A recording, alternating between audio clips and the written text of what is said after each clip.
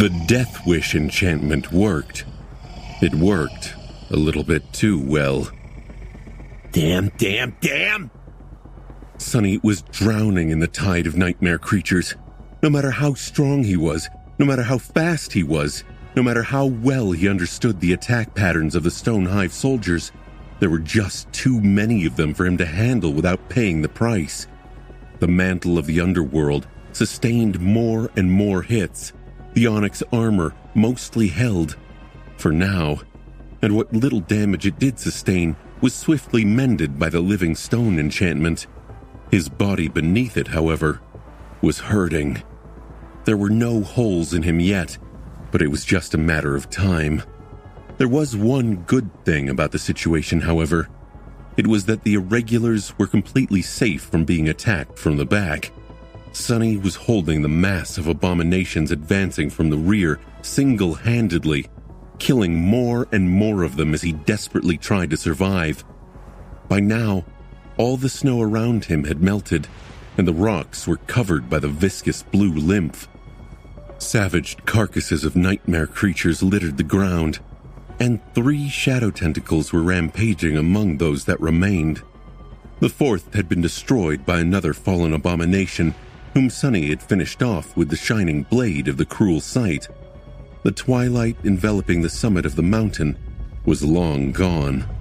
High above, a constant stream of lightning tore the darkness of the cold sky, and on the mountain slope itself, chaotic flashes of light produced by winter and other awakened, ensnared in a bloody battle with the Stonehive, created a strange and beautiful illumination. Sonny himself was surrounded by nothing except for darkness, however, since the shadow lantern devoured any light that reached him. I can't go on like this for much longer. His only solace was that he did not need to. Soon, help would arrive. Sonny just had to hold on long enough for Master Jet to finish off the corrupted lieutenants of the Hive and join the battle against the lesser abominations.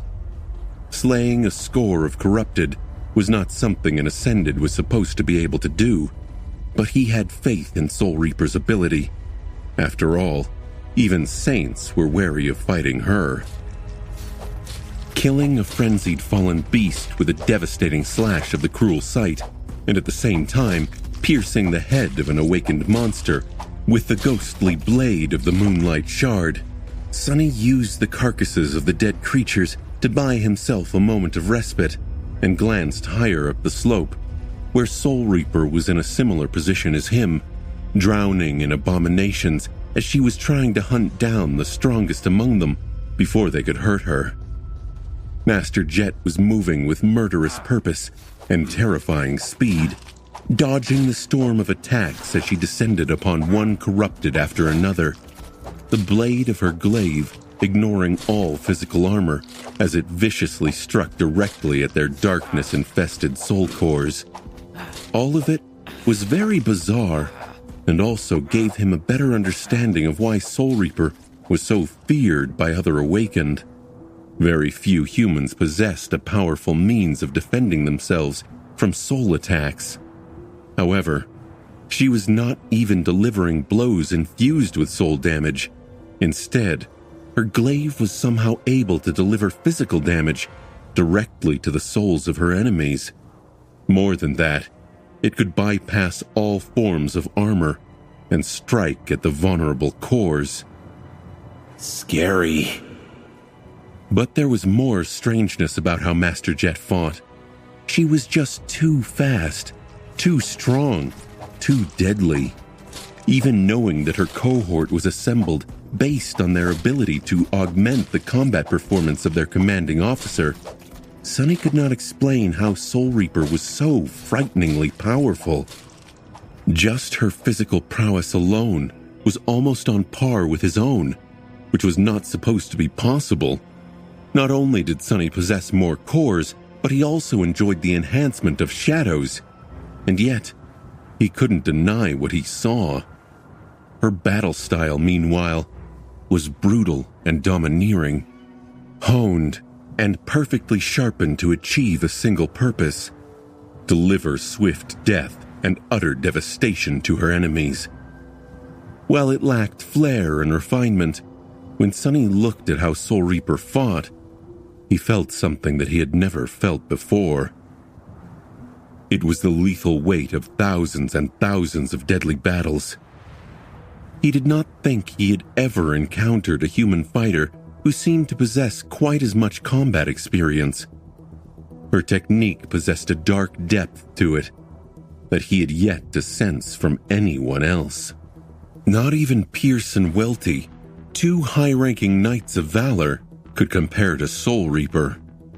Not even the saints he had met. It made sense in hindsight. Saints serving legacy clans might have been more powerful, but they led a very different life than someone like Master Jet. The government was always short on personnel and resources, so every capable fighter serving them had to do more. Considering that Soul Reaper was possibly the most capable of them, she had to also be one of the most active government operatives. What it meant was that while masters and saints of the legacy clans only undertook the most important combat missions and enjoyed sufficient rests between each battle, she had been sent to deal with emerging gates, rampaging nightmare creatures, awakened criminals, and other dangerous issues almost every single day. No wonder Master Jet always seemed a bit sleep-deprived. Battle after battle, day after day. Considering that she had entered government service more than a decade ago, that would indeed make Soul Reaper the most seasoned human fighter Sunny had ever met. At least in terms of pure number of combat encounters and confirmed kills. Strangely, not even the other irregular captains seemed as accomplished in battle and slaughter, despite being older than Jet. Suddenly, he was overcome by burning curiosity. I wonder if I can shadow her combat technique. At the level of masters, a battle style was more than just a set of moves combined with a special mental framework.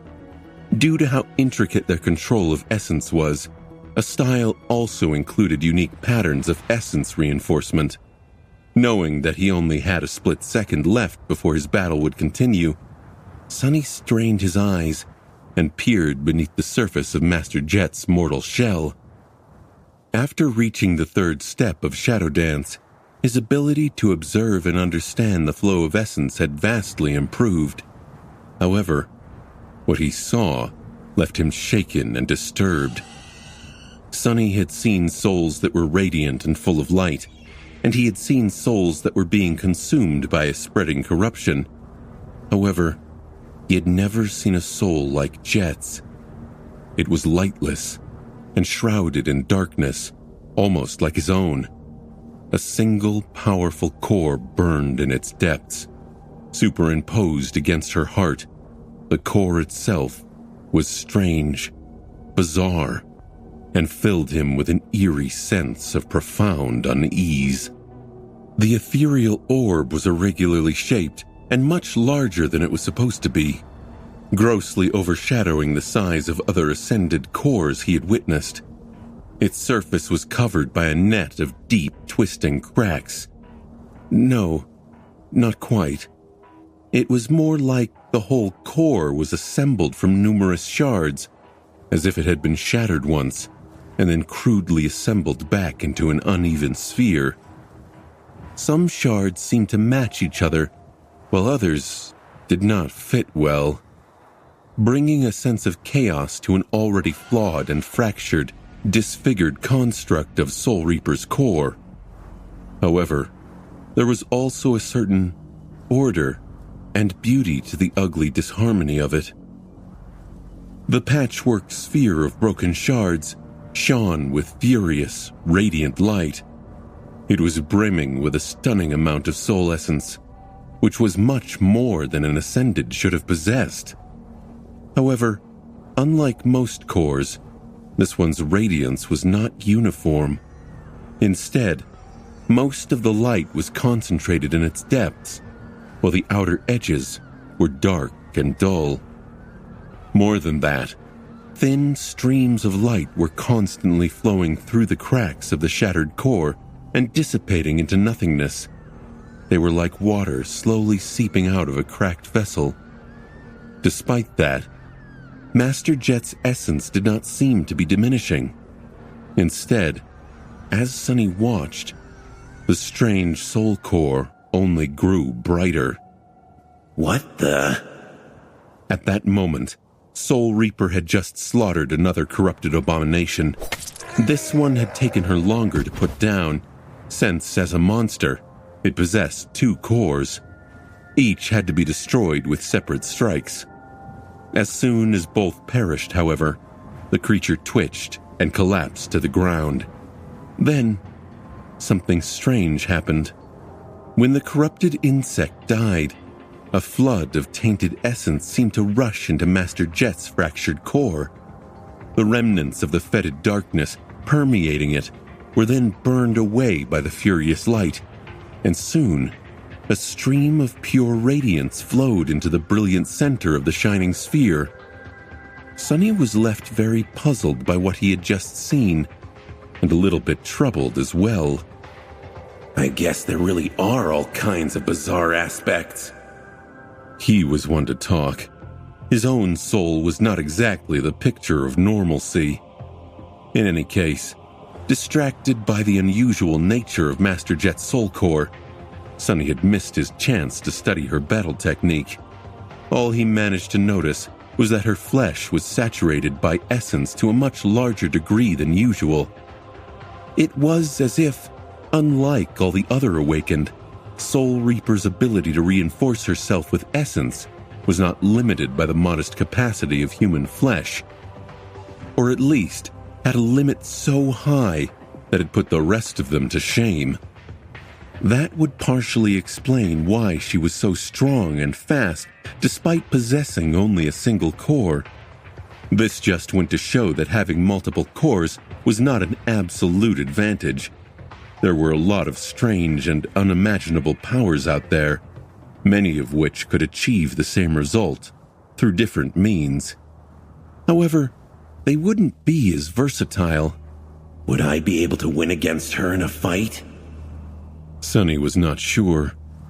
He was reasonably confident in his ability, but then again, as someone who often achieved victory through being underestimated, he did not want to fall into the same trap. Even if he won, what would be the cost? Losing 1 or 2 cores was not going to kill him, most likely, but being left with a crippled soul was a small consolation for victory. Maybe that was why Saints were reluctant to fight Soul Reaper, despite being much more powerful than her, and why many people treated her with fear and resentment. Sunny would have loved to ponder on these issues, but sadly, his time was up. The Stone Hive soldiers were already jumping over the carcasses he had just used to hide behind, and their frenzy was just as murderous as before. Gripping the cruel sight, he lunged forward and pushed it into the tough carapace of another enemy. Hundreds of nightmare creatures descended upon the 3 cohorts of the Irregulars, with Soul Reaper diving into their tide alone to hunt down the most dangerous foes. The initial clash was not as obliterating as it could have been. Supported by Queen and her sharpshooters, the melee fighters held, but were instantly surrounded. Behind them, Master Sunless, the youngest of the first company captains, was somehow holding off the entire flanking force of abominations by himself. Even if Irregulars had time to look back, they wouldn't see much, except for a veil of strange darkness that refused to dissipate, despite the constant flashes of bright light produced by the battle. All they could perceive were the deafening shrieks of dying nightmare creatures and the cracking noises of parting chitin that resounded from the depths of unnatural darkness, as well as the smell of the sickening stench of burning flesh. One of the soldiers staggered back after killing another bug and briefly looked back. At that exact moment, the disfigured body of a fallen beast flew out of the darkness and crashed onto the rocks, splattering fetid blue lymph all over the mountain slope. It was more or less torn into two halves. Not cut, torn. The soldier shuddered. Gods, what kind of monster is that kid? Suddenly, a blinding flash momentarily turned the world white. High above them, two gargantuan forms clashed furiously, producing a deafening thunderclap. The whole mountain shook from the violent force of their impact. Cursing his luck, the irregular tried to throw all unnecessary thoughts out of his mind and lunged back into the deadly melee. There were still hundreds of the damaged bugs for them to kill. By his side, other soldiers of the First Irregular Company fought for their lives. No one faltered. No one allowed despair to poison their mind. Each of them gave it their all. Full determination and resolve worthy of the government's best. And yet, things weren't going too well. The enemy was just too numerous, vicious, and overwhelming. Worse than that, the cursed bugs were wickedly smart and coordinated. Something had to change soon.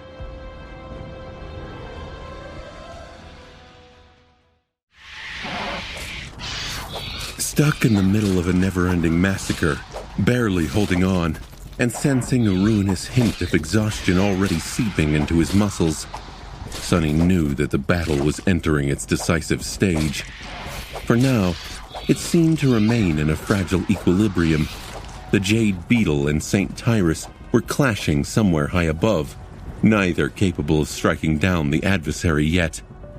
On the ground, Master Jet was fighting alone in the tide of nightmare creatures, seeking out the most powerful foes. She had already killed many, but her task was far from being accomplished. The Irregulars held, pushing back against the rabid onslaught of the Stone Hive. They had managed to avoid being overwhelmed, but could not throw the enemy back and go on the offensive. Even with Winter and her sharpshooters taking out the most deadly fallen abominations, the situation was extremely precarious. And finally, Sonny was protecting the rear of the formation. He was also containing his share of nightmare creatures, but was not anywhere near prevailing against them. For every hive soldier he killed, two immediately took its place. Neither side could wipe out the other. This balance, however, could be destroyed at any moment. Time was working against the Irregulars for the most part, since their soul essence and endurance were not infinite. The soldiers were not going to be able to keep up with the ruthless tempo of the furious battle for much longer. Their only hope was that Soul Reaper would finish off the last of the corrupted abominations and join the fight against the mass of lesser soldiers soon. However, from a few glimpses that Sonny had caught, things weren't going too well for the commander of the First Irregular Company. Master Jet had quickly dealt with the comparatively weak corrupted, but now only the most powerful of them remained. More than that, the Stone Hive seemed to have understood how much of a threat this single human represented. With each second, it was getting harder and harder for Soul Reaper to move and attack her targets. She would probably be able to kill them all eventually, but was that going to be fast enough? Currently, Sonny was not sure. I need to do something. He had extinguished the divine flames burning within the blade of the cruel sight to conserve essence, and was now fighting against the frenzied abominations with nothing but its somber silver steel. Mounds of corpses surrounded him, and more creatures were jumping over their fallen brethren every second to lunge at the hateful human. But what can I do? How was he supposed to break the balance of the battle in favor of the human force? He had already done his best to gain the upper hand in his own situation of the battlefield, and failed. Preventing the soldiers of the Stone Hive from advancing on the rest of the Irregulars was all that he could achieve here. Changing the scales of the main front line was also out of his ability. If Sonny chose to join the awakened fighters, they would gain a boost of inspiration from the dying wish. However, they would also be forced to split their focus and defend against attacks from two directions. Whatever benefit he could bring would be invalidated by the increased pressure. Assisting Master Jet was out of the question, although Sunny was more than capable of slaying a corrupted abomination or several. It would take him some time, not to mention that to achieve real results, he was going to have to abandon his position behind the formation of the Irregulars. So then, only one component of the battle remained. Dodging an especially fierce attack from a bloodthirsty bug, he used one of the shadow tentacles to suddenly pull himself away from the advancing enemies and pierce the body of a somewhat startled abomination a dozen meters further down the slope instead. Then, he briefly looked up. Two giant shapes were entangled with each other high in the dark skies. Arcs of lightning danced between them, and rivers of caustic black ash were flowing through the air like clouds. His face turned grim. It's too strong. I can't kill it. Can't kill it fast enough. But then again, did he need to? Deciding something, Sunny sighed and threw the cruel sight into the maw of a lunging abomination. Then, he closed his eyes and tried to forget about the fact that he was surrounded by a swarm of nightmare creatures, each of them driven crazy by the desire to tear him apart. The shadows unleashed from the small lantern that was tied to his belt suddenly surged forward and formed a barrier around him. Even the tentacles that had been slaughtering hive soldiers dissipated and merged into its dark walls. Within the barrier, Sunny summoned Morgan's warbow. A swarm of scarlet sparks appeared in the air. A heavy blow shook the shadow cage he had constructed around himself. Then another, and another, and another. Soon countless strikes were raining on it, making the surface of the barrier shake and crack. Sunny had made the cage as durable as he could. Infused with his ascended essence, it was much more resilient than the armored hull of the mighty battleship he had once helped preserve. And yet, just a few breaths later, it was already crumbling. Wide cracks appeared on its surface, and then a sharp chitin blade shot through one of them, scraping against the onyx surface of the mantle of the underworld and throwing Sunny back. However, it was not enough. As the black bow appeared in his hand, Sunny commanded the shadow cage to transform itself. Immediately, it lost solidity and substance. Instead, long and sharp spikes shot forward from the barrier in all directions. A few abominations were skewered by them, but most were only stalled for a moment as deep scratches appeared on their carapaces. Not paying them any attention, Sunny looked up and drew his bow. Soul Arrow. Death Dealer. This time, a lustrous arrow that appeared to be made out of pale gold appeared on the string. Its wide broadhead, which was perfect for slicing flesh and dealing devastating wounds, was radiating a soft golden radiance. As time seemed to slow down, Sunny took aim, wrapped his shadows around the arrow, and then sent it soaring into the sky. Flying through the darkness, the arrow reached its target almost instantly. The target, of course, was the corrupted tyrant. However, Sunny was not aiming to kill it. He knew all too well that a creature like that would not be destroyed by a single strike, no matter how much essence he poured into it. The golden arrow did not strike the milky white chitin or pierce the creature's eye. Instead, it hit one of its translucent wings, tore through it, and then bit deep into the base of another one. At the same time, Sunny activated a third enchantment. Burden of Peace enchantment. After soul arrows pierce the flesh of an enemy, their weight can be drastically increased. Lodged deep into the jade beetle's flesh, the golden arrow suddenly grew as heavy as a ship's anchor.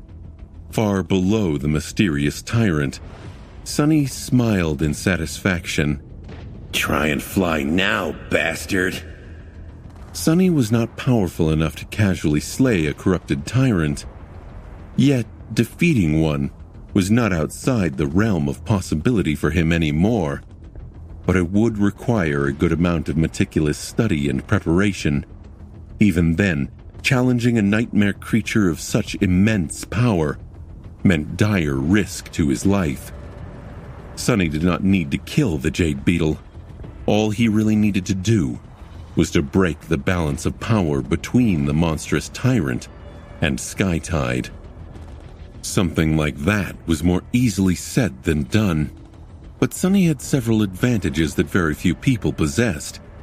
He had a bow created by the best forge masters of the great clan Valor, or maybe even King Anvil himself. That bow demanded immense strength to be drawn, but was capable of sending arrows much further and imbued them with much greater force. He had the Death Dealer enchantment, a rare divine affinity that translated into highly destructive soul arrows, and the ability to see through the darkness, devouring the cold sky of Antarctica. More importantly, he had enough power and ability to buy himself enough time to make a good shot. As a result, the divine arrow he had sent tore through one of the tyrant's wings and dealt modest damage to another. Just like that, 2 of the 4 wings of the Jade Beetle were wounded. That alone might have not robbed it of the ability to fly, but combined with the weight of the burden of peace, the result severely reduced the creature's mobility in the air. Sadly, it did not plummet to the earth as Sunny had hoped, but it was enough to give St. Tyrus a crucial advantage.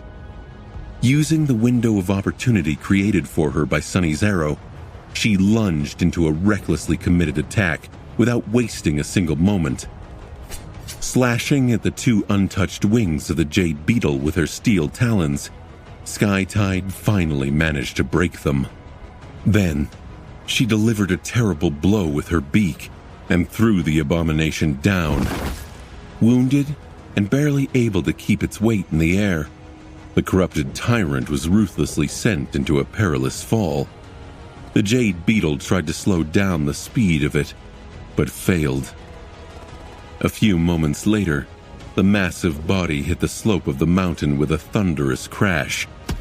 However, Sunny was too busy to see any of this, because while his arrow had managed to turn the tables of the titanic clash in the skies, he had to survive the consequences of that success somehow. Sunny had to burn through a lot of essence to have a hope of dealing serious damage to the corrupted tyrant, and so his reserves were now very close to being empty. He had discarded the cruel sight to summon Morgan's warbow and buy himself enough time to create the shadow cage, and so he was now more or less unarmed in front of the swarm of nightmare creatures. He had wrapped the soul arrow in 3 of his 4 shadows, and so they needed time to return. Even worse, making the fateful shot left him open to enemy attacks for far too long. Even before Skytide delivered her vicious strike, Sunny was already dearly regretting his actions. Dismissing both the warbow and the distant cruel sight, he then summoned the latter back. However, the somber spear would only appear after several precious seconds, leaving him not much choice but to face the avalanche of chitin and sharp mandibles with his bare hands, or the short and thin blade of the moonlight shard at best. Instead of using the ghostly stiletto, though, Sunny simply commanded one of the wild shadows surrounding him to flow into his hands and turn into a dark Odachi. Manipulating the shape of shadows was not a straightforward task. Forming a simple tentacle was the easiest since it was not too far removed from the natural state of the shadows. However, the more precise, specific, and compressed the shape was, the more concentration and essence it took to achieve it. A sword hard enough to withstand the rigors of battle and sharp enough to cut through the flesh of the enemies was not easy to create. Usually it would have taken Sunny some time and a lot of mental exertion to make one from a formless shadow. However, the black Odachi appeared in his hands almost instantly. That was because Sunny had methodically trained several applications of shadow manifestation during the 6 calm months after the second nightmare. He had come up with a small number of forms that could serve his basic needs in battle, such as a barrier, a spike, a chain, a sword, and created them over and over again, day after day, until manifesting them became an instinct. That was why it took a split second for the shadow sword to manifest when he needed it. Of course, as a blade created from ascended essence, it was comparable to an ascended weapon in terms of sharpness and lethality. Sunny was just not sure how long he would be able to maintain the Dark Odachi, considering that keeping it tangible was slowly eating through the scarce remains of his essence. Crap. He barely managed to meet the first foe with a strike, neatly cutting its body in 2 halves. Although Sunny had long grown accustomed to using a spear, holding a sword still felt the most familiar to him. Fighting with an Odachi, again, felt like meeting an old friend. He would have smiled if there was not a crushing wave of abominations falling on him. Sharp blades of chitin struck at the mantle of the underworld, throwing Sunny off balance. Using the residual momentum of his previous strike, he slashed with the Odachi and severed the legs of a fallen beast attacking him, then thrust his sword forward, piercing the head of another. Something crashed into him from the side, causing Sunny to stagger. Bad. Sunny paled as he realized that a moment later, he would fall and become buried under a mass of abominations. Luckily, at that moment, something massive and dreadfully heavy crashed into the mountain with terrible speed. The impact caused the whole slope to tremble, as if from a powerful earthquake. As a result, not only Sunny, but also every other irregular, as well as every soldier of the Stone Hive, were suddenly thrown to the ground.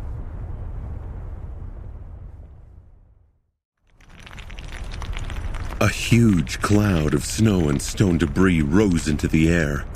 Hitting the ground with a muffled yelp, Sunny rolled and tried to maintain the shape of his Odachi. Luckily, his training had not been in vain.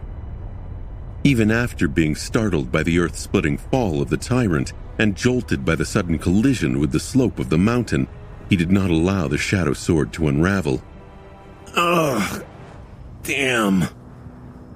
Slightly disoriented, Sunny sat up and looked around, expecting to see monstrous insects rushing to finish him off. To his relief, the soldiers of the Stone Hive were in a similar position as him. Despite possessing 6 legs and a center of gravity that was much lower to the ground relative to their height, they were all sprawled on the cold rocks trying to get up. Actually, there were surprisingly few of them around him. Those that were alive, at least. Crushed corpses littered this particular stretch of the slope, flattened so thoroughly that it was hard to recognize the shape of the chitin-clad abominations. Sunny strained to regain his wits and frowned. Did I do that? The damage seemed too exaggerated to be done by Sunny or his shadow tentacles. He couldn't see very far either, because a wall of white stone was blocking his view. Where did this crag come from? If he remembered correctly, there were no large boulders or tall outcroppings near where he had fought. Had he rolled that far down the slope?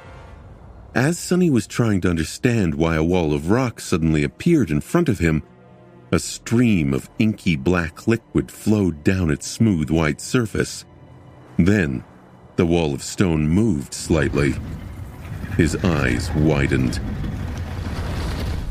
Oh, crap. Craning his neck, Sunny managed to get a better look at the thing that he had assumed to be a stone cliff. Of course, it was not. Instead, It was the carapace of the corrupted tyrant that had been thrown into the mountain by Sky Tide's vicious attack. The creature seemed battered, with its milky white chitin cracked in several places and leaking viscous black blood, but very much alive. In fact, at the same time as Sunny looked up at it, the jade beetle's expressionless black eye shifted and peered directly at him. Its terrifying mandibles moved slightly. Oh, crap! Sunny jumped back at the same time as one of the tyrant's legs came down, shattering the mountain slope and sending another tremor running through it. He was only saved by his quick reaction and a bit of luck. The shadow Odachi whistled through the air and struck the white chitin, only to bounce off of it without dealing any damage. The jade beetle stared at him with its unfathomable black eyes and moved, slowly rising. It opened its maw, where a cloud of black ash was already swirling, ready to be spat out. Sunny knew that if that ash enveloped him, something very bad was going to happen. For a split second, he was paralyzed by fear. Then, the familiar weight of the cruel sight calmed Sunny down. The somber spear finally finished manifesting itself into reality, and he instinctively caught it by letting go of the hilt of the shadow Odachi with one hand. What difference does it make? Sunny stared at the domineering tyrant in horror, and then did the only thing he could think of, infusing some of his last drops of essence into the cruel sight to imbue it with an elemental property. He threw the spear again, only a moment after being reunited with it. He did have enough presence of mind to put some thought into what type of elemental damage to choose, though. Neither divine flame nor soul damage would do much in this situation, so... That might work, I think. The somber spear disappeared into the cloud of darkness, writhing in the creature's maw without a trace. A moment later, the tyrant suddenly shuddered and let out a shrill, deafening shriek. Its movement slowed down for a second or two. That was more than enough time to give Sunny a chance to run away. Turning around, he dashed up the slope with as much speed as he could muster. The cloud of ash shot to chase him, but quickly dissipated because the jade beetle was distracted by a torturous pain. The element Sunny had chosen was not the most destructive, but it was insidious, persistent, and extremely painful. That element was corrosion. To be more precise, it was a special kind of wicked corrosion that the Dark Mirror had memorized after Sunny inhaled a lungful of Wormvine's poisonous miasma back on the shipwreck island. Bloodweave had overcome it without any trouble, so he did not expect to deal much damage to the tyrant. However, it had hurt like hell to deal with it. So, Sunny hoped that the damned monstrosity would be distracted for a few seconds, giving him a chance to retreat. That's right. Retreat with dignity, not run away in panic. As he swiftly retreated, Sunny felt a cold shiver running down his spine. The jade beetle had to be preparing for another attack. At that moment, a shadow fell from the sky. Saint Tyrus, in her human form and wielding a saber that seemed sharp enough to cut the fabric of the world itself, flashed through the air and collided with the corrupted tyrant somewhere behind its back. Sunny, meanwhile, finally saw the battlefield through the cloud of snow that had been thrown up by the jade beetle's fall. The irregulars were slowly rising to their feet, and so were the soldiers of the stone hive. Only one figure appeared to have withstood the earthquake and used the shock of it to her advantage. Some distance away, Master Jet landed on the swaying body of the last corrupted abomination and thrust her glaive deep into its flesh. A vicious smile appeared on her face as the creature shuddered and fell. The battle formation of awakened warriors was broken, but Soul Reaper was finally finished with her dreadful task. Despite how much she must have exerted herself to slay a score of corrupted beasts and monsters, as well as a couple of demons, she seemed to be still brimming with essence. Master Jet would be able to join the main line of the First Irregular Company soon. The flanking force that Sonny had been holding back, meanwhile, seemed to be all but destroyed by his efforts and the devastating fall of the tyrant. What little remained of it was currently being torn to pieces by the furious confrontation of the Jade Beetle and Skytide. All in all, the situation was not too terrible. The scales definitely tilted in the favor of humans now. They just had to capitalize on that advantage. Running terribly low on essence, battered and exhausted, Sonny let out a silent groan. Damn it. Damnation. This is just day 2, and the tide of the battle has turned. The terrifying confrontation between the tyrant of the Stone Hive and Skytide of the Whitefeather clan went on. But now, the eerily beautiful Jade Beetle was clearly losing. On the battlefield itself, the force of abominations trying to attack the Irregulars from the rear had been decimated under the cover of unnatural darkness. The corrupted lieutenants leading the main assault had been dealt with by Soul Reaper. Although human soldiers had been feeling hits of despair just a few minutes ago, now a new strength filled their bodies. Fight! We can do this! Crush the bugs! The Irregulars knew that the moments when hope finally shined from the distance were often the most dangerous, so they did not allow themselves to relax and fought with fierce determination. Then, something strange happened. The veil of darkness enveloping the lower part of the slope suddenly flowed forward and drowned a large swath of nightmare creatures assaulting their defensive line from the flank. Immediately, frenzied shrieks of the abominations resounded from it, only to stop abruptly in the cracking noise of splitting chitin. At the same time, Soul Reaper Jet broke through the ranks of the Hive and joined the crescent battle formation. Suddenly reassured, the humans fought with doubled ferocity. The effect was even more pronounced for the members of one of the cohorts, who could actually see through the unnatural darkness thanks to Kim's unique aspect. Luster, who had lost count of the number of repulsive bugs he had killed or wounded with his halberd, threw a quick glance to the flank of the defensive line and almost stumbled. What? Out there in the darkness, their captain was dancing between the abominations, slaying one after another with graceful strikes of a long and somber blade. His swordsmanship was elegant and exquisite. However, what stunned the young man was not the battle skill of their commanding officer, but the armor Captain Sunless was wearing, as well as the shape and color of his Odachi. That's Mongrel's armor and sword. Luster's eyes widened. Don't tell me. Suddenly, a lot of things made sense. Influenced by the Death Wish enchantment that spread to those who witnessed Sonny fight, an intense fire ignited in Luster's heart. His eyes gleamed, and he threw himself into the battle with burning determination. More! I need to kill more! More! After learning their captain's true identity, Luster was extremely inspired. He had given up on his goal not long after the clash with the Stone Hive started, but now it did not seem as impossible anymore. I must vanquish these abominable bugs. If I kill enough, I might get a hug from Master Winter. Oh, I can't wait. Similarly, although of course in a different manner, the other members of the cohort experienced the bolstering effect of the dying wish as well.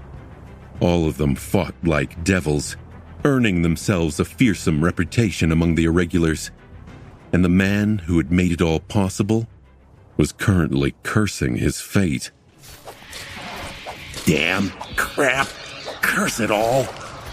Surrounded by a swarm of nightmare creatures, Sonny fought while feeling extremely aggrieved. Things were not going great for him. He was extremely tired, bruised, and battered, and worst of all, his essence was running dry. Keeping the shadow sword tangible was eating through what little he had left with frightening speed. But the worst offender was the shadow lantern. A divine memory was as gluttonous as one would think. On top of that, there were the dying wish and the mantle of the underworld. Pretty soon, he would be completely spent. Sadly, he could not dismiss the veil of shadows, since doing that would reveal his identity as Mongrel to a lot of strangers. The members of his own cohort had already seen enough, most likely, but he somewhat trusted them to keep his secret. Due to the fact that Sonny had kept them alive through several dire battles, the bonds of loyalty were already forming between the 6 soldiers and their captain. He had to dismiss something, though. The first thing to go was the dying wish. Although it brought benefit to his soldiers and, to a lesser degree, to all irregulars, he simply could not allow the expenditure of essence that both the death wish and the underworld armament required. The next memory to go was the mantle of the underworld itself. Sonny was reluctant and more than a little scared to continue fighting without a suit of armor, but there was little he could do. Without sufficient essence to feed the living stone, many cracks appeared on the stone-like onyx surface of the mantle. Not only had it lost some of its protective quality, but there was a risk that the ancient armor would receive too much damage and succumb entirely. It was also growing heavy without the effects of the Feather of Truth enchantment. He just had to fight carefully and concentrate on dodging the enemy attacks from now on. Even if he made a mistake or two, a couple wounds were not going to kill him. Thankfully, there were not as many enemies left around him as at the start of the battle. Once the most damning evidence was gone, Sonny had no reason to keep the shadow lantern active, so he dismissed it as well. With no enchantments to keep powered, and the small amount of essence he received back by dismissing these memories, he could maintain the shape of his sword for a bit longer. Sonny killed a few more enemies, barely avoided a stream of acid that one of the monstrous insects spat, and retaliated by neatly severing its body in half. When is this going to end, damn it? A few seconds later, his Odachi turned hazy, and then dissipated into a shadow. Sonny was at his limit. Please, gods, let it stop, let it stop, let it stop! Oh, damnation, this is such crap! What the hell? What kind of damned situation is this? With nothing better to do, he grabbed a severed chitin blade of one of the abominations and used it as a makeshift sword. At that moment, the veil of shadows created by the shadow lantern finally dissipated. The irregulars saw a stunning image. Wearing no armor and only clad in a torn black bodysuit, Captain Sunless hammered a severed limb of an enemy into the carapace of a fallen abomination. The white chitin split, and the creature let out a painful shriek. With indescribable fury and resentment burning in his eyes, the young master bared his teeth and punched the beast with his naked fist, crushing its head. The veteran soldiers shuddered. Such righteous wrath. Master Sunless must really hate nightmare creatures, huh? Sonny, meanwhile, kicked the fallen beast away and let out a trembling breath. That was close. How did I even survive that last attack? At that moment, something imperceptible changed on the battlefield. The stone hive, which had been unified and deviously intelligent before, suddenly seemed to lose much of its coordination. At the same time, the spell suddenly whispered into Sonny's ear. You have slain a corrupted tyrant, remnant of the Jade Queen. Your shadow grows stronger. You have received a memory. He blinked. What? What had just happened? It seemed that the persistent corrosion, which the cruel sight had learned to reflect thanks to the worm vine's miasma, turned out to be more powerful than Sonny had thought. Much more likely than that, though, was that it just happened to finish off the mighty abomination after it had been brought to the very edge of death by Skytide. But before she could deal the killing blow, what were the chances of that? 1 in a million? Standing above the dead fallen beast, Sunny grinned. I guess I'm lucky today.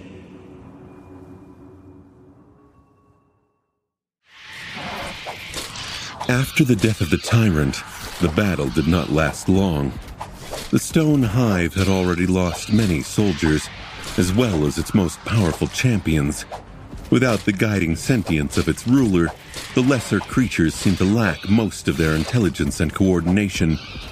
Feeling this weakness, the exhausted Irregulars advanced and slaughtered them without a hint of hesitation. With Soul Reaper rampaging at the front of the formation, the number of the monstrous insects quickly dwindled. Then, St. Tyrus joined the battle and more or less wiped out the remaining abominations single-handedly. Skytide seemed to have received several wounds in her fight with the remnant of the Jade Beetle, but it did not slow her down much. Moving between the giant insects like wind, almost too swift to be seen with the naked eye, she disposed of all the remaining nightmare creatures in mere seconds. Her saber cut through their impregnable white carapaces as if they were made out of water. Just like that, suddenly, silence settled over the summit of the mountain. The soldiers looked at each other in confusion, struggling to believe that the bloody battle ended so abruptly. Then, when the sweet understanding dawned on them, the Irregulars lowered themselves to the ground with relieved sighs, drained of all strength. Everyone was too exhausted to move and needed a few minutes to rest and collect their thoughts. Tired smiles appeared on their faces. Sunny found a patch of rock that was not covered by fetid blue lymph and plopped on it as well. He was utterly spent. As the excitement of the battle died down, his thoughts turned slow and lazy. I'm hurt all over. He felt the pleasant satisfaction. Not only had they won a hard fight, but he also received a fair share of shadow fragments. Better yet, there was a transcendent memory of the 5th tier he was yet to take a look at. For a moment, he wanted to summon the runes immediately, but then gave up on that idea. He was too tired to think properly right now. The memory could wait until the cohort was safely back aboard the Rhino.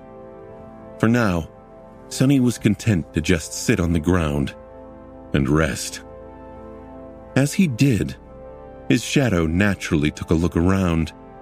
The summit of the mountain had been transformed. The snow had melted or turned into blue sludge. The slope itself was littered with hundreds of dead nightmare creatures and deep cracks. The gate still pulsed with darkness at the very peak, but one side of the deep schism it filled had collapsed and crumbled down. Further down the slope, the massive carcass of the Jade Beetle lay on the cold stones. It seemed that the final stage of its battle with St. Tyrus had taken them away from the battlefield. As a result, it was now pretty far from the stretch of the slope where Sunny had fought with the flanking force of the Hive. Only corpses of awakened and fallen creatures remained. Some were cut apart, some were torn apart by the shadow tentacles, and many were utterly crushed by the fall of their ruler. Of course, the Irregulars did not know that, since that area had been covered by the veil of darkness summoned by the Shadow Lantern. To them, it all looked like Sunny's doing. Their whispers entered his ears. Gods, look over there. Is that where Master Sunless fought? So many dead bugs. Wait, what the hell? Why are these corpses so mangled? It's like they were put through a meat grinder. I mean, it does not even look like they were cut by a blade. It's more like he ripped them apart and crushed them with his bare hands. He did! Did you not see him at the end? His weapon and armor must have been destroyed in the fight, so he just tore a leg off that fallen abomination and then beat the bastard to death with it. And then I swear to the gods, I saw it myself. He stood there and smiled, as though someone gave him the best present in the world. I think he really hates nightmare creatures. His expression before that was so much anger, so much resentment. It looked, I don't know, personal? Maybe there's a tragic story there. No wonder Soul Reaper went to so much trouble to personally recruit him. What kind of devil is that kid? Sonny blinked. Had he really smiled? Oh, that must have been the moment when he received the transcendent memory. He had indeed lost composure and grinned like an idiot for a few moments there. In any case, none of these soldiers seemed to have connected him to Mongrel. They just thought that he was some kind of monster with a personal grudge against nightmare creatures. His own cohort, meanwhile. Sonny turned slightly and caught sight of Luster, who was staring at him with an intense expression. The young man's eyes seemed extremely bitter for some reason. What's up with that clown? At that moment, someone approached and sat down near him. Sonny turned around and saw Winter, who stared at him with a nonchalant expression. What? Before he could finish the thought, she suddenly grinned and pulled him into a very tight hug. You did great, little devil. Let's be friends. Soon the irregulars caught their breath and started moving. Saint Tyrus departed after approaching Sonny to thank him for his contribution in slaying the tyrant. Her voice cordial and stern as usual. This time, however, it almost sounded partial. Since the threat of the Stone Hive had been eliminated, a signal was sent to the First Army that the path was clear. Not too long after that, a long column of vehicles appeared on the road that stretched far below, on the other side of the mountain. One of the divisions was proceeding with haste to its next destination. The irregulars themselves were busy with collecting soul shards from the slain abominations. A dozen heavy loaders arrived to drag the carcass of the remnant of the Jade Queen away. Even in death, a corrupted tyrant was extremely valuable. Its impenetrable carapace and other parts had a lot of uses for advanced spell tech applications. Sonny would not be surprised if some of the Jade Beetles ended up being used to bolster the defenses of one of the siege capitals, most likely Falcon Scott itself. After some time, Master Jet left for the base camp where the APCs were parked in order to contact the Army Command. Since there was nothing for Sonny to do at the summit of the mountain, he followed her and climbed into the Rhino to rest. There, sitting on his comfortable bed, Sonny finally summoned the runes.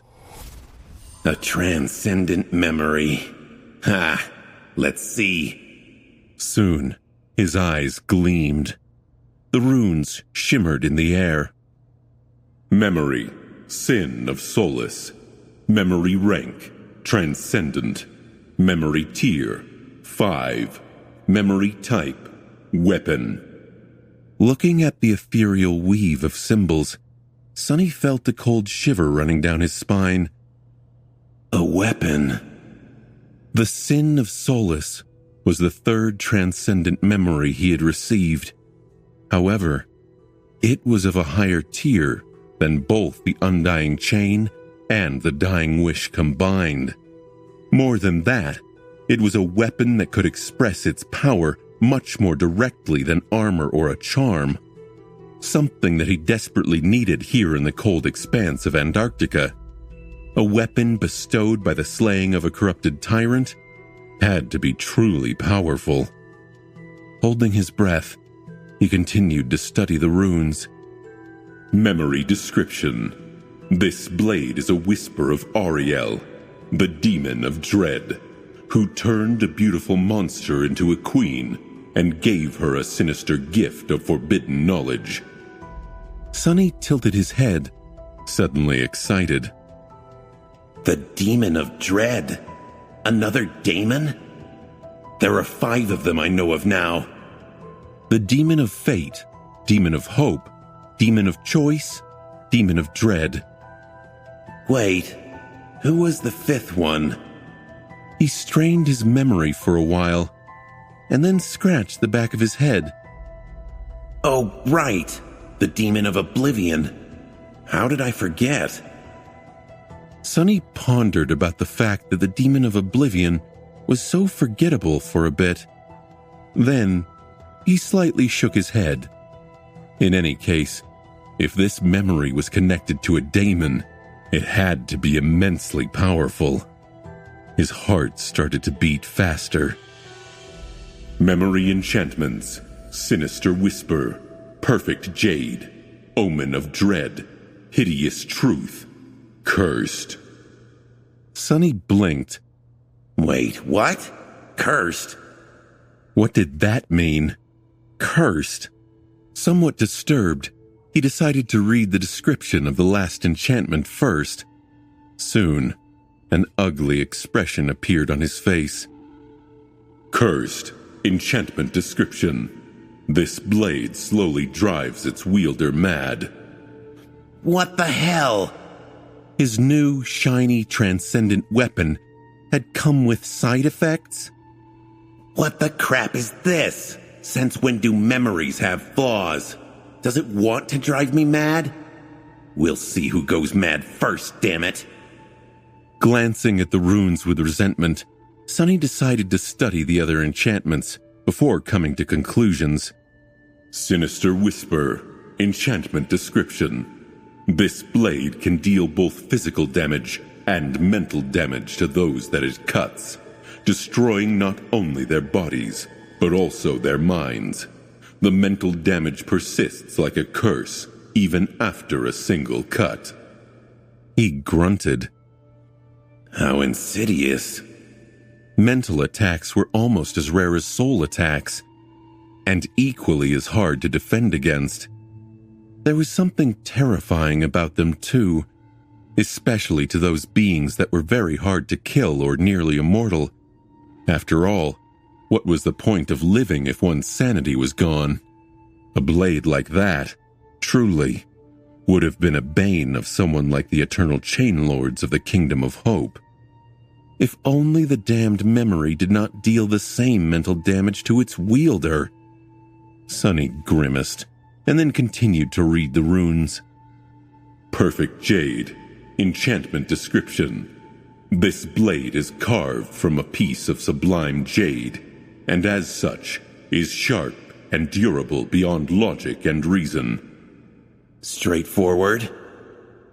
Omen of Dread. Enchantment description. A faint remnant of Ariel's presence lingers on this blade, striking terror into the hearts of all beings. Sonny frowned. Another mental attack enchantment, but this one is passive and affects an area. Not bad. Should work wonders when Nightmare's around too. Finally, the last one made him frown. Hideous Truth. Enchantment description. The more the wielder's sanity is shattered, the more powerful this blade becomes. It bestows revelations of madness on those who give in to its will. Sonny sighed. Damnation. So basically, this already formidable weapon could grow many times more terrifying, but only if the person wielding it went completely insane. Conveniently, the sin of Solus also drove anyone who wielded it to madness, thus providing an easy solution to unlocking the potential of the hideous truth. What am I supposed to do with this thing? And what does that mean, give in to its will? Does this cursed sword have a will of its own? While Sonny liked to joke that he was a bit crazy, he did not really want to turn into a raving lunatic. He lingered for a few minutes, then took a deep breath and summoned his new memory into existence. Soon a beautiful sword appeared in his hands. It was a straight, thin, double-edged greatsword with a narrow guard and a graceful blade that gradually tapered to a sharp tip.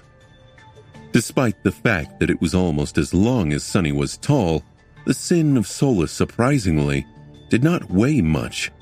In fact, it was as light as a feather. Its hilt was carved out of black obsidian, and the blade itself was stark white, with beautiful patterns etched on it. Despite the description of the perfect jade enchantment, it did not seem rigid as stone. Instead, it was both hard and flexible in perfect proportion.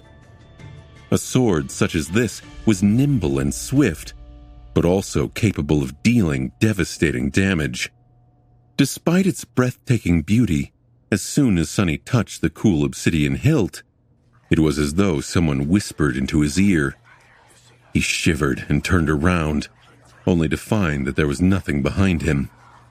The whisper, however, did not disappear.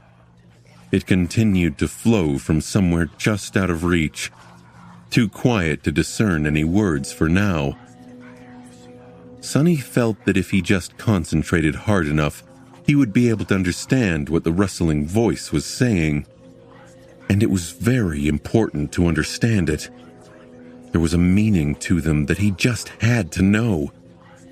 Before Sunny noticed, his body was covered in cold sweat.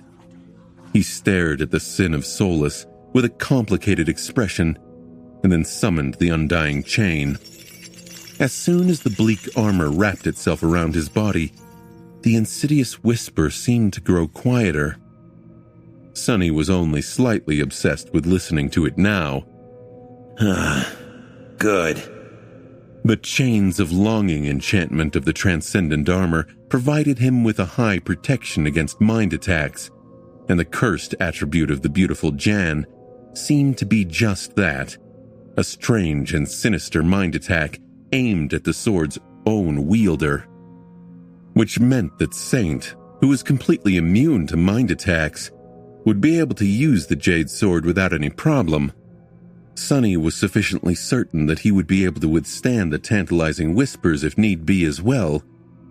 It was a small price to pay for being able to wield such a frightening transcendent weapon.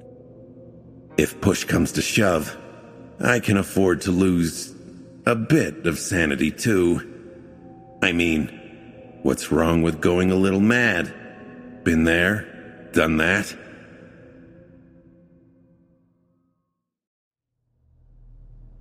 Dismissing the beautiful sword, Sunny breathed a sigh of relief.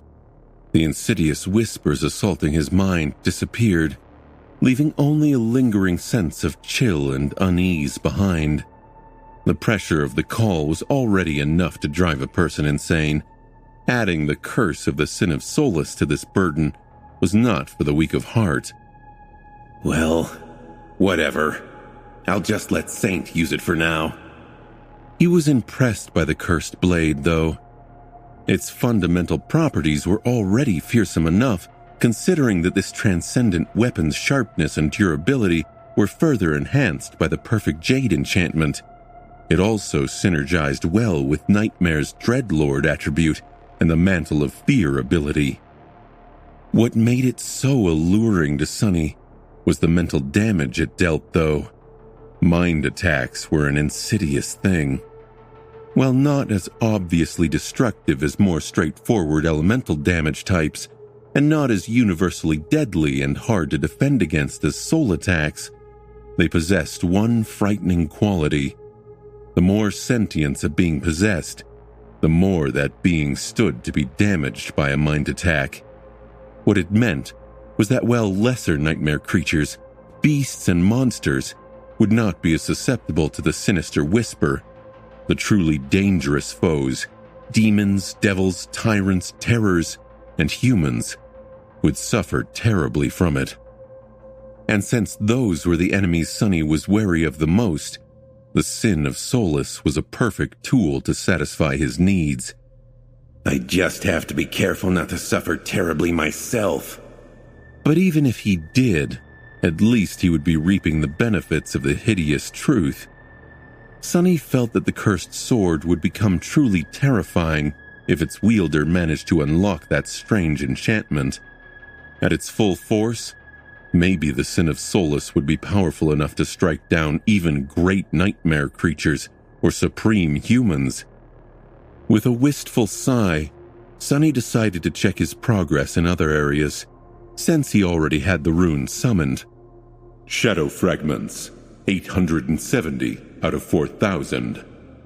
Not bad after being stuck at 744 out of 4,000 for half a year. He had gained more than 100 fragments in just 2 days. If this continued, Sonny would become a tyrant in a not-so-distant future. Of course, if he continued to fight at that intensity every day, he would also probably be dead by then. Somewhat reassured, he shifted his gaze to the mantle of the underworld.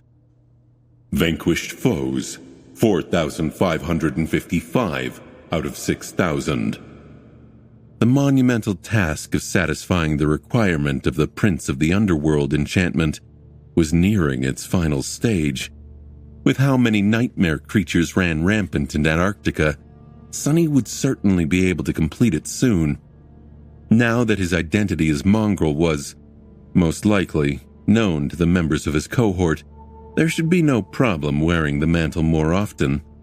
He still did not know how the onyx armor would grow after the limit was reached, but hoped to see something incredible. Then, Sonny concentrated on his shadows, starting with Saint. Shadow fragments, 101 out of 200. Saint was already halfway to becoming a saint, or a transcendent demon, to be more precise. He could not even imagine how powerful she would be once he collected enough memories, or echoes, to feed to his loyal knight. Still, 100 or so ascended memories was not a small amount. Luckily, he could also use memories of lesser ranks, although the process would be much slower in that case. Finally, he read the runes describing Nightmare. Shadow fragments, 14 out of 600. He sighed. To be honest, Sonny had not been very diligent about feeding his steed. For some reason, the Black Courser required many more fragments to ascend than Saint had needed. Maybe because he was already a terror. Or maybe because Saint had come from a race created by Nether, the Prince of the Underworld. In any case, Sonny felt that helping her become transcendent was more important than elevating Nightmare to an ascended terror, especially considering that his terror ability, Dream Curse, was still locked. And speaking about that ability, at least there had been more progress on that front. Nightmares required, 112 out of 1,000. His steed had already subjugated more than 100 nightmares, both making himself stronger and growing closer to unlocking the Dream Curse. Of course, that task was still far from being over, but Sonny had a feeling that there would be a lot of progress soon. Antarctica was in the throes of a cataclysm that had been known as the Chain of Nightmares after all. It was bound to breed a lot of them. Better yet, up until now, the Black Steed had been limited to only subjugating nightmares of masters, simply because awakened humans did not dream. Awakened nightmare creatures did, however. This meant that Nightmare would be able to plant seeds of fear into their souls and then visit the dreams of those abominations that had survived the encounter to harvest them. Maybe I should let him loose more often. And that was that, more or less. His own shadow fragments, that of Saint and Nightmare, the Prince of the Underworld enchantment, and the Dream Curse. These were the things he needed to concentrate on. Then there were other things. His arsenal of memories, the power of his cohort, and the equipment of its members. Oh, and he also had to survive somehow. I probably will. Sonny had made a lot of progress, but there was a lot more progress still to be made. Luckily, Antarctica was just the place to make it. It had an inexhaustible reserve of nightmare creatures of all kinds, with numerous new ones soon to arrive. As long as one could stay alive, there were countless growth opportunities. Master Jet had been right. This campaign was going to shift the balance of power across all of humanity. Many new champions would emerge, and many renowned warriors would become even stronger. Many would die. Thinking about that, Sonny suddenly felt somber. Now he was even more convinced that the great clans would not be able to stay away from the chain of nightmares for long. He just had to make the best of it before they arrived. 1,000 duels, undefeated. He even went against Morgan of Valor before ascending. No way. What do you mean, no way? The recordings are all over the network, dude. No, Luster is right. I don't know much about the dreamscape, but it is a fact that he contained a manifesting gate as an awakened. Alone. I also heard that he's a bastard son of a saint from the House of Night. Maybe even of Nightwalker himself. Actually, some say that he was created in a secret government laboratory from the DNA of powerful nightmare creatures, but the research was abandoned with all records destroyed because he was the only test subject who did not go completely mad. I've heard that he's a woman, though. Does he look like a woman, you idiot? Well, now that you say it, he is strangely petite. Has anyone seen Captain undressed? Bell, did you get hit in the head during that last battle? Keep your voices down. You'll wake him up. Already awake, Sonny was lying on his comfortable bed and listening to his subordinates gossip at the front of the steadily moving rhino. His expression was hard to describe. These fools. He had expected that much from Luster. But Kimmy? Not to mention Bell. Bell was supposed to be their reasonable senior, damn it. With a sigh, Sonny rose, threw a neutral glance at the suddenly quiet trio, and then went to the kitchen to make some coffee. He poured himself a cup of the fragrant drink, added some synthetic sugar to it, then sat down in the lounge area of the APC and took a delighted sip. Throughout all of it, 3 pairs of eyes were following his every move. Sonny shifted slightly, then looked at them in return. What? Is there something on my suit? His black bodysuit had already repaired the tears it received in the battle against the Stone Hive. Its smart fabric was truly something else. The more Sonny wore it, the more he understood how well designed this unusual uniform was. One could argue whether it was dapper or not, but overall, he was extremely satisfied with his new equipment. Hearing his question, Kim and Luster suddenly looked away with furtive expressions. No, it's nothing. You look great today, Captain. Sonny raised an eyebrow. Bell, meanwhile, continued to stare at him with a strange expression. For some reason, Sonny suddenly felt an impulse to cover his chest with an arm. He frowned. Anything you want to ask? The swordsman simply nodded and smiled. Yeah, Captain. Are you mongrel? Luster and Kim flinched and looked at him with horror. Sonny, meanwhile, scowled. Who are you calling a mongrel, bastard? Bell shook his head. No, I mean, are you Lord Mongrel? You know that guy? Damn, as expected. He thought to himself.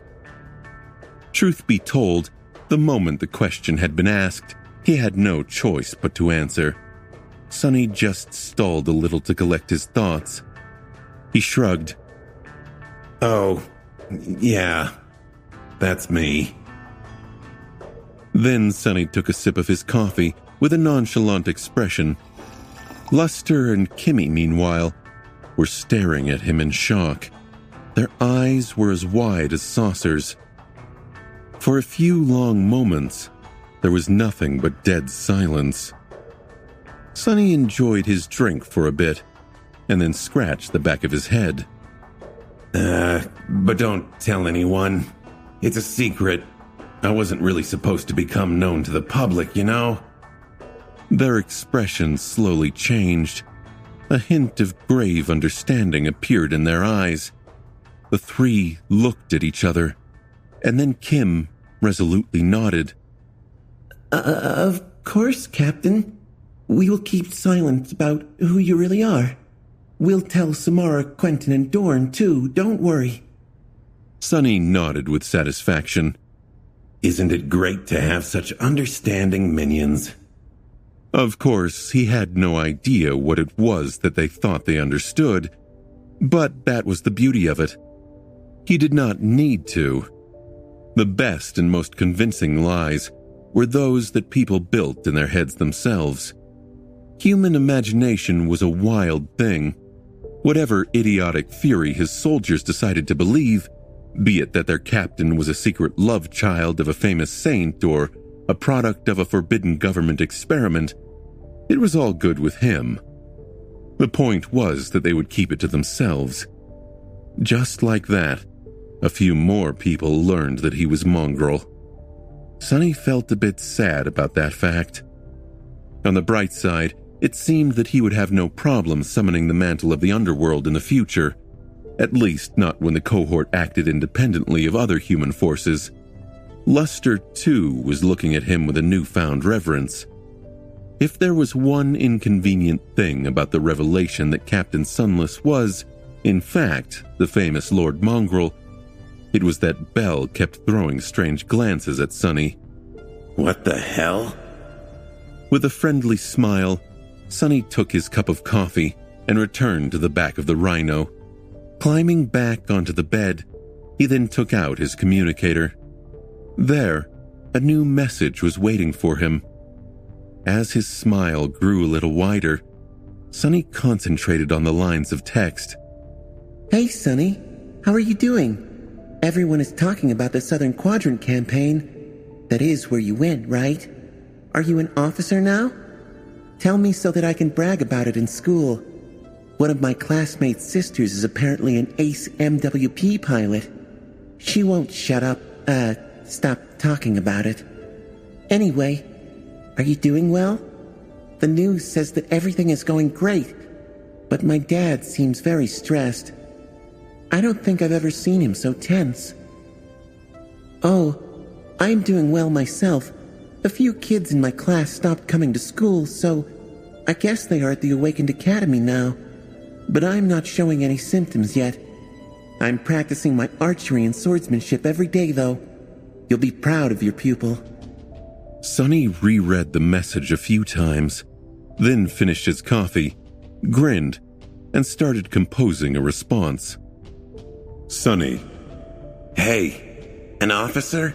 Gods, who do you think I am? Of course. Let me tell you, I am captain of the most elite unit in the whole army.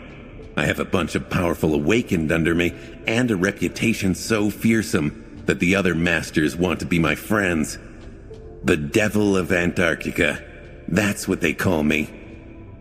Well, I'm sure someone does. Maybe. Just yesterday, an actual saint personally expressed gratitude to me. I will probably get a medal soon, too. Oh, I am also in charge of a cutting-edge armored personnel carrier called the Rhino. You won't believe how amazing it is. Let me describe it. First of all,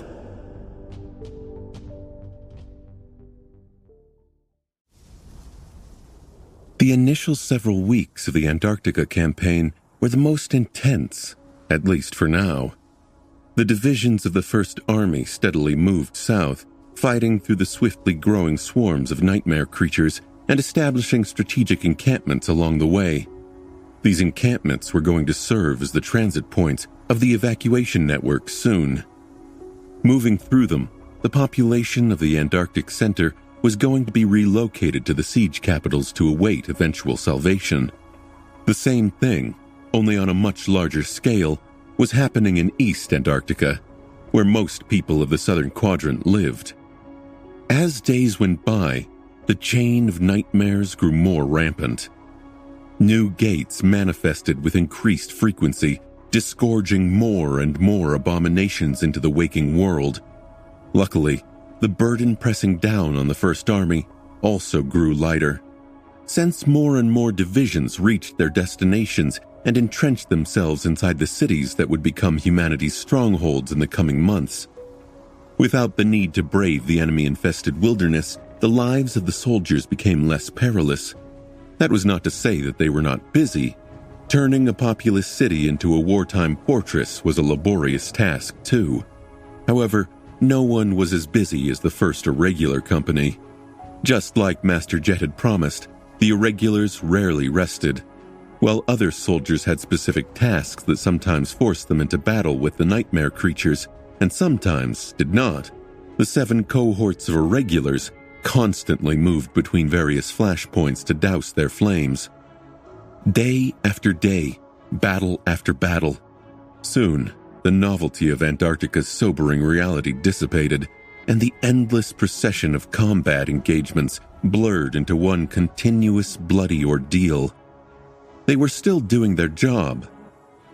Still, not all battles were as large-scale or as dire as those in the first days of the active operation. Some demanded more precision than all-out effort. Others simply had to be fought because no one else could be spared to address the situation. Tempered in this terrible crucible, Sonny and his cohort were becoming accustomed to the trials of the chain of nightmares, as well as each other. Their ability to fight as a single cohesive entity increased, finally reaching a satisfactory level. Their personal power grew too. Sonny was not the only one who had managed to enhance his arsenal of memories, for one. With so many nightmare creatures that needed to be slaughtered, each member of the cohort acquired new combat tools. Quentin, for example, had received a beautiful suit of plate armor for killing a fallen officer of the Stone Hive. Just like the carapaces of the monstrous insect, it was pure white and incredibly durable. Luster managed to acquire a charm that was supposed to increase his luck, even if no one could really tell whether it worked or not. Samara was now wearing a chameleon cape that blended into the environment and masked her position. Others were using new memories too. Armed with them, the cohort managed to survive these perilous weeks without suffering any casualties. They swiftly racked up kills and contribution points, as well as soul shards and reputation among the soldiers of the First Army. However, their fearsome reputation paled in comparison to that of Mongrel, who was slowly turning into somewhat of an urban myth. Sonny had no plans of unleashing his weird alter ego again so soon, but the circumstances forced him to make a different decision. There was just too much for him to do. Often, several missions of utmost importance appeared simultaneously, and since he could not be in 2 places at the same time, he sent Nightmare and Saint to take care of the easier ones instead. This approach turned out to be surprisingly effective. Armed with the Sin of Solace, which synergized extremely well with both of them, his shadows had become a real menace on the battlefield. They were also able to traverse the mountainous terrain of the Arctic Center with great speed, allowing Sonny to dispatch them to complete missions that required speed above all else. Of course, these missions had to be on the lower spectrum of hardship. A transcendent weapon or not, Saint and Nightmare could not compare to the power of the cohort itself, especially since he led it personally. So while Sonny and his soldiers dealt with the most dangerous tasks, Mongrel popped up here and there without any discernible pattern, appearing from nowhere and disappearing without a trace after dealing devastating damage to the nightmare creatures and leaving only severed corpses behind. Suffice it to say, Saint's popularity among the rank and file of the First Army grew explosively. The Guardian Angel of Antarctica, that title, coined by a random network journalist, was spoken by them more and more often, jokingly at first, but then a bit less so. Sonny, meanwhile, finally earned his own nickname. Unsurprisingly, he was being called Devil now, or, infuriatingly, Little Devil. The latter one, however, was only used by the other captains of the irregulars. No one else dared to speak it to his face, or behind his back, really. Considering that the rumor that the young master was always watching and listening quickly spread through the army. Of course, not everything went well for the human force. The First Army experienced several painful setbacks. More soldiers fell, and more were critically wounded. The technical equipment was starting to grow less and less reliable as time went by. Even if the most critical pieces worked as intended due to expensive spell tech countermeasures, it was getting harder and harder for the Awakened to find a safe place to sleep without being whisked away by the call. Worst of all, however, was the effect that the chain of nightmares exerted on mundane humans. Nephis had once told Sunny that each person infected by the spell carried a small seed of a nightmare in their soul, and that those of them who failed to pass the first trial became a Category 1 gate themselves. The chain of nightmares increased the rate of gate manifestations many-fold, and that rate spread to mundane humans as well. Not only was there an anomalously high amount of young people falling prey to the spell in Antarctica, but also, for the first time in half a century, people outside the usual age of infestation started to succumb to the first nightmares en masse as well. This meant that just like during the emergence of the first generation, no one was safe. Anyone could become infected, fail the trial of the spell, and turn into a murderous nightmare creature. The people locked inside the siege capitals, those being relocated through the evacuation corridors, even the soldiers themselves. A tense and fearful atmosphere slowly settled over Antarctica. Chilling darkness veiled Antarctica like a burial shroud. The twilight of the dusk had finally succumbed to the inevitable advent of the cruelly lasting absence of light, and the long night had come to the southern quadrant, pregnant with countless horrors. This night was going to last for many months, and by the end of it, who knew if any of the humans it embraced would still be alive? How many of them would be lucky enough to see the light of day again? Sunny had never experienced a night quite like that. The sun was gone, and the empty sky was full of bright stars. The pale visage of the moon lingered among them from time to time, coming and going as it pleased. Despite how dark and cold the world had become, it was strangely beautiful. Back in the alloy jungle of the Northern Quadrant siege capital, stars were rare guests. Light pollution kept them away. Similarly, no stars were shining upon the cursed expanse of the Forgotten Shore. Antarctica was different. Despite the coming of the night, it only grew more dazzling. The stars, the moon, and the breathtaking tapestry of the Aurora Australis that shimmered above them as ethereal shades of green, blue, purple, and red flowed into each other. All of it was very beautiful. However, that beauty hid oppressive horror. Dread. That's the word to describe it. This is a land of dread.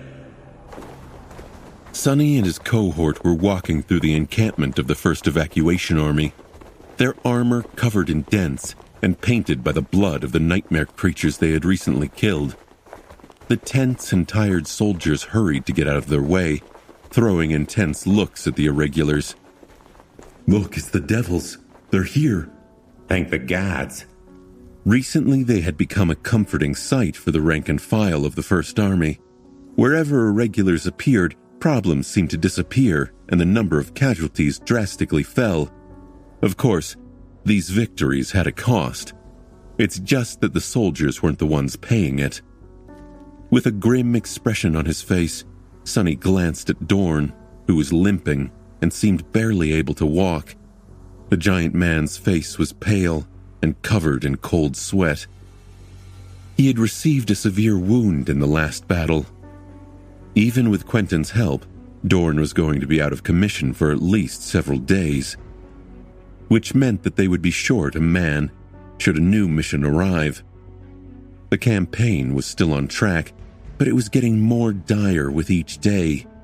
The air in the encampment was full of fear and tension. More and more nightmare creatures poured into the waking world, and now that darkness reigned Antarctica unopposed, any area that was not illuminated by powerful spotlights could be hiding a deadly threat. Even then, the spotlights tended to flicker and break down spontaneously, which made even artificial light unreliable. People were constantly on edge and afraid of every shadow. After all, most couldn't see through them like Sunny. Even worse, danger lurked not only in the darkness outside, but also inside the fortified encampments.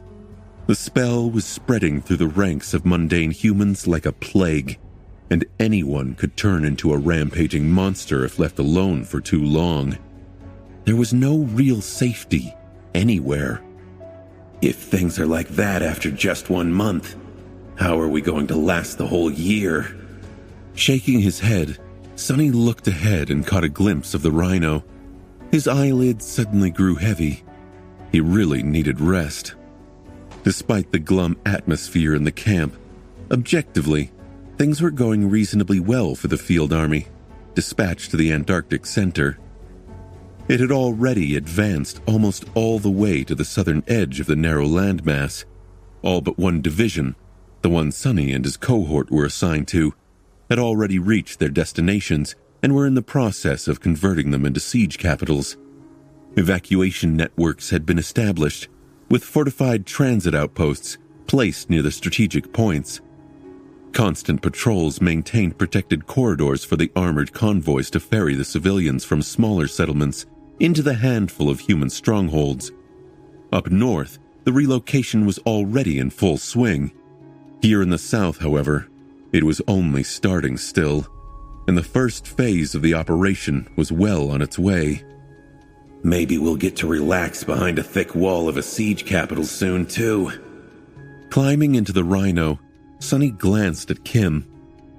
Status. She studied her military communicator. The Army Command designated this camp a green zone. The last check was 13 minutes ago. He nodded. A green zone was one with no gates close enough to affect the dream realm anchors of the awakened. People could sleep safely within its confines. Okay. Quentin, tend to Dorn. Kimmy, Luster, Samara, and Belle. Enjoy the first sleep shift.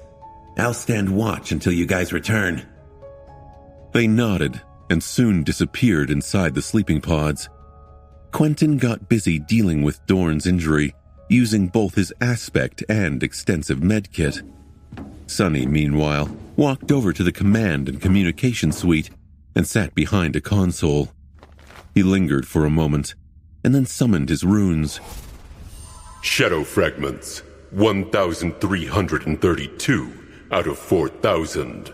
Shadow fragments, 133 out of 200. Nightmares required, 209 out of 1,000. And finally, vanquished foes, 5,523 out of 6,000. He had achieved a lot in the past month. So much, in fact, that exhaustion had seeped into his very bones. Sunny had long lost count of how many nightmare creatures he had slain, but it had to be a couple of thousand at least. Even more if he counted those that Saint and Nightmare had hunted down. Mantle of the Underworld will probably be first.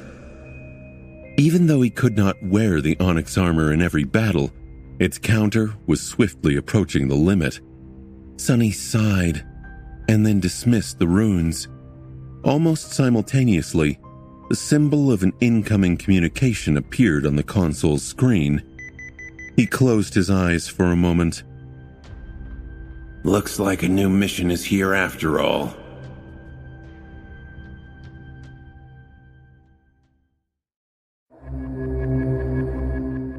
moment later, a familiar face appeared on the screen.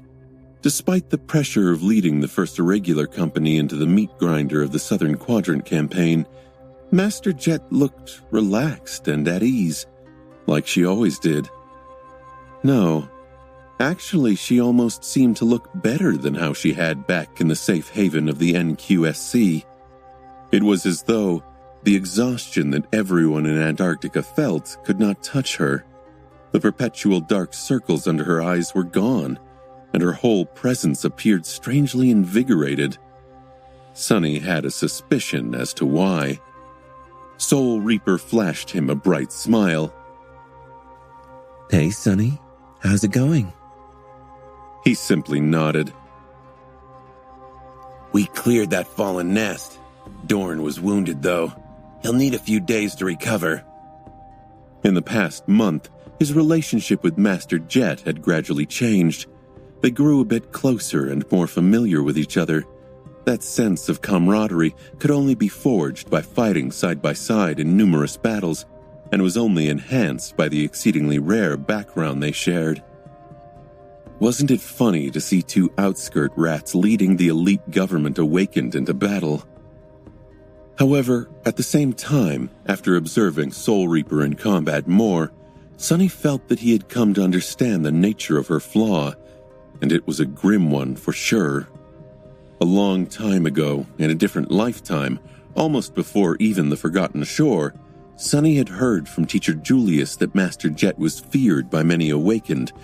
As the old man had put it, her problematic personality destroyed any chance she might have had of ever becoming a saint. Actually, the exact words he had used were, "Who would want to help a psychopathic killer become a saint?" Later, Sunny had learned more about the unspoken rules of the awakened society and came to believe that these rumors were just a pretense to justify the suppression of the sovereigns. A product of the corrupt proud legacies felt toward a clanless nobody from the outskirts who dared to become stronger than them and refused to bend the knee to their power. But now, he was not so sure. Sunny had seen that Jet possessed a bizarre ability to absorb the soul essence of those that she killed. He had also witnessed her powerful but fractured core that constantly leaked essence like a broken vessel. Later, he also observed that she seemed to lack the ability to naturally regenerate essence as all awakened could. And so, he now suspected that Soul Reaper's flaw forced her to constantly pursue murder. It seemed that killing was the only way for her to prevent her fractured core from becoming lifeless and empty. That would actually explain a lot of things. From the true reason she had chosen to come to Antarctica, to why a girl from the outskirts, someone who had never been treated like a human by the government, would decide to become a dedicated government operative. Working for the authorities might not have been the most glamorous job, but if there was one thing it did not lack, it was an endless amount of targets that had to be killed. So, maybe those who treated Soul Reaper Jet like a person obsessed with killing were not wrong. They were just mistaken about the reason for her morbid obsession, which posed a question. Could he really trust her? What would happen if Soul Reaper's essence was running low and Sunny was the only one around? If he was correct in his suspicion, of course. While Sunny was thinking about that, Master Jet grinned and waved her hand in front of the camera. In it was a strange charm. No, actually, it was just a mundane piece of jewelry. The thing looked like a golden circle with 4 stars engraved on it, a beautiful filigree surrounding it, and a purple ribbon attached to the top. What the hell is that? Noticing his confusion, she shook her head. God, Sunny, don't you know what that thing is? This is the Transcendent Star of Valor, the highest military decoration one can receive. It's your medal, fool. I finally managed to get the Army Command to issue it. Sunny blinked. Oh, that's great. Master Jet let out an exasperated sigh. It comes with a very sizable contribution point reward, too. Instantly, his expression livened. Oh, that's great. Finally satisfied, Soul Reaper nodded. It took some convincing to make it happen. Anyway, I'll hold on to it until we meet in person. About that, plan changed a little, so you'll have to complete one more mission before that happens. But don't worry, this one is calm, so your man will have plenty of time to recover. Sunny stared at her with a dubious expression. Master Jet summoned the map of the Antarctic Center and highlighted several points on it.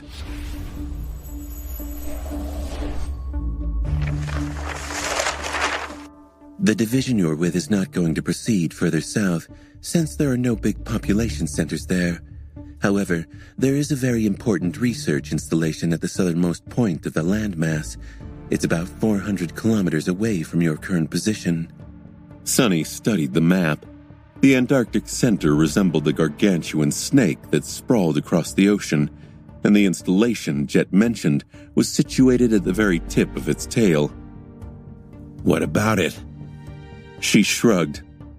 Your mission is to reach the installation, secure the VIP currently residing there, and bring him back to the nearest siege capital.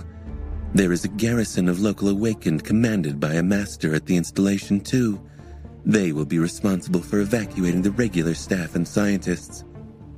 You can choose to go back on your own, but that would be a jerk move, considering that they are expecting reinforcements to help them make the journey. Sunny thought for a bit, then nodded. Sounds easy. Yeah, no way. Something bad is definitely going to happen, he thought. Master Jet smiled. It does, doesn't it? In any case, after that is done, we will probably remain within the walls of siege capitals for a long time and finally have a chance to rest. Good luck.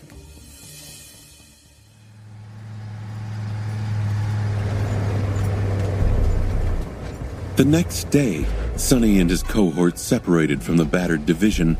The mass of vehicles and soldiers marched down the broad highway, heading to a large city that was situated behind the mountain peaks to the coast. The Rhino, meanwhile, continued south. 400 kilometers. How long do you think it will take us to reach the research installation? Sunny was currently in the cabin of the APC, leaning on a bulkhead as he looked ahead. Lester glanced at him from the pilot's seat and shrugged hesitantly. Hard to say, sir. The terrain here is really rough, and we'll need to climb over many mountains before reaching the coastal plain. There are some old roads here and there, with tunnels that can serve as convenient shortcuts, but since no one took care of them for half a century, it's mostly a stone labyrinth. So, several days at least?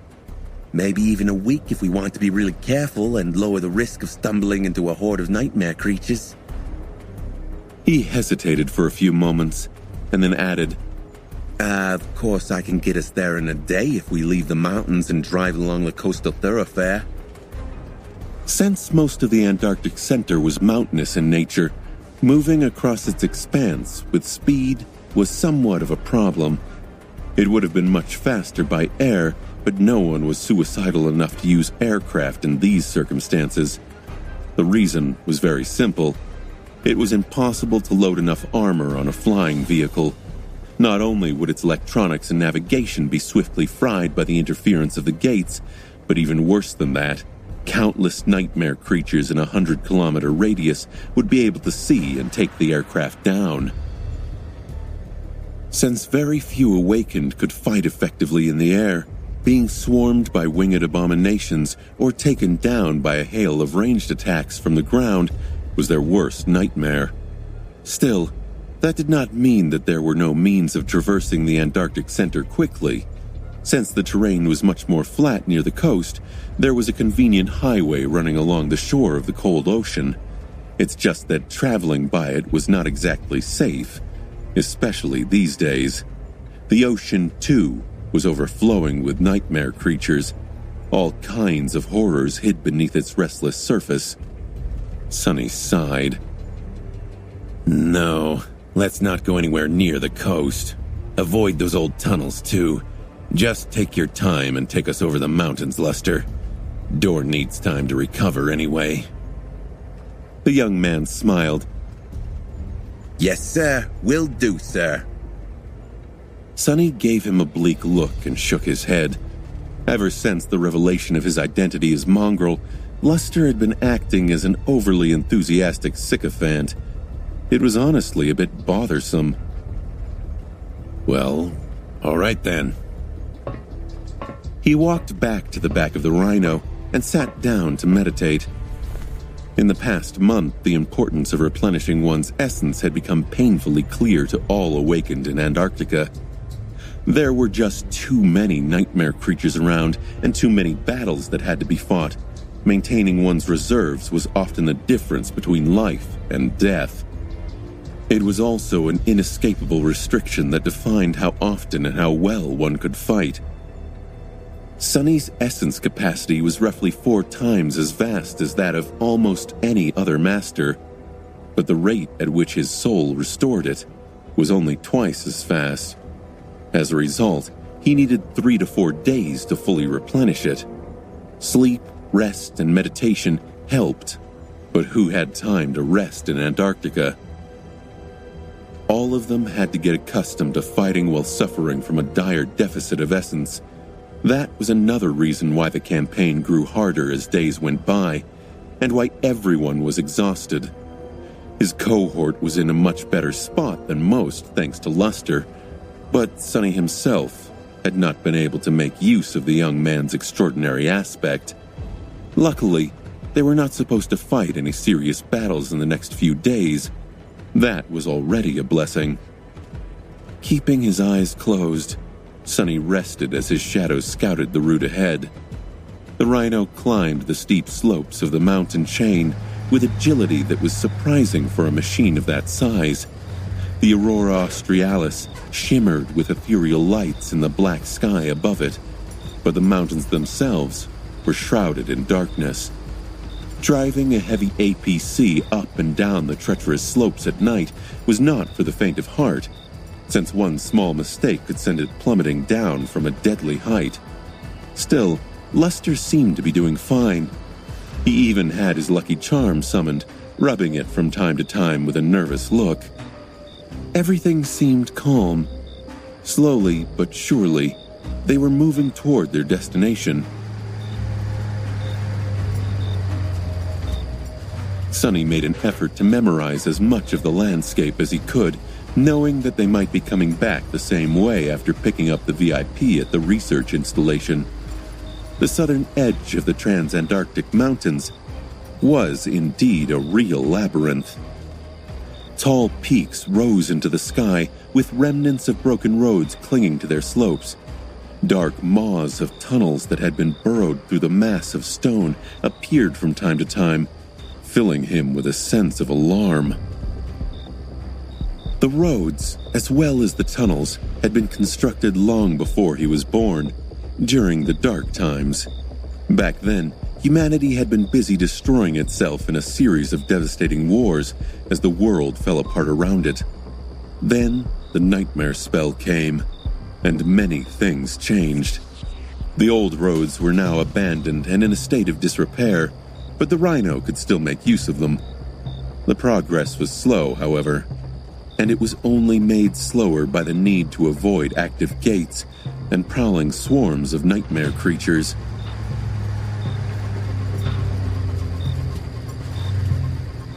In the end, it took them almost 4 days to traverse the mountains and descend to the coastal plain at the southern edge of the Antarctic Center. From here, they could proceed to the destination at full speed. As the Rhino accelerated and flew across the plain, a powerful blizzard enveloped it, reducing the visibility almost to zero. That was when things started to go wrong.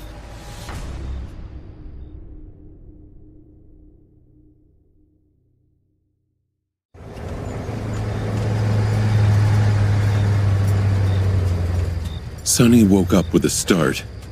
The familiar sounds and vibrations of the Rhino told him that everything was okay, and that the vehicle was moving at high speed toward its destination. No one seemed to be attacking them. And yet, for some reason, he felt a sense of deep unease. Sonny frowned and rose from his bed, then went over to the pilot's cabin. On his way, he passed Kim, who was running diagnostics on the secondary control panel, and Samara, who was tinkering with her rifle on the workstation in the cargo bay. Reaching the front of the Rhino, Sonny silently looked through the armored windshield at the white wall of the blizzard that enveloped the world. Of course, he could have just accessed the feeds of the external cameras from the command suite, but he trusted his own eyes much more. Nothing seemed out of place. He hesitated for a few moments, then spoke to Luster. Did something happen just now? The young man glanced at him in confusion. No. Oh, there was a tiny spike of seismic activity a few minutes ago, but that's nothing unusual. Happens all the time. Don't worry, sir. We'll reach the installation in about half an hour.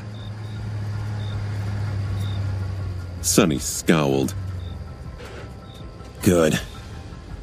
He returned to the lounge area, poured himself a cup of coffee, and then walked over to the command suite. Kimmy, contact the research facility. Tell them we'll be arriving soon. She paused the diagnostic software, activated the transmitter, and sent a communication request to the installation they were approaching. For a few minutes, there was only static on the channel. Kim frowned, then repeated the call, this time extending the antennae of the Rhino to their full length. Still nothing. Sonny took a sip of coffee. What? No one's responding? She studied the monitors, then said in a tentative tone, No, it's not that. It's just, our signal doesn't seem to be coming through for some reason. He scratched the back of his head. Contact Army Command, then. Ask them for an update on the installation status. Kim did as she was told, but there was still no result. Her face grew a little dim. I can't contact Army Command either, sir. All communications seem to be down. Sonny remained silent for a few moments. So we're completely cut off from everyone? Is it because of the blizzard? Establishing a stable connection had grown a bit hard lately, but they had yet to experience a complete communication blackout. After all, Sonny had spent a ton of contribution points to upgrade the Rhino's comms array. Kim hesitated. I can't say, sir. A simple blizzard is not supposed to mess with the signal so much. Sonny rubbed his face. That doesn't sound good. He sighed, then sent his shadows out into the snowstorm. They spread around the speeding Rhino, searching for any sign of danger that could have been hiding in the white haze. However, no matter how hard the shadows looked, nothing seemed out of the ordinary. Sonny remained on guard throughout the remainder of their journey.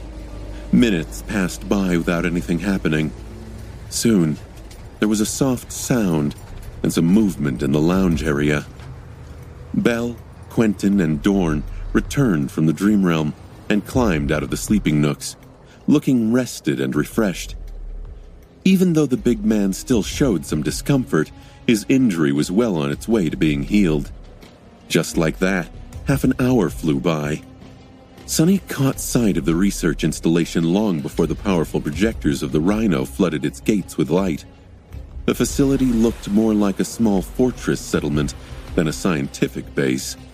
It was perched dangerously close to the ocean shore and had a thick wall surrounding it, with powerful turrets aiming at the dark waves. There was a large dome-like structure towering above the formidable fortress, painted white on the backdrop of the black sky. It resembled the giant, perfectly smooth egg.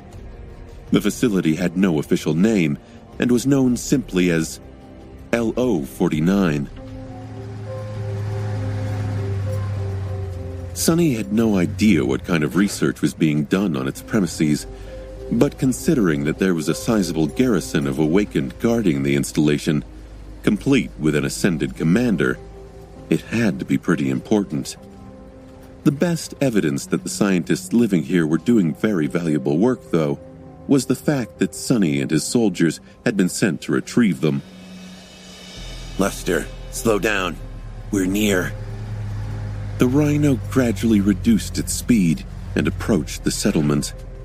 Beams of light soon illuminated a small fleet of transport vehicles parked in front of it, seemingly waiting to take the staff away as soon as the reinforcements arrived. For a moment, Sonny felt a pang of fear. It was as though the whole facility was empty, with only ghosts populating its streets.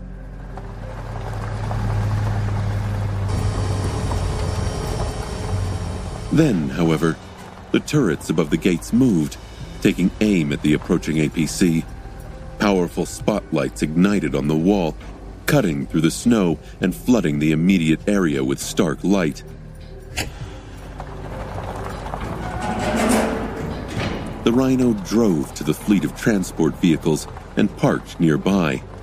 At the same time, the heavy gates of the fortress opened, and a lone human figure walked into the blizzard. With a sigh, Sonny opened the hatch of the Rhino and climbed out into the cold. He walked forward and studied the stranger. The man was tall, strong, and looked to be around 40. He was dressed in a black bodysuit similar to one Sonny wore, with an unzipped parka resting on top of it. He had dark hair and calm, intelligent eyes. There was a composed expression on his stern and weary face. Overall, everything about the stranger spoke of experience and discipline. Sonny stopped a few steps away and gave him a nod. I am Ascended Sunless, captain of the 1st Irregular Company of the Evacuation Army. You should have been informed of our arrival. The tall man lingered for a few moments, studying him, then returned his nod. I am Ascended Vern. He offered his hand to Sonny and said in a steady voice, Welcome to LO-49, Master Sunless. Sonny and his soldiers entered the fortified settlement, happy to hide from the blizzard behind its thick walls. There, they saw teams of awakened soldiers walking between buildings as they patrolled the territory. All of them looked tense and tired. Master Vern led them deeper into the complex, giving a wide berth to the central dome-like structure. His gait was steady and confident.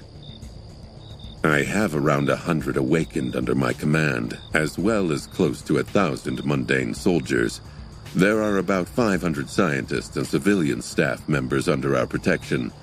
Things were going fine until recently, but as you can imagine, all of us can't wait to get away from the ocean. Sonny raised an eyebrow. We're going fine? Vern grimaced. Yes. Several gates manifested nearby, but our garrison and defenses were more than enough to keep the nightmare creatures away. However, there have already been instances of people succumbing to the spell within the walls. We suffered a few casualties because of that. He lingered for a moment, and then asked, How is the situation outside? Sonny shrugged. Pretty bleak, but more or less under control. Don't worry, we scouted a good path through the mountains on the way here. Leading a convoy back shouldn't be impossible. There's just one problem. Vern stopped and looked at him with a somber expression. The communications. You lost contact with Army Command too. Sonny blinked. Yeah. Wait. 2? You're cut off from the Army network as well? The local Ascended remained silent for a second, then nodded. All communications ceased around 43 minutes ago. We have failed to establish a new connection for now. Sonny frowned. He could reluctantly accept that the Rhino could not pierce through the growing interference field enveloping Antarctica. However, a facility like LO-49 should have had an immensely powerful communication array. If even they could not connect to the outside world. Something is very wrong here. He did not know the reason for that sudden blackout, but just the consequences of not being in contact with Army Command were troublesome. They were supposed to check in with Master Jet and receive further instructions after reaching their destination. Sonny glanced at Vern. That is really weird. No offense, but a remote research facility in the middle of nowhere suddenly losing contact with the outside world as we approach it, it's all a bit creepy. This blackout wouldn't have anything to do with what the scientists are doing here, would it? The tall Ascended smiled with the corner of his mouth. I can see how you would think that. However, let me assure you that the research being conducted in this installation is perfectly safe. I'm not much of a scientist myself, but what they do here is purely theoretical. No practical experiments are being conducted at the premises. So, there's nothing that could have gone wrong. The worst that could have happened is someone making a mistake on a spreadsheet and being reprimanded by the old man. Sonny studied his face, found it sufficiently sincere, and shrugged. Well, if you say so. The old man you mentioned is the VIP I am supposed to deliver to safety? Vern nodded. Yes, the chief researcher. He is a bit eccentric, but means well, most of the time. I was about to introduce you to him. Sonny sighed. Lead the way, then. But we should probably solve the communication problem before that. Sonny didn't like being blind, and becoming cut off from Army Command was similar to losing his sight. Without the information about what was happening throughout the Antarctic Center, he felt more vulnerable than he would have preferred. Neither the Rhino nor the communication center of this research facility were currently able to establish a connection with the outside world. But there were other ways to achieve what he wanted. They were awakened, after all, and awakened were free to travel between two worlds. Even if hundreds or thousands of kilometers separated him and his cohort from Army Command and other cohorts of the First Irregular Company, out there in the Dream Realm, that distance did not matter. As long as two awakened were anchored to the same citadel and visited it at the same time, they could freely exchange information, even if the technological means of communication had broken down in the real world. Knowing that, he glanced at Vern and asked a very important question. What's the status in this place? Vern hesitated. It was green 43 minutes ago. It was green 43 minutes ago. Of course, with no Army Command, there would be no updates on the condition of gate interference and the potency of the call surrounding the base.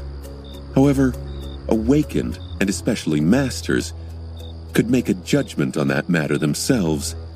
They were the ones affected by the call, after all. It's just that their personal senses were not as precise as the complex calculations and observation data provided by the headquarters. That was why Army Command had issued a recommendation to only trust the verified status updates. Vern was someone who liked to do things by the book, it seemed. Sonny closed his eyes and listened to the whispers of the call.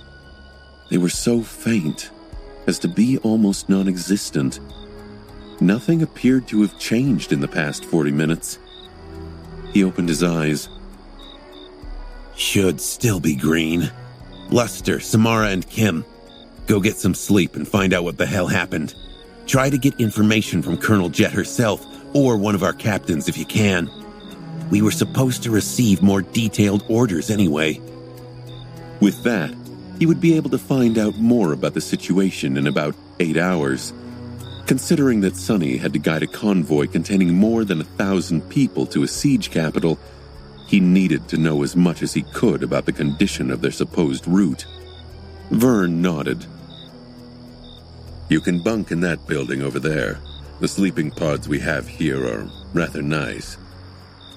The rest of the cohort followed him into another building, where they entered an elevator and descended underground. Soon, Sonny found himself in a spacious chamber that resembled a lecture hall. There, an extremely old man in a white lab coat was discussing something with a young assistant. Vern cleared his throat, attracting his attention. "Professor, this is Master Sunless. He will be in charge of getting you out of here." Then he glanced at Sonny and added in a subdued tone, "Master Sunless, this is Chief Researcher of LO-49, Professor Obel."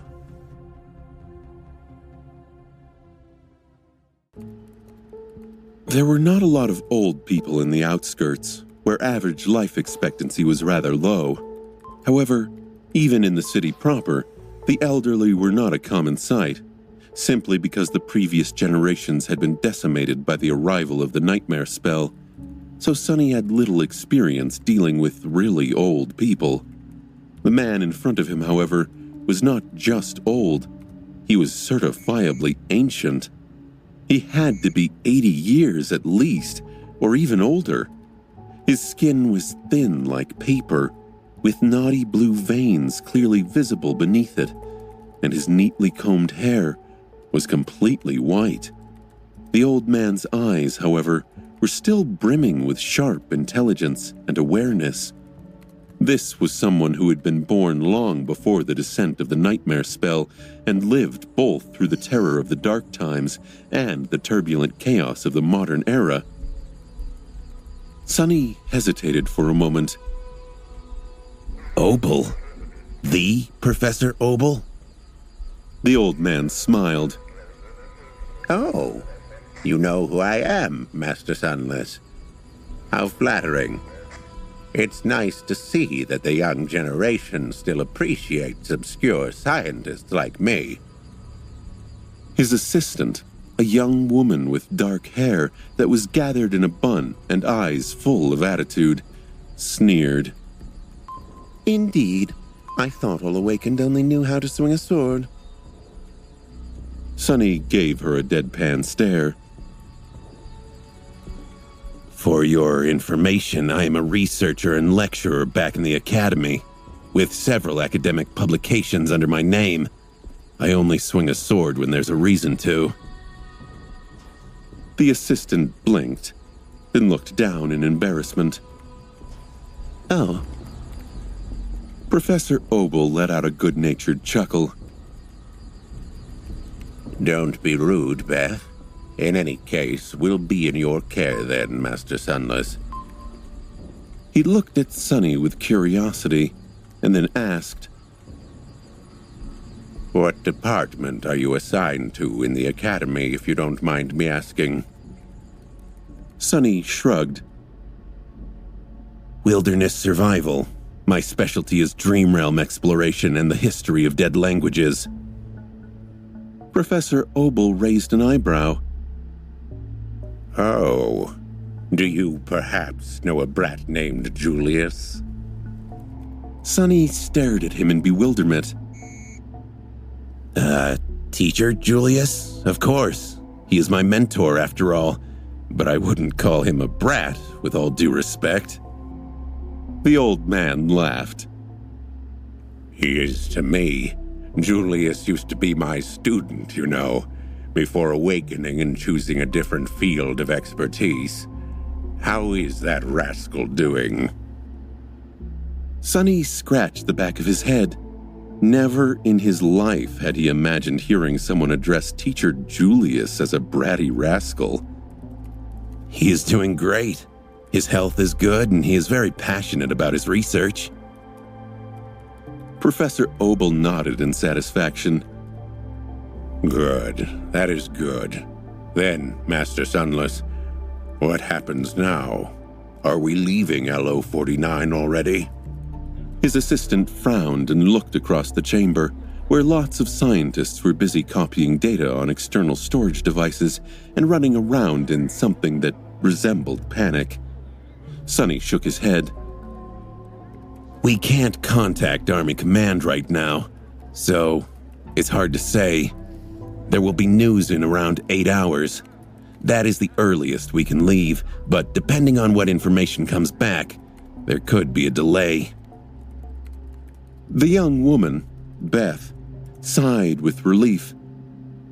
Ah, great. I was afraid we would have to abandon a lot of data. We will continue preparations for departure then. A few moments passed in awkward silence. Finally, she looked at Sonny in confusion. Are you not going to leave? He grinned, then shook his head. You're in my care now, so I'll stick around. If the professor suddenly dies on my watch, well, I can say goodbye to a lot of contribution points. That would be very sad. Beth stared at him with indignation, then scoffed and left to help the scientists pack things up.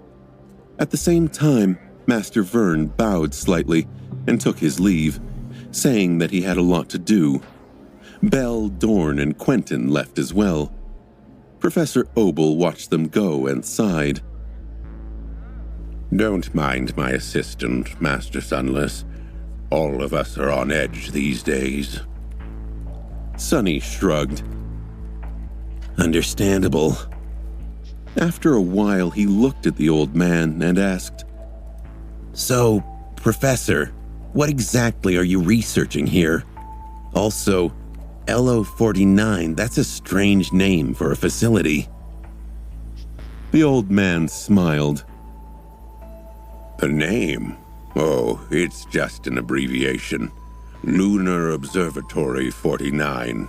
That is what it means. Have you not noticed the telescope dome when you arrived? Sonny coughed. An observatory? So that was the purpose of this weird dome-shaped structure. Sonny had thought that it was some kind of a strange magical construct, but it was just a mundane observatory. To his defense, he had never seen one of those before. At least, not in real life. Yes, I did notice the dome. You're studying the moon. Professor Obel laughed. Goodness, no. Around 100 of these observatories were built when the nightmare spell first appeared, but most of them are sealed and abandoned. This one had its telescope dismantled and was repurposed as a research facility, though. Sonny frowned, feeling like he was missing something. Wait, why were these observatories constructed? And why were they abandoned? The old man glanced at him with curiosity. Why, they were constructed to observe the moon, of course. There were human settlements on the moon in the past, you know. Not that that is important. What is important is the nightmare spell. Sonny shook his head. I don't follow. Professor Obel lingered for a moment. You might not know this. The first registered case of the nightmare spell infection happened in one of the moon settlements. Mind you, that doesn't mean that it was the first case, just the first documented one. No one knows where the spell came from, but many point to Luna as its origin, or at least the point of contact. So, of course, there was a strong desire to study the moon many decades ago. Sonny looked at him with a wary expression. Really? Wait, so what did people find out? The old man shook his head. Nothing. As it turned out, staring at the moon for too long can lead to some very, very dire consequences. After many casualties among the researchers, the LO program was discontinued, and the observatories were sealed. I would advise you not to look at the moon too closely, young man. Actually, it's better not to think about it at all." Sonny remained silent for a long time. Eventually, he said, "All right. I guess that answers one of my questions. But what about the other? If you are not studying the moon, what are you researching here?" Professor Obel smiled. "Oh, that is very simple. We are studying the nightmare spell. More precisely, we are trying to understand its causality." Sonny glanced at the old scientist with interest. "Causality? Do you mean its reason?" Professor Obel smiled. "No, nothing so philosophical. What I mean is that we are exploring the cause and effect of various phenomenon having to do with the spell, as well as correlations between them. Of course, our study mainly has to do with the nightmare gates, but since nothing exists in isolation, we need to consider the system in its entirety." Sonny considered his words for a while. "Is this how you make the Obel scale work?" The old man shook his head with an amused look. "That thing? No, not quite. The so-called Obel scale is a primitive work that I and many talented colleagues of mine created in the early days of the spell. It is relatively effective for what it is supposed to do, but the solution is purely practical. It can track and predict manifestation events, but does not shine a light on how and why they are happening. Back then, we had no time to ponder such things. We needed to come up with an immediate and effective measure, limited as it might be." He sighed and then said in a wistful tone, "You see, a caveman can observe lightning and know that being hit by lightning is dangerous. Therefore, he can learn to recognize the signs of an approaching thunderstorm and take shelter from it. However, without understanding the principles of why and how lightning appears, a caveman cannot invent a lightning rod, build a Faraday cage, or harness the power of electricity. So, that is how our work here differs from the Obel scale. That old solution is simply a tool to recognize the signs of a thunderstorm and assign a numerical value to the probability of lightning striking in a particular spot. Well, we are trying to understand its principles." Sonny listened to the elderly scientist attentively. When else would he get a chance to converse with someone so learned and knowledgeable? Luckily, Professor Obel seemed to either be fond of educating young people in general or was simply in a talkative mood. Deciding to use this chance to learn something new, Sonny asked, "How does the Obel scale work anyway?" The old man chuckled. It's not too complicated. You are familiar with a pulse that the manifestation of a nightmare gate produces, right? Depending on the category of a gate, it differs in potency and characteristics, spreads over a certain radius, and affects a certain volume of space. The more powerful the gate, the greater the impact. Sonny tentatively nodded, prompting Professor Obel to give him a small smile.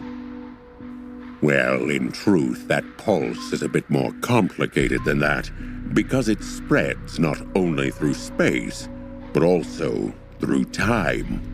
So, if we know what to look for, we can detect faint aftershocks of a gate impulse before it actually appears. Of course, that requires a vast and expensive network of sensors and monitoring satellites to monitor the entire globe, or at least those areas we deem important. Sonny blinked. What exactly do you mean when you say that the impulse spreads through time, Professor? The old man looked at him and remained silent for a few moments. How do I put it?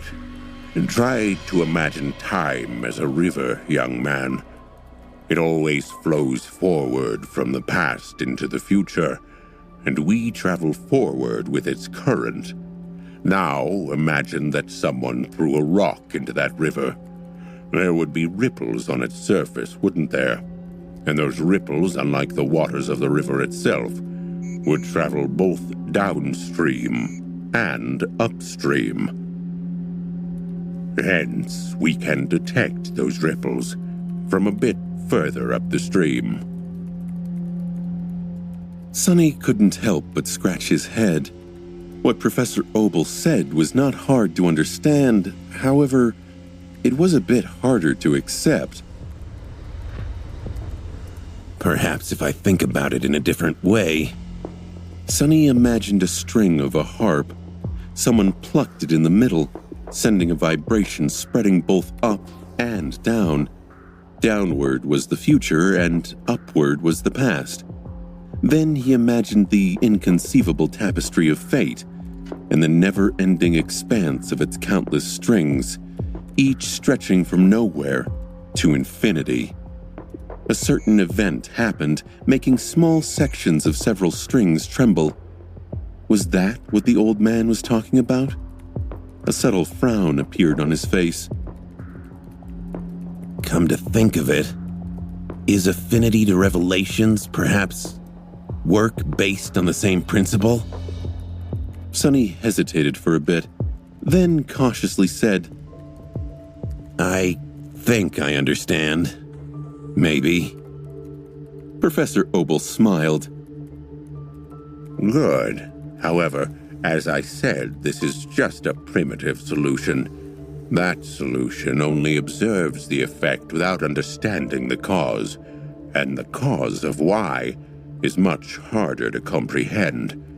Truth be told, I don't think that humans like us can even conceive of it in its entirety. In fact, the predominant school of modern thought states that the nightmare spell is acausal by nature, meaning that it does not even adhere to the principle of cause and effect. That it's magic, so to speak. He grimaced. I don't agree, obviously, but anyway, trying to understand even a little bit of the causality of the spell is a daunting task. So we limit the scope of our research to a small fraction of it, namely, the Nightmare Gates. The old man's face darkened a little. However, even that has proved to be an insurmountable task, I'm afraid. For now. Sonny raised an eyebrow. How so? Professor Obel smiled bleakly. Oh, well, to be honest, this might sound funny to you, but we are not even sure that Nightmare Gates have anything to do with the nightmare spell. He seemed to have expected to be rebuked. But Sonny did not react to that statement too much. Instead, he thought for a bit, and then asked calmly, Really? The old man looked at him with a bit of surprise. You are not against that idea? Sonny shrugged. During my second nightmare, I was separated from the spell for a while. I couldn't summon my memories, visit my soul sea, or even hear its voice. However, my aspect and powers were still with me, so I figured that aspects at least exist outside of the spell. If aspects are their own thing, why can't Nightmare Gates be? Oh, that doesn't mean that I'm convinced, though. I am just open to the possibility. Professor Obel looked at him with gleaming eyes. Separated from the spell? Fascinating. Young man, please, do share your experiences with me later. Sonny grinned. No problem. However, if you do publish something as a result, I'll be entitled to receive some points, right? You know, as a contributor.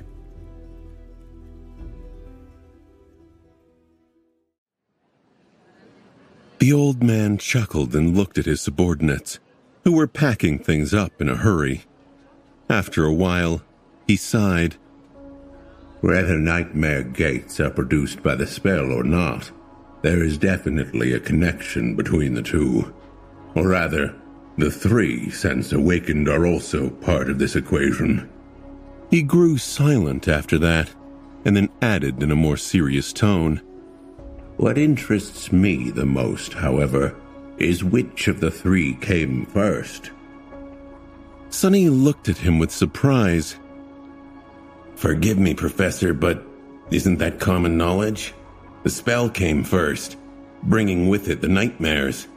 Then we, awakened, appeared as the result. He frowned slightly. Of course, common knowledge is not always trustworthy, but in this case it seems to follow logic. Professor Obel shook his head. Who can say, really? The beginnings of the spell are not documented well. Back then, the world was not in the best shape, and by the time we knew that something was happening, it was already out of our ability to prevent, contain, or control. We tried, of course, but even then, some truths never get to become widely known, or even be put on paper at all. What you said is likely true. There are other possibilities, though. Ones that would demand entirely different solutions. Sonny looked at him with a perplexed expression. What do you mean? The elderly scientist hesitated. Have you ever asked yourself if the spell brought nightmare creatures with it, or did the nightmares bring the spell? Forgive me. This is still too broad. Here is another question. Do the nightmares produce the awakened, or do the awakened produce the nightmares? Sonny blinked. What? The old man smiled. Consider it a mental exercise. Of course, it is widely known that one becomes awakened by surviving the first nightmare. However, after that, things become more interesting. You are too young to remember, but at the beginning of it all, the disasters of the spell descended on the waking world in stages. Otherwise, we would have never survived. Professor Obel's eyes suddenly became distant, as if he was remembering a distant past. At first, there were only those infected by the spell. Some of them became sleepers, and some became dormant abominations. Then, after the first solstice, they were awakened. However, there were also nightmare gates of the second category, and with them more powerful creatures came into our world. Eventually, there were more sleepers, more awakened. There were also masters. But with them came more gates, and more gates that were unlike anything we had ever seen. He paused. Then there were saints, and North America. And now we have the chain of nightmares. One can't help but wonder. Sonny did not like the sound of that. What is he trying to say? Sonny thought to himself. Wonder about what? The fragile old man let out a heavy sigh. This is just a scientific inquiry, Master Sunless. Don't take it close to heart. As scientists, we must ask questions, and one of these questions is whether there is a correlation between the number and power of awakened in our world and the number and power of the nightmare gates that manifest here. Awakened and nightmares. Which of these elements is the cause, and which is the effect? Sonny thought for a bit, then simply shook his head. Your argument has a big flaw, Professor. If there really was a correlation, and we awakened were somehow responsible for attracting bigger and better nightmare gates, then there would not have been a Category 5 gate in North America before a bunch of Supremes ran around the world. I think you are just giving in to the desire to see patterns in the chaos that all of us, humans, share. There were 3 sovereigns alive in the world right now, but there had not been any when the gate swallowed an entire continent. In any case, Sonny was not going to mention the Supremes as anything but a theoretical possibility. Professor Obel nodded with apprehension. Good thinking, young man. It is always good to have a healthy amount of skepticism. However, your point is only unassailable if we assume a crucial detail to be true. Sonny frowned. Yes? What detail? The old man looked at the scientists surrounding them and smiled with a bit of sadness. That the impact of a powerful awakened emerging only flows down the river of time as we mortals do. However, if it spreads like a ripple through time, just like the aftershock of a gate manifesting itself into reality, then it doesn't matter when their ascension happens. The first Supreme might appear in a few years, but the consequences of their rise could have already burdened us years ago. His fatigued eyes suddenly shone with strange light. As for the harrowing gate that destroyed North America, who knows? Maybe it is just an echo of a god emerging from the human race in a distant, dire future. Sometime later, Sonny left his shadow in the laboratory to stand watch and went to check on his soldiers. As he walked through the underground complex, his expression was dark. What Professor Obel had told him, Sonny was not exactly buying it. At least not entirely. However, he felt that there were a few nuggets of truth in what the old man believed, even if the scientists might have come to the wrong conclusions based on those theories. The ripples of time, the disasters that came from the future and thus paved the path for their eventual inception, thus creating a weird self-contained paradox. Sonny was dubious about the validity and even sanity of these ideas. In his experience, the simplest answer was most often correct. Professor Obel seemed to have lost sight of that fact. There was one theory, however, that made him restless. Can the ascension of many awakened really cause the growing number and intensity of the nightmare gates? He did not really see how that could be the case.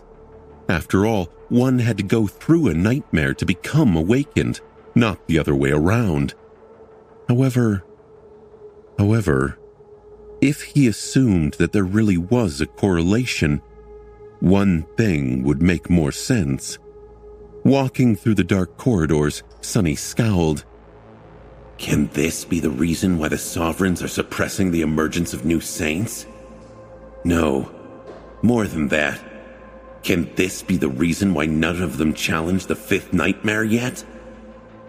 In the past, he had thought that all of this, hidden oppression, was just the result of the ambition and lust for power consuming Asterion, Anvil of Valor, and Key Song.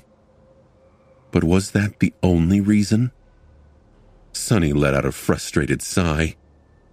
He simply did not know. Outside, the blizzard was still rampaging across the world, drowning reality in a murky white haze.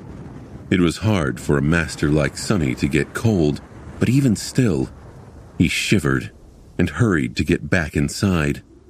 Entering the building that housed the sleeping pods of the cohort members, he nodded at Vern, who was already waiting there with a somber face. By now, around 8 hours had passed since their arrival. The people Sonny had sent into the Dream Realm would be returning any minute now. The steady master looked at him and asked, "How did your meeting with the professor go?" Sonny shrugged. "We had an interesting talk. He is an outstanding person." It was strange, really. Professor Obel was a mundane human, but he had probably saved more lives than any awakened Sonny knew of. Without the predictive system the old man had developed, countless people would have been swallowed by the emerging gates over the decades. Sonny knew how dangerous a sudden manifestation of a gate in a populous area could be. He had faced one himself, after all. Vern silently nodded. "That he is. I hope you understand now why it is so important to deliver him and his scientists to safety, Master Sunless. Their work must continue." Sonny wanted to answer, but at that moment, the sleeping pods came to life, announcing that the people occupying them were waking up. Samara, Kim, and Luster returned almost at the same time. They climbed out of the pods and put on their clothes with dark expressions on their faces. "I guess the news is not too good." At that moment, Luster blurted, "Captain, sir, bad. It's really bad." Sonny looked at him darkly. "I gathered as much. Speak." The three awakened looked at each other. Eventually, it was Kim who addressed the masters. The situation is still unclear, but there was some sort of earthquake, followed by the manifestation of multiple Category 3 gates. There were also several titans that emerged. The three saints fought one of them above the strait between West Antarctica and the center, and then communications across all the southern quadrant went down. By the time we left the Citadel, people were still trying to understand what happened. Sonny's face darkened. All of that sounded very troublesome. It seemed that the chain of nightmares had reached a qualitative change, plunging Antarctica into chaos. "What about our orders? Have you heard from Colonel Jet?" Samara spoke in a subdued tone. She did pass on instructions, sir. "Well, at least something went well." Judging by the heavy gazes of his subordinates, however, he would not like what they were about to say. Master Vern frowned as he looked at the beautiful sharpshooter. "Well, what does Army Command want us to do?" Samara sighed. The region between this installation and the nearest siege capital is judged to be too dangerous to traverse. All the Antarctic center is affected, but its southern edge was seemingly hit the worst, so we can't go back. The previous evacuation plan was scrapped. Vern did not say anything, but his jaw muscles tightened. It looked as if he was on the verge of uttering a curse, which said a lot about how dissatisfied the man was with the news. From what Sonny had observed, Vern was a very uptight and proper person. He himself was far from feeling elated as well. Being stuck in a remote facility with no route of escape was not as bad as it could get, but very close to it. Sonny cursed for the both of them. "So what? Are we supposed to just stay here and wait for death?" Samara shook her head. We received new orders, sir. Although evacuation by land seems to be impossible at the moment. The naval convoy that delivered us to Antarctica is already on the way back to pick up the second batch of refugees. One of the vessels, Battleship Ariadne, is going to be rerouted to the southern edge of the Antarctic center. If all goes well, it will reach us in 2 to 3 weeks. We are ordered to fortify LO-49's defenses and await its arrival. Vern let out a relieved sigh. "I see. 3 weeks. That should be doable." Sonny, however, was not too enthused. The thought of going back aboard a ship did not sound very alluring. On the other hand, traversing hundreds of kilometers of rugged terrain with 2,000 local soldiers and civilians, as well as no reconnaissance data from the Army Command and an unknown number of Titans walking around, seemed like an even worse idea. He shrugged with a grimace. I see. Well, I guess we got ourselves a small vacation. Considering that the cohort was going to spend at least 2 weeks at the research facility, Sonny told his soldiers to make themselves at home. The rhino was brought within the walls of the fortress, and they chose to use it as their living quarters instead of settling in one of the buildings. The new environment really was a welcome change. The cohort was exhausted after a month of constant fighting, and this forced break, although unexpected, could potentially give them ample time to rest and recuperate. If something did not go really, really wrong, of course. LO-49 was a large facility and offered the members of the cohort a lot of opportunities to entertain themselves and pass time. They could eat in the mess hall, relax in one of the recreational lounges, or even visit a small library. The most refreshing change, however, was simply being among new people. Conversing with the civilian staff of the installation reminded them of the calm times before the chain of nightmares. There were just 2 places that Sonny forbade his soldiers from approaching: the old observatory and the outer wall that oversaw the ocean. Even though the observatory had its telescope dismantled, he still didn't like it. The ocean, meanwhile, Sonny was just prejudiced against dark water, for a good reason. A few days passed in relative peace, and then a week. The news coming from the north was still strangely vague and fragmented. Then, however, that peace was spoiled by a sudden and dangerous development.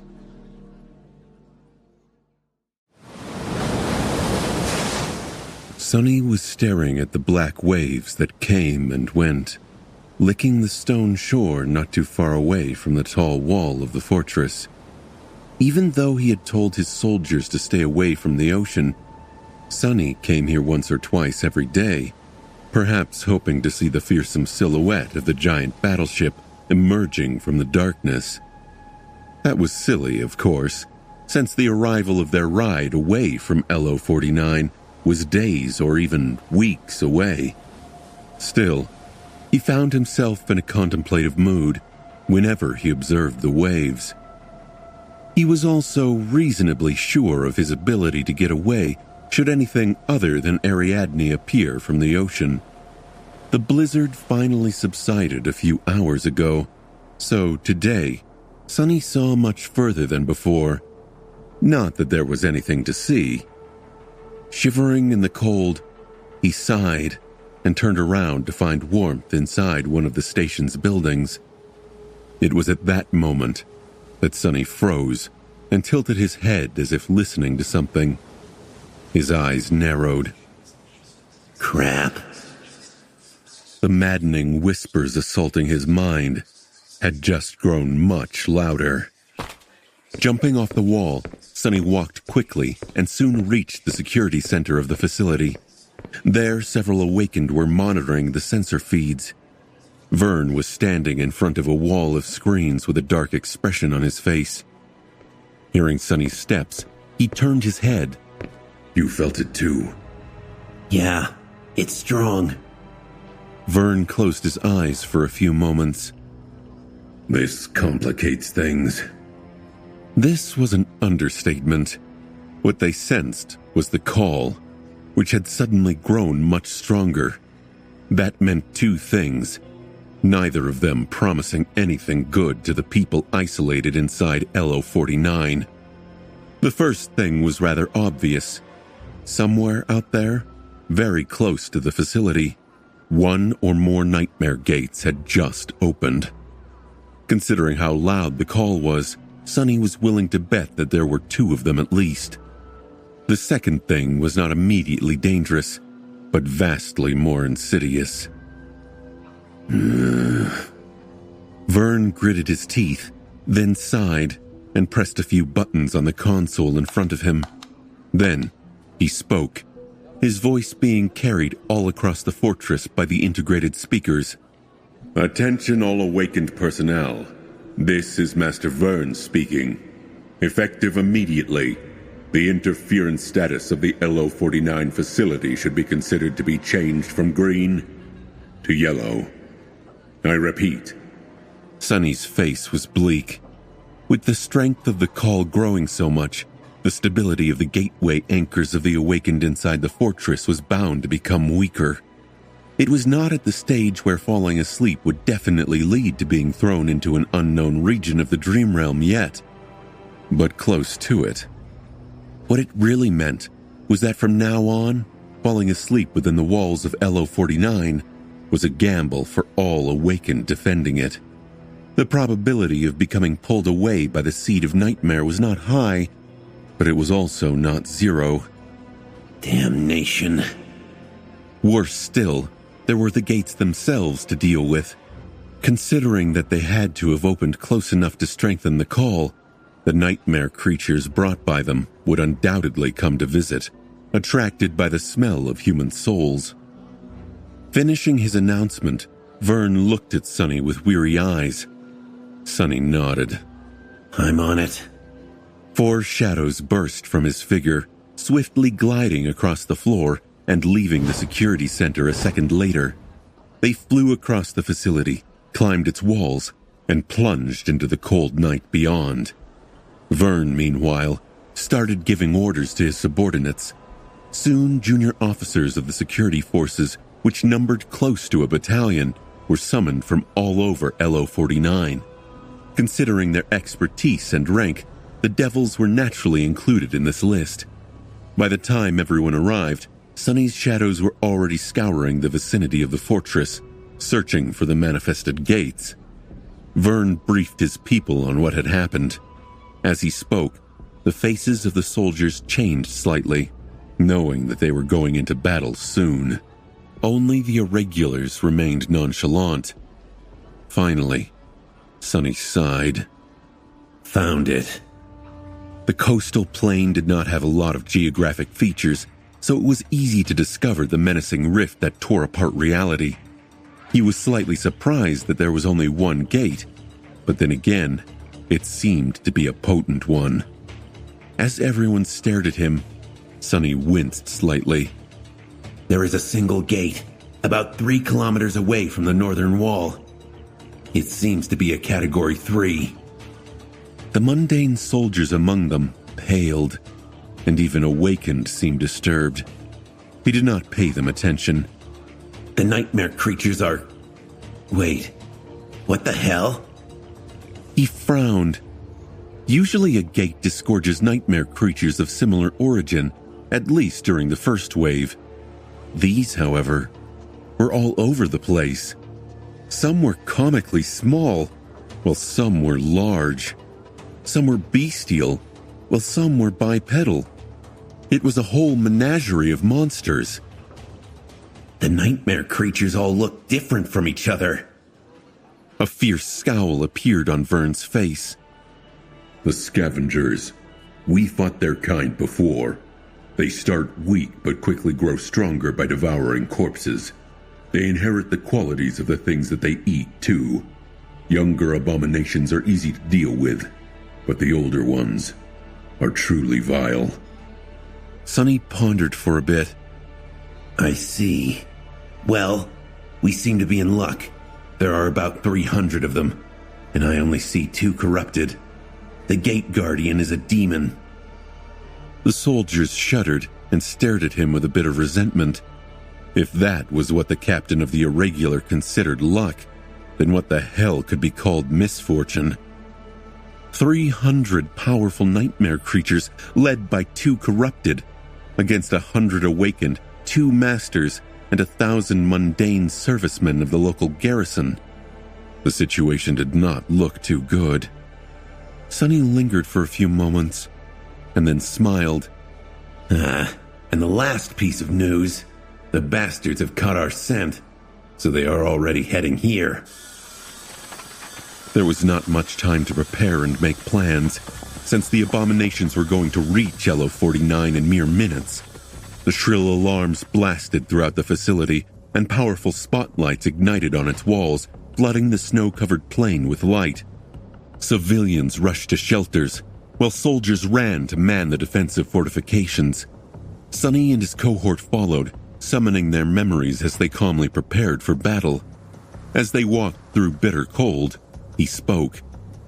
After we deal with the nightmare creatures, everyone is to remain awake until we board the ship. You know the drill. We won't be sleeping for a week at least. Maybe 2. Get the stimulants from Quentin and keep each other in check. The devils grumbled. They had already completed a few long missions in areas where sleep was deadly. A week was unpleasant, but doable.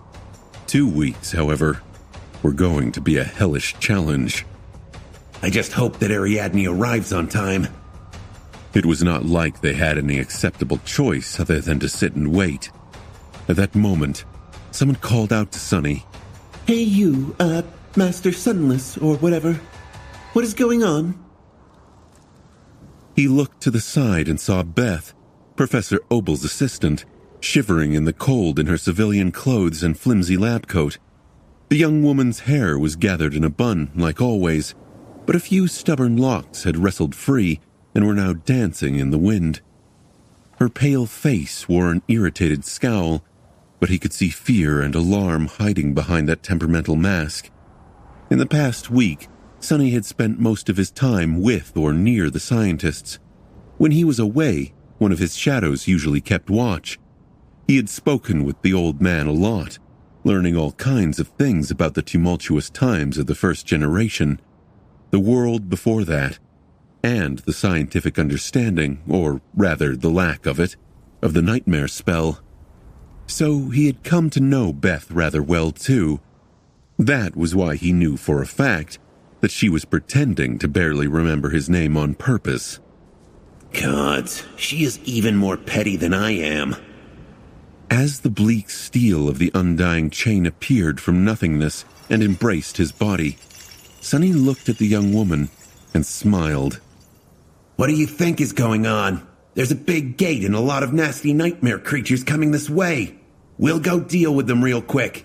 You head back, gather the scientists, and lock yourselves in the safe room, all right? She lingered for a moment, then nodded. Yeah, all right. With that, Beth turned around and ran back into the door of the research center. Sonny shook his head and continued forward. Soon they reached the top of the northern wall and observed the vast expanse of the coastal plain. None of the abominations had reached the facility yet, but it was just a matter of time. As turret towers whined, ramping up their engines, Samara placed her rifle on the lip of the wall and looked through its scope. Vern, who was now clad in polished plate armor, holding a shield and a short sword in his hands, looked at Sonny. What do you think? Sonny remained silent for a moment. His shadows were still following the swarm of nightmare creatures, so he was studying them. He had been honest, of course, when he said that they were lucky. As far as Category 3 gates went, this one was surprisingly weak. He was even confused by the fact that it affected the strength of the call so much. The power of the wave of abominations brought by it was incomparable to the Stone Hive, for example. Back then, the Oraculars had to face a whole score of corrupted creatures. This time, there were only 2, and the strongest of them was merely a demon. Of course, the word merely could hardly be applied to a corrupted demon, but still. Finally, Sonny spoke. It's not a big deal. I will deal with the Gate Guardian, and you deal with the other corrupted. Awakened Kim will support you. Can you handle it? Asking an average Awakened to fight a fallen abomination was not an easy request. However, asking an average Master to face a corrupted one was less so, because all Masters were elites by definition. There was a fundamental distinction between Awakened and Ascended, since most of the former had no choice in what they had become, but the latter could only be what they were by choice. So, Sonny was reasonably sure that Vern would survive a battle against a corrupted scavenger. The local master hesitated for a moment, then nodded. I'll handle it. Sonny grinned. That's the spirit. With that, he stepped forward and leaped off the wall into the cold darkness below. The soldiers of the garrison seemed startled by his sudden jump, but the devils remained nonchalant. They were long accustomed to their captain's bizarre actions. Landing on the snow, Sonny considered the situation for a moment. He was thinking about whether he should summon Saint eventually, but he decided against it for now. Her help would only be needed if the enemy turned out to be more dangerous than he had judged. Sonny did, however, summon the Sin of Solace. As his hand took hold of the onyx hilt of the beautiful longsword, ghostly whispers assaulted his mind. It was already strained by the insidious and exhausting pull of the call, so the additional burden seemed even heavier. Sonny winced and shook his head, chasing them away. So annoying. The Sin of Solace scratched at his sanity, its murmurs slowly growing clearer, louder, more insistent. At that moment, Samara's rifle discharged, and the sound of a magical slug breaking the sound barrier boomed from somewhere above. A moment later, the turrets came to life, sending a hail of tungsten rounds into the swarm of approaching abominations.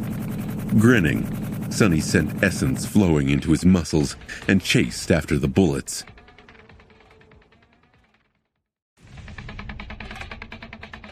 Four shadows flew across the snow, following the swarm of nightmare creatures. As a shining slug flashed through the darkness, gruesomely tearing apart one of the monsters, they surged forward and fused with a lonely figure that was running to meet the charging abominations. In the next moment, several streams of tracer rounds swept across the first row of the swarm, sending pieces of bone armor and chunks of flesh flying into the cold air. Sonny wrapped one of his shadows around his body, one around his armor, and one around his blade. The last slid past and flew back to the tall wall of the LO-49 installation. Its task was to find Professor Obel and stand watch, should something unexpected happen in the civilian shelter. Sadly, the turrets had not been as effective as Sonny had hoped. Several abominations were slowed down or wounded, but most of the bullets bounced off their tough hides ineffectively. The defense systems of the fortress continued to rain hellfire on the nightmare creatures, though, tearing the silent night apart with bright muzzle flashes and the thundering staccato of the fusillade. Long plumes of fire boomed from the thick barrels of the turrets like the breath of a dragon. I need to be careful not to be shot in the back. Lunging forward, Sonny clashed with the vanguard of the approaching swarm. He did not really have time to engage with the mass of grotesque scavengers, especially because each of them possessed unique shapes and abilities. Even with Sonny's power, there was a risk of drowning in the tide of abominations simply for the lack of understanding of them. Still, he could slow them down a little bit at least. The jade blade of the Sin of Solace drew a line across an awakened monster's body, seamlessly parting it in two. Sonny was still amazed by the power of the beautiful cursed sword. It felt so light in his hands that it almost seemed as though they were empty, and cut through the bodies of his enemies so easily, as if not meeting any resistance at all. It felt like he was cutting water with a blade made of air. Despite its length, the Jade Jan was incredibly nimble and swift. It almost demanded to be used, to dance gracefully through the air while shedding rivers of blood. For that reason, Sonny had to adjust his technique a little. The Sin of Solace was comparable to the Odachi he had grown accustomed to in terms of sheer size, but it was much lighter. It had a double-edged blade, too, and a sharp point that was perfectly suited for lethal thrusts. Although the foundational mechanics of using the two-handed Jan were the same, it was better suited for a more agile, swift, unpredictable, and devious swordplay. Luckily, Sunny was proficient in using all kinds of weapons and battle styles, weaving them together to achieve the optimal outcome. Not that he needed a lot of technical skill to slaughter these pathetic abominations. For these waifs, pure speed was enough.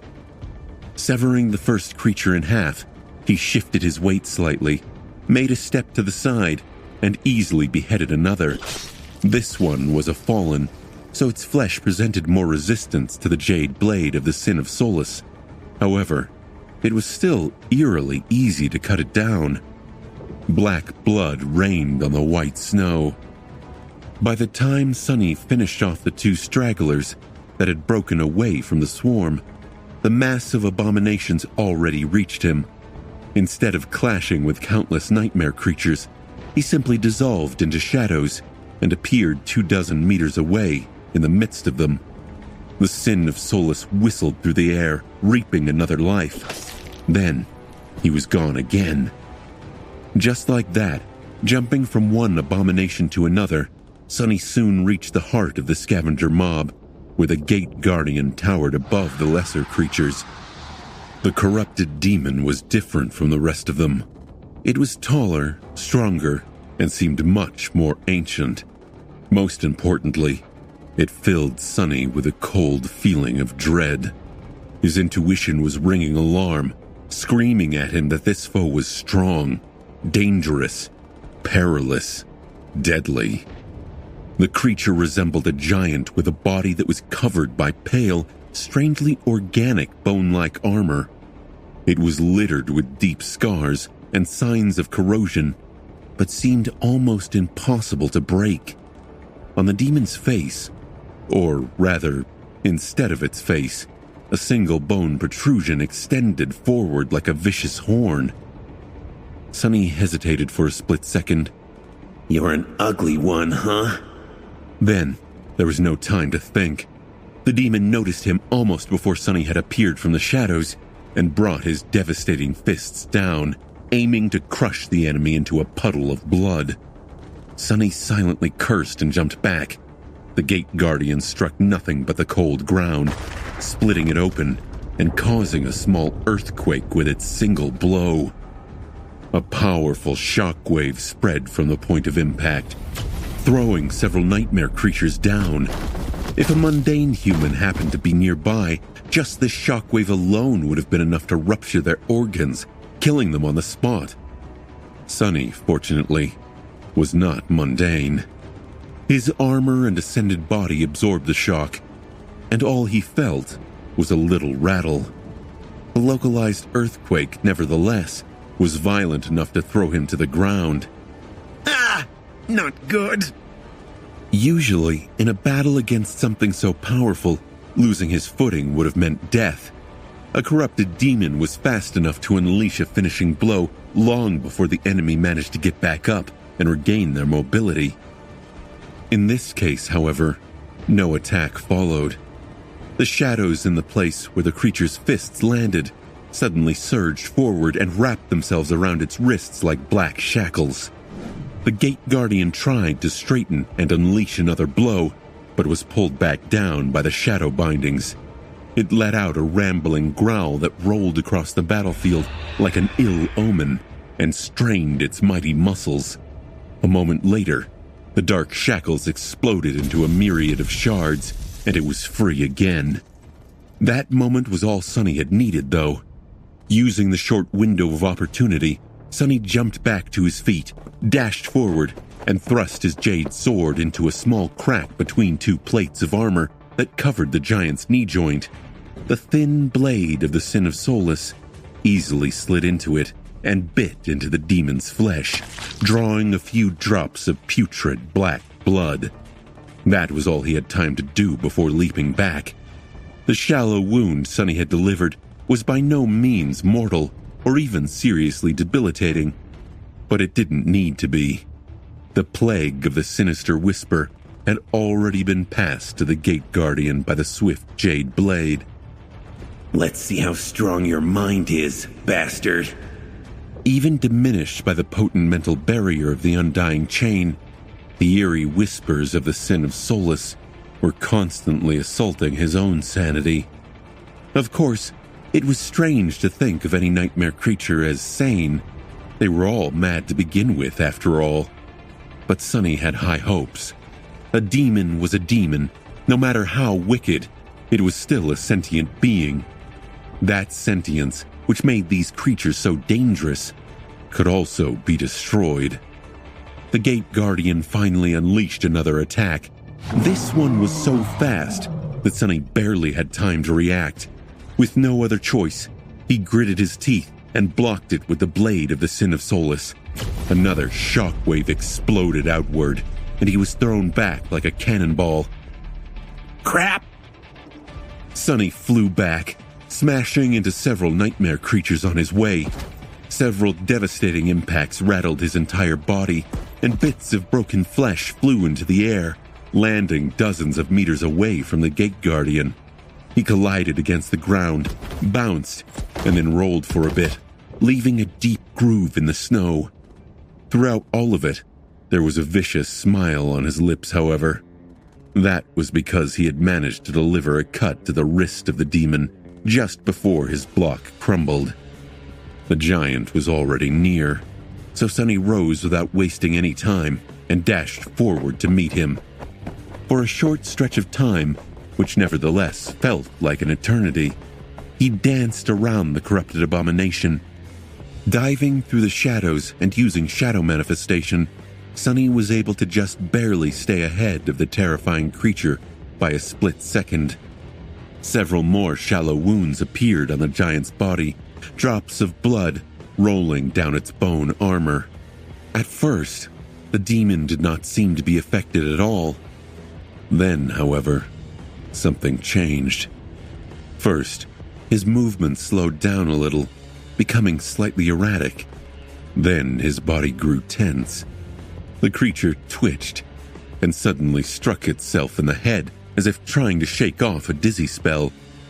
The more wounds accumulated on the giant's body, the louder the whispers of the sinister blade grew. Eventually, the demon froze in an awkward pose, its arms hanging limp and its neck twisted at a strange angle. It remained motionless for a few long, tense seconds. Then, a chilling roar escaped from its maw, making the world shake. What the? As the Gate Guardian's sanity, insanity, or whatever it was that guided its perverse sentience, collapsed, an endless sea of bloodlust and frenzy seemed to overwhelm the abomination. Letting out a bestial growl, it moved again and lunged at Sonny like a mountain of muscle, bone, and murderous rage.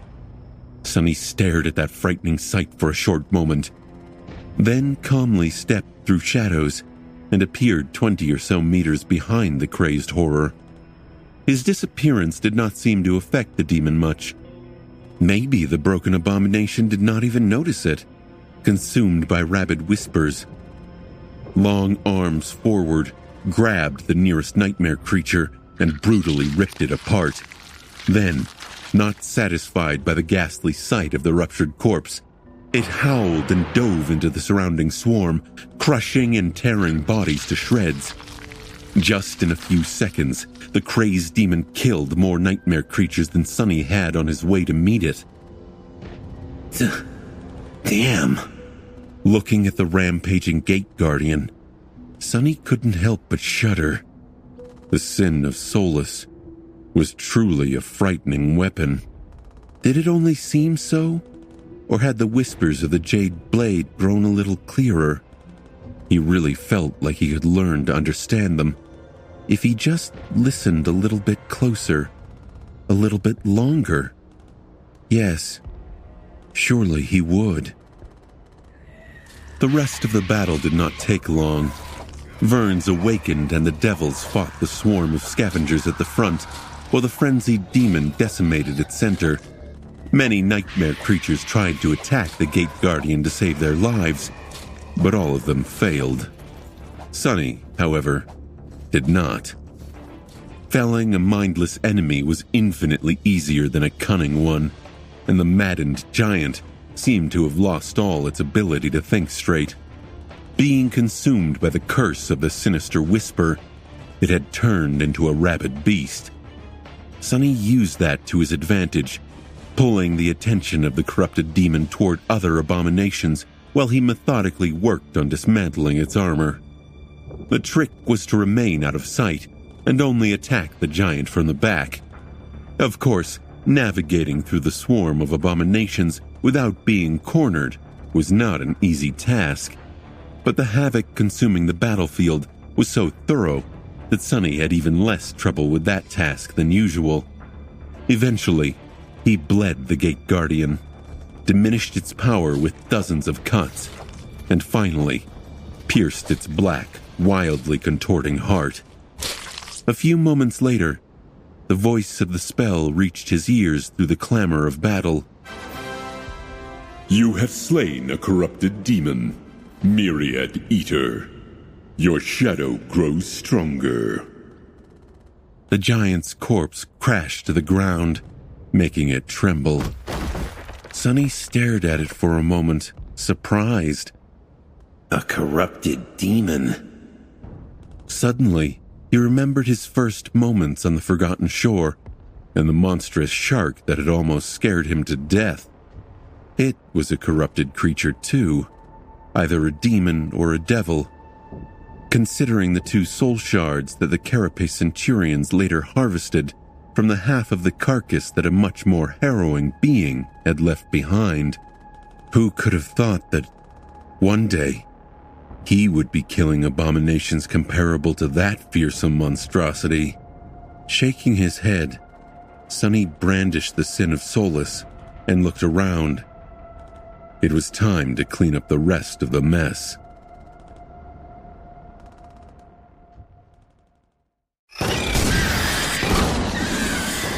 Although Awakened were still fighting the remnants of the scavenger swarm, the battle was more or less over. The Gate Guardian was dead, and Vern had handled the other corrupted abomination with Kim's support. Belle, Dorn, and Samara had hunted down the most dangerous fallen, while the local garrison eradicated the rest. By now, only the weakest nightmare creatures remained. They were still deadly, of course, but the scavengers did not seem too dangerous unless they were old and had devoured a lot of powerful enemies. The lesser ones even succumbed to their bestial instincts and got distracted from the fight, forgetting everything to sink teeth into the flesh of the slain members of their own kind. Sonny prowled the battlefield for a while, searching for fallen abominations in hopes of earning a shadow fragment or two. Sadly, it seemed that there were none left. The rest of the defenders of LO-49 were quite thorough. Eventually he gave up and joined the soldiers of the garrison in cleaning up the remaining enemies. What followed was a swift but tedious chore.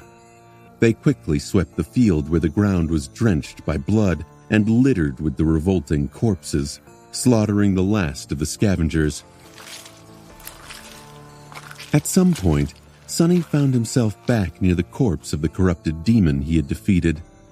Since there was nothing much left for him to do, he decided to dig out the soul shards from the massive carcass. With these, both Luster and Kim would probably be able to fully saturate their cores, thus bringing the cohort to its optimal strength.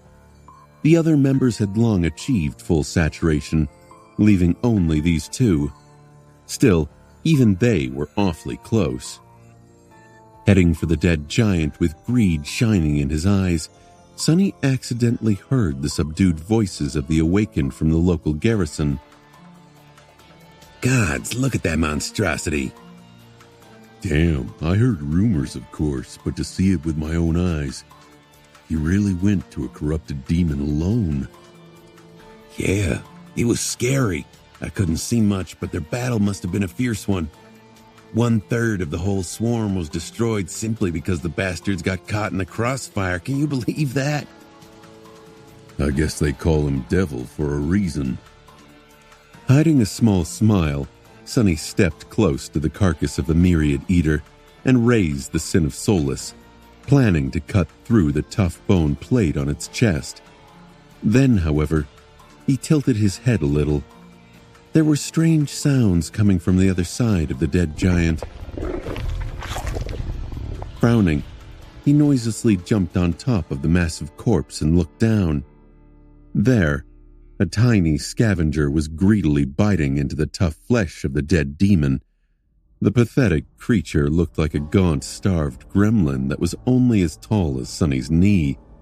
It had a mouth full of sharp triangular teeth, which were doing a surprisingly good job of tearing into the corrupted corpse.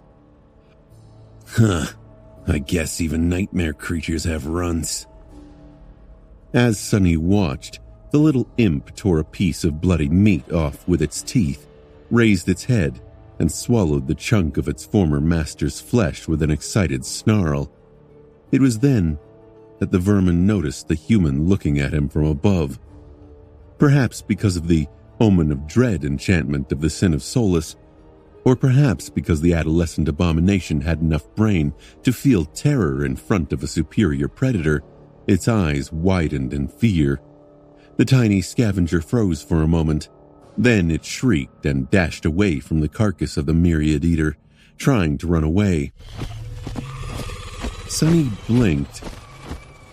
Well, that's a first. Since he didn't want to waste essence on shadow manifestation, he simply summoned the prowling thorn.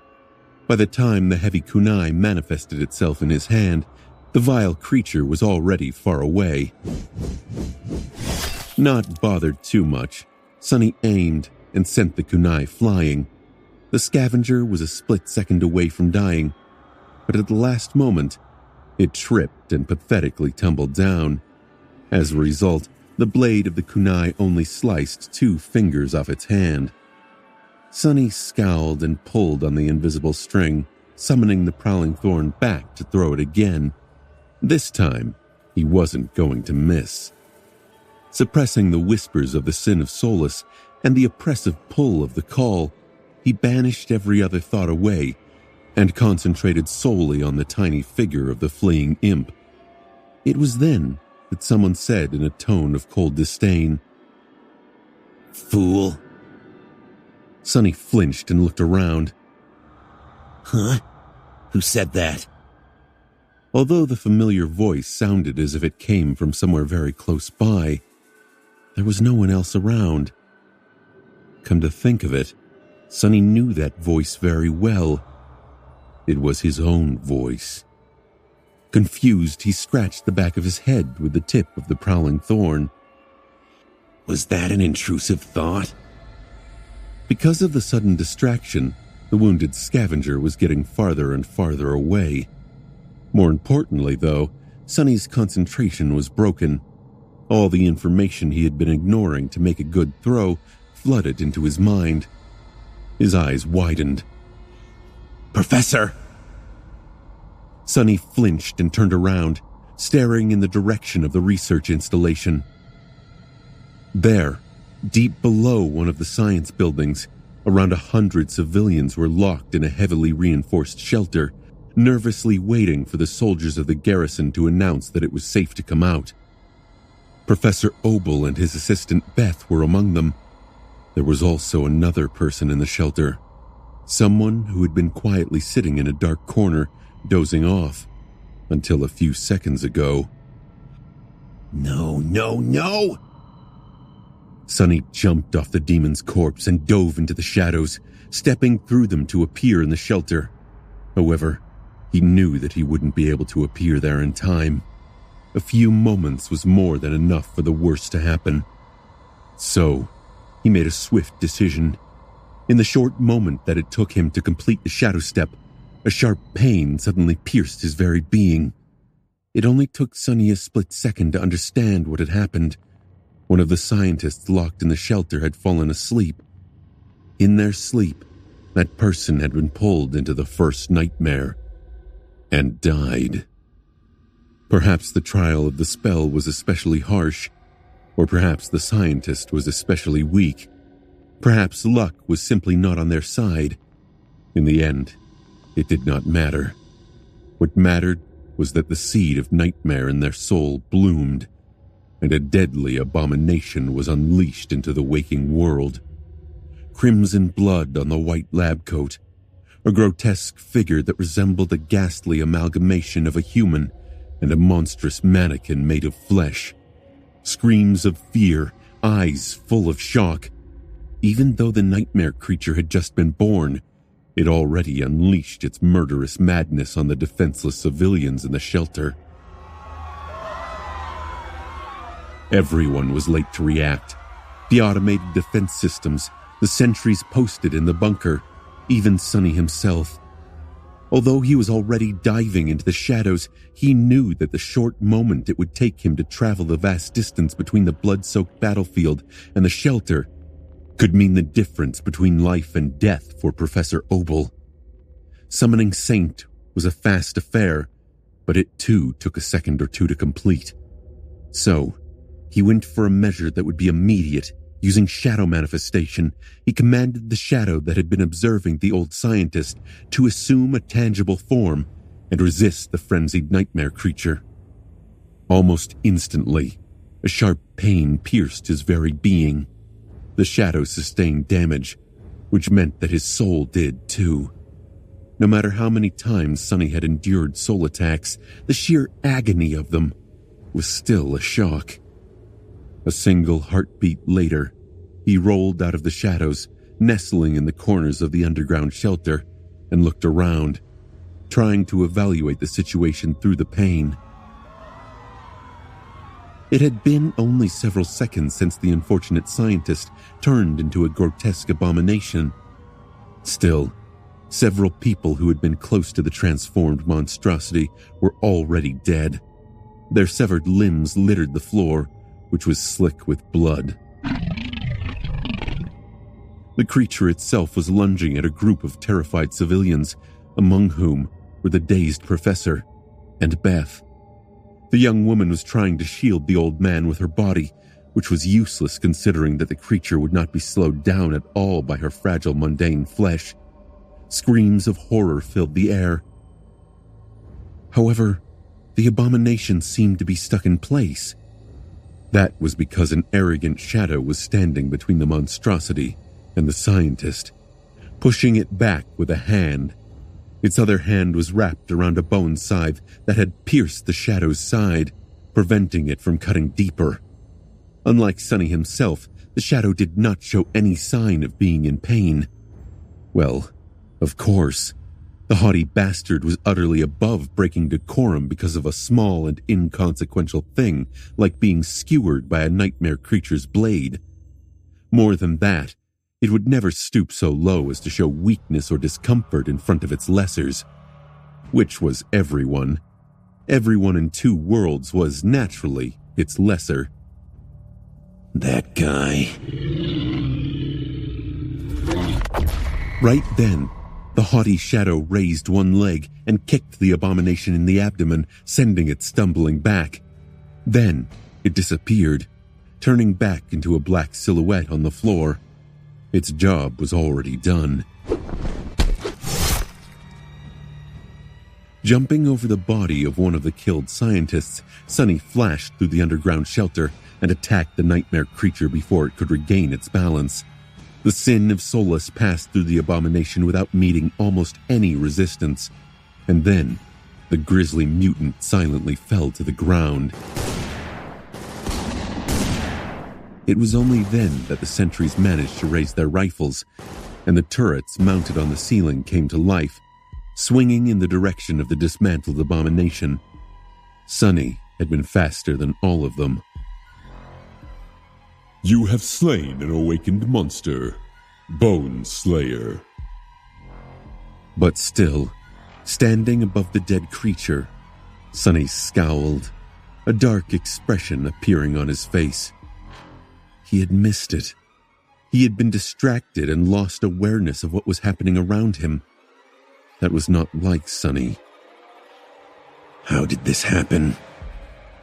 He had been keeping an eye on the professor even while fighting the Myriad Eater, but then, at some point, his attention was drawn elsewhere. Was it because of the call? Was it because of the sin of Solus? Or simply because of the accumulated exhaustion of having to fight intense battles one after another? A combination of all these reasons? In any case, Sonny was not happy with himself. The pain lingering in his wounded soul served as a reminder of his failure. He had killed the corrupted demon and won the battle, but almost failed his mission. Countless people had almost died. With a grim sigh, Sonny dismissed the jade sword and the helmet of the undying chain, revealing his pale face and hair, which was damp with sweat. Then he looked around one more time, counting the dead and observing the fearful expressions of those who survived. 6 victims in just a few seconds. It could have been much, much worse. Despite this conclusion, he couldn't help but be appalled by the gruesome sight of the severed corpses laying on the floor. It was rotten luck for an awakened monster to appear as a result of a failed first nightmare. Master Sunless, you're here! One of the soldiers called out to him, still aiming at the unmoving abomination. Sonny exhaled slowly, then looked at Professor Obel, making sure that he was okay. Beth was still shielding him, slow to realize that the threat had been dealt with. Yeah, you can lower your rifles. It's dead. He lingered for a moment, and then addressed the terrified crowd of civilians. Someone failed their first nightmare, but it is over now. The battle upstairs is over too. We won. You should all be safe now. For now. Of course, he did not say that last part aloud. Instead, Sonny stared at the bodies once again and gritted his teeth. This was the first time when a victory felt so bitter. In fact, despite having killed one of his most powerful foes yet, Sonny did not feel like he had won anything at all. Things were getting worse and worse with each day. A week? 2 weeks? How many more people would die before Ariadne arrived to take them all away? Standing in a puddle of blood with hundreds of frightened civilians looking at him with gratitude and relief, Sonny had no answer.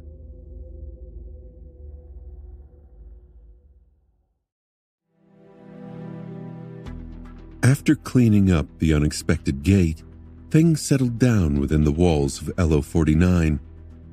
For the next few days, Sonny and his soldiers did not have a lot to do. They just had to rest, remain vigilant, and above all else, stay awake. That task turned out to be surprisingly hard for Sonny. As an Ascendant, he should have had no problem with keeping himself from falling asleep for a couple of weeks. However, because of the damage his souls had sustained, he felt weak and strangely lethargic. Minutes and hours passed with an excruciating slowness, but his mental exhaustion did not seem to diminish with the passage of time. Instead, it only grew aggravated by the insidious pressure of the call. Of course, soul wounds were not permanent. They healed naturally over time, and that one in particular was not even the worst one Sonny had ever received. The haughty shadow, too, was on its way to a full recovery. The other shadows fussed around it a lot, but the arrogant guy pretended not to care. Secretly, though, he seemed to be enjoying all the attention. Don't sleep. Don't sleep. Don't sleep.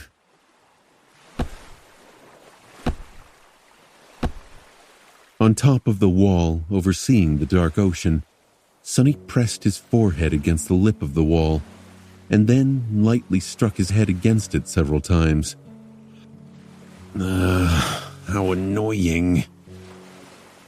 There was nothing useful for him to do in the research facility, which only aggravated the dangerous feeling of boredom.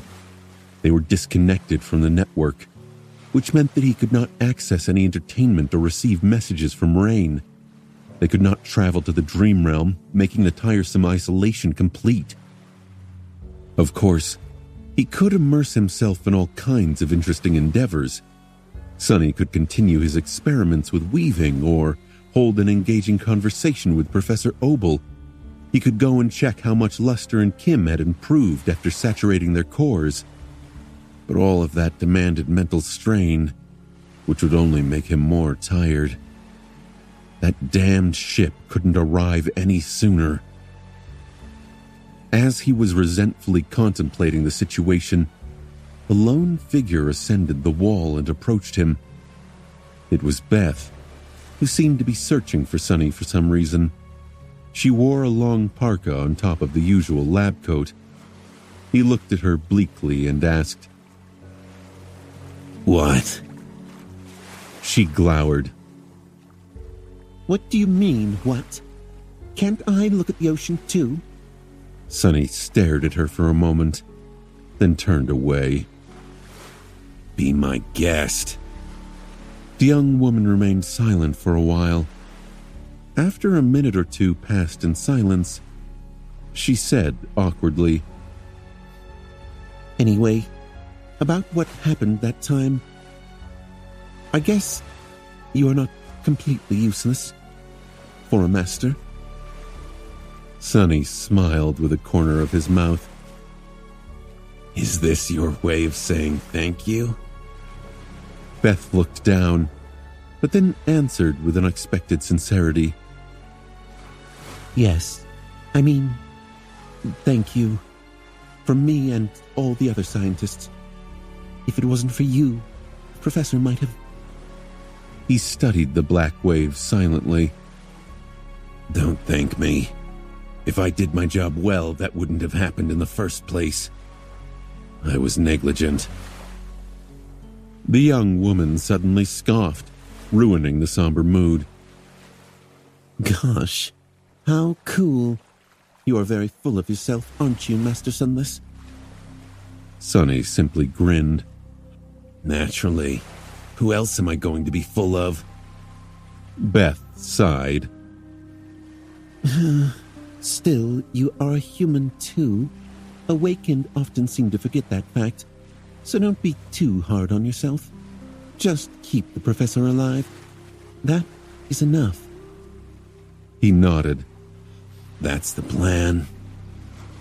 With that, she lingered for a few moments, and then left him alone.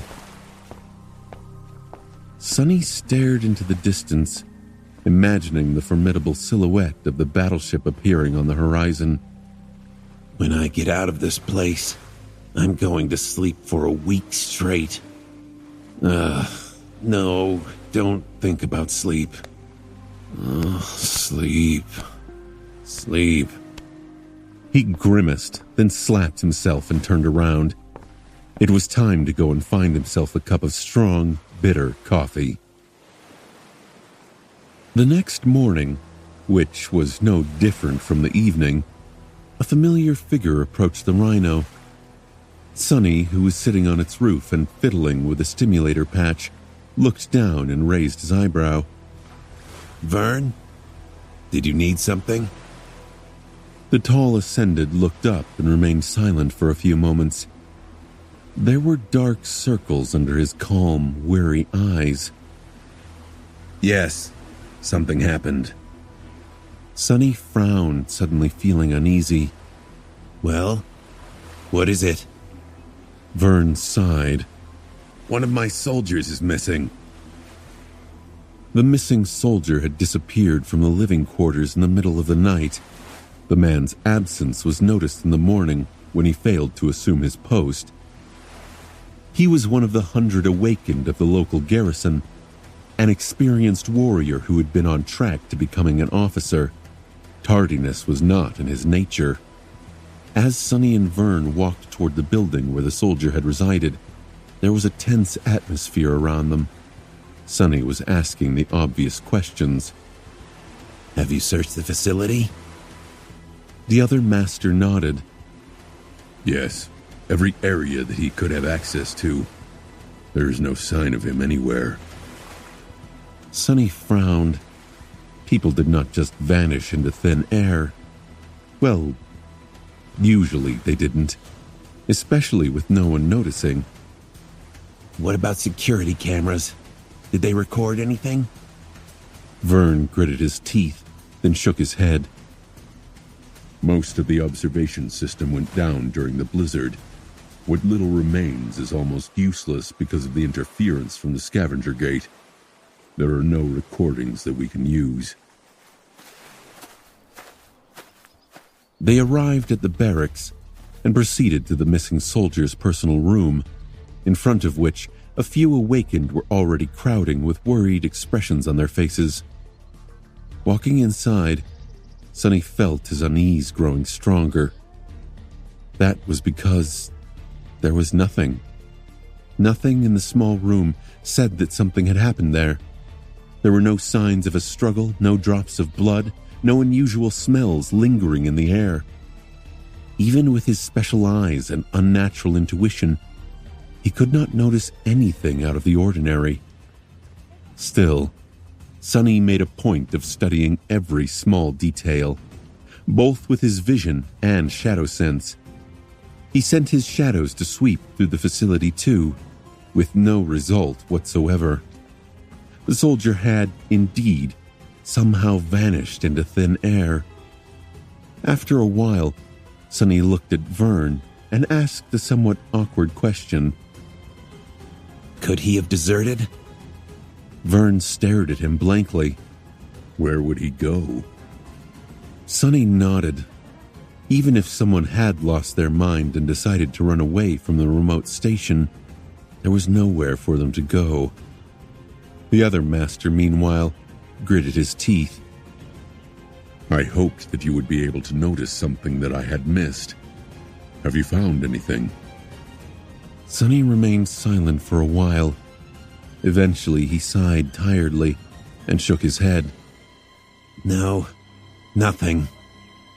The awakened warrior was simply gone. The whole facility was swept, both by the soldiers of the garrison and Sonny's shadows, but no trace of him was found. Even Vern made the decision to unseal the dome of the old observatory. However, there was nothing but old equipment, darkness, and dust inside. Sonny sent his shadows to scour the coastal plain outside the fortress, hoping to discover a clue. He did not. A sense of unease and foreboding spread through the isolated fortress. As people were crowding together to alleviate this tension, Sonny, Vern, and Professor Obel gathered in the security center to have an emergency discussion. However, none of them seemed too eager to speak first. They simply had nothing to say. Eventually, Sonny rubbed his face with a sigh. Well, there are only 3 possibilities, right? Vern looked at him darkly. And they are? Sonny hesitated for a moment. First, he might have really deserted. The stern master simply shook his head.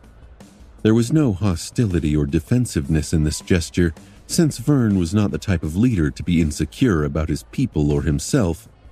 He did not have the kind of fragile pride that would make the statement sound defensive.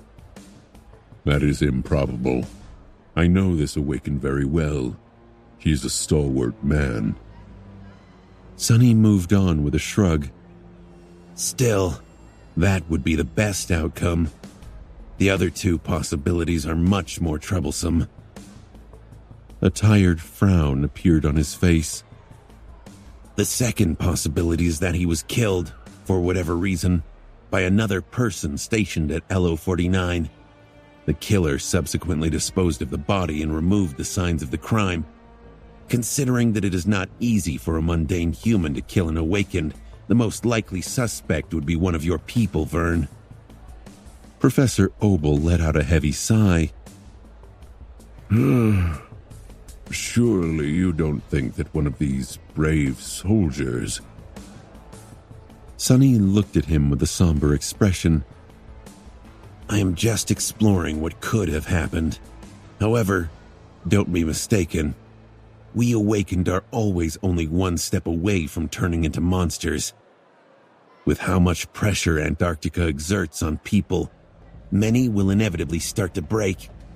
In any case, we should pay attention to those awakened that have aspects suitable for getting rid of incriminating evidence. Vern, you know your soldiers best, so this task will be on you. Vern pursed his lips, but then silently nodded. What about the last possibility? Sonny lingered for a few moments. There might be a nightmare creature that has infiltrated the facility and is now hiding somewhere within these walls. Considering that we failed to find any traces at all, it has to be either very powerful, very elusive, or both. Since I am the best scout among us, investigating this possibility will be my task. Vern remained silent for a while, then said somberly, That sounds like a plan. However, what happens if neither of us discovers anything? Sonny looked at him. His eyes were full of darkness. Then we just need to wait for the Ariadne to arrive and hope that no one else disappears. According to the last communication we had with the outside, it will reach us in 4 days at the earliest, and in 11 at the latest. Surely we can hold out for that long. As he spoke, the persistent noise of the call kept scratching, pressing, seeping into his mind. Vern closed his eyes for a moment. Then that is what we will do. Vern started investigating his soldiers, while Sonny climbed back on top of the Rhino and sent his shadows to explore LO-49 for the 3rd time that day. He had little hope of finding anything, but the thought of an elusive, uncanny horror hiding somewhere within the confines of the fortress, waiting to snatch its next victim, prevented him from remaining idle. At least he had something to do now. People locked inside the facility had already been tense and exhausted, but with a new, unknown threat looming somewhere just out of sight, their moods grew even more bleak and unstable. Most held up fine, for now, due to the hope of the Ariadne arriving soon. Sonny knew all about hope and how important it was in situations like these. While the search went on, new safety protocols went into effect. Mundane humans were prohibited from remaining alone, and a mutual responsibility system was established to keep anyone from succumbing to the first nightmare unexpectedly. Living quarters were fitted with additional sensors and alarm clocks. Awakened were supplied with powerful stimulants to remain awake, and so on. Many soldiers were pulled off the walls to reinforce internal patrols and make sure that the protocols were followed. There was no established tradition of dealing with a crisis like this, since the chain of nightmares had changed the rules of the game. Cut off from Army command, Vern was forced to come up with enhanced measures on his own. Luckily, Professor Obel was able to help out. The old man still had memories of the cataclysmic descent of the spell, and of how the first generation had dealt with similar problems. Isolated from the outside world, and surrounded by an unknown number of active gates, LO-49 was holding on as best as it could. But was it good enough? Sonny did not know. Damn it, damn it, damn it! To his frustration, he failed to find any proof that an unknown nightmare creature was hiding somewhere in the settlement. His shadows had explored every corner of the fortress, both above and below the ground, as well as many kilometers of the snow-covered coastal plain beyond the walls. But all of it was to no avail. Either the abomination was too cunning, possessed truly frightening powers, or it simply did not exist. Vern failed to discover anything as well. At some point, Sonny found himself studying the spot where his cohort and the garrison of LO-49 had defeated the scavengers. 2 of his shadows were sniffing around the battlefield. One was studying the distant gate, and one was keeping an eye on Professor Obel. Maybe that soldier really just ran away. I looked everywhere. There's just no sign of anything. He was almost ready to believe that theory. It was then that a tall figure approached the rhino. Sonny shivered in the cold and walked to the edge of the APC's roof, then looked down on Vern. Experiencing a sense of déjà vu, his heart suddenly fell. What happened? Vern stared at him with a dim expression. A few long moments later, he opened his mouth and said in an even voice, 3 more people have vanished.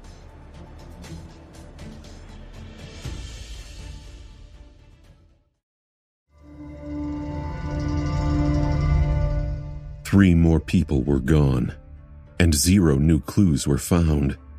This time, the vanished were not awakened. One was a mundane soldier, one was a scientist, and one was a member of the civilian support staff. They did not have anything in particular in common. No thread that connected them together or to the first victim. All 3 vanished from different locations and had been last seen at different times. Sonny and Vern silently investigated their living quarters, the areas they had been known to frequent in the settlement, and their last known locations. They did not find anything. In the process, both of them grew more and more somber. At some point, Sonny threw a suspicious look at the other master. What did he really know about Vern?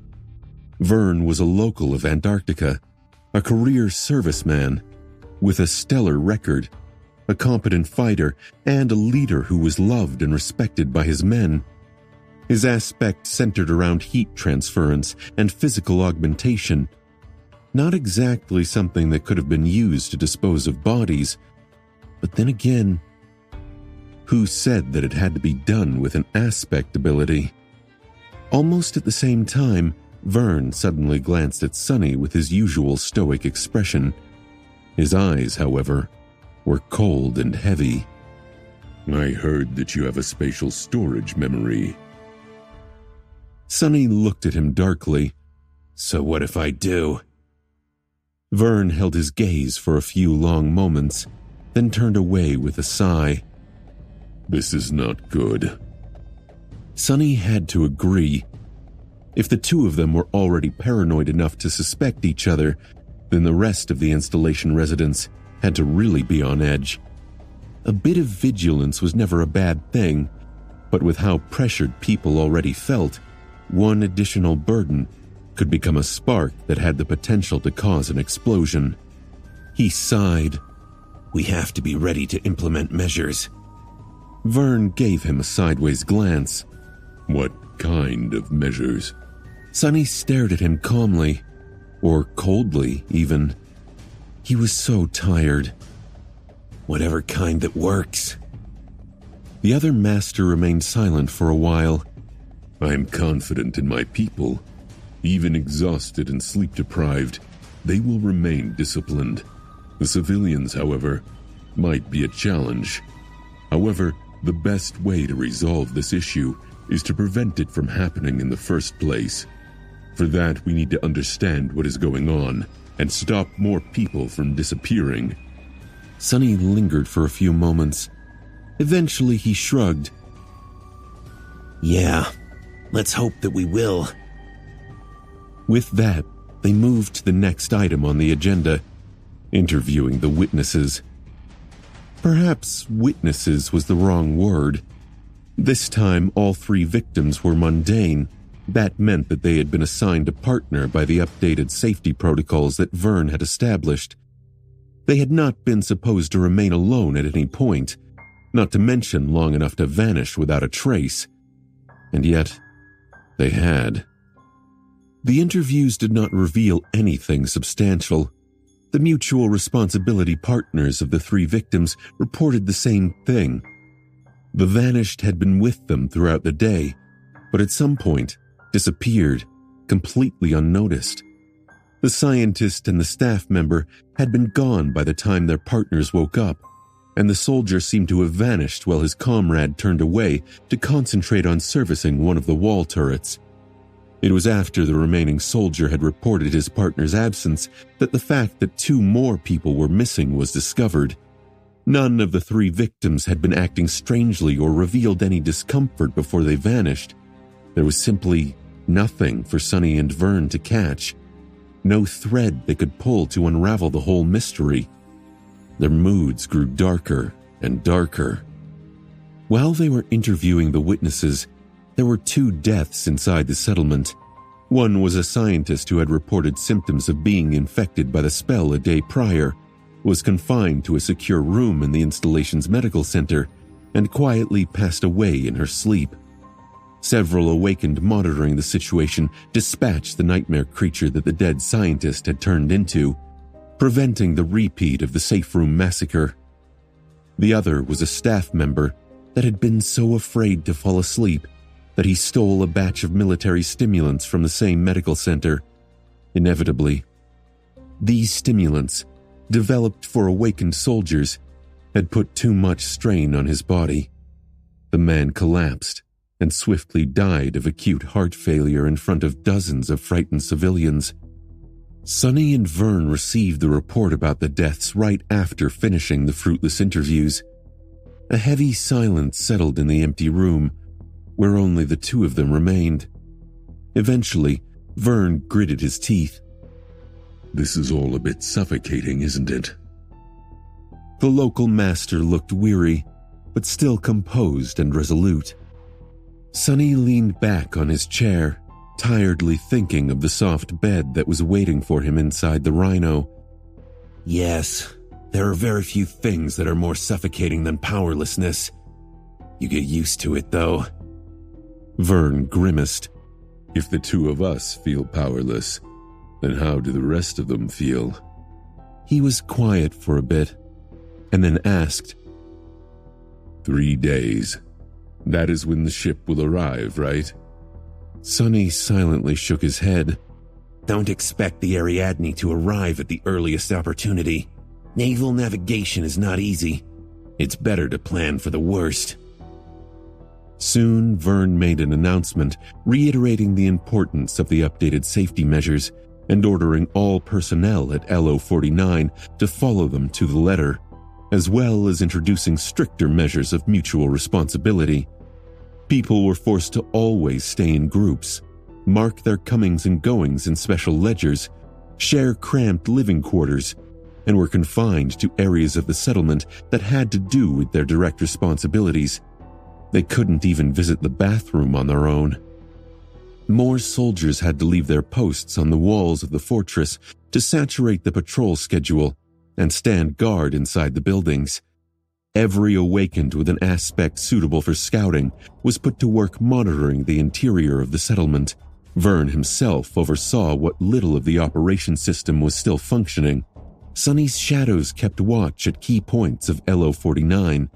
But despite all that, throughout the next day, 6 more people went missing.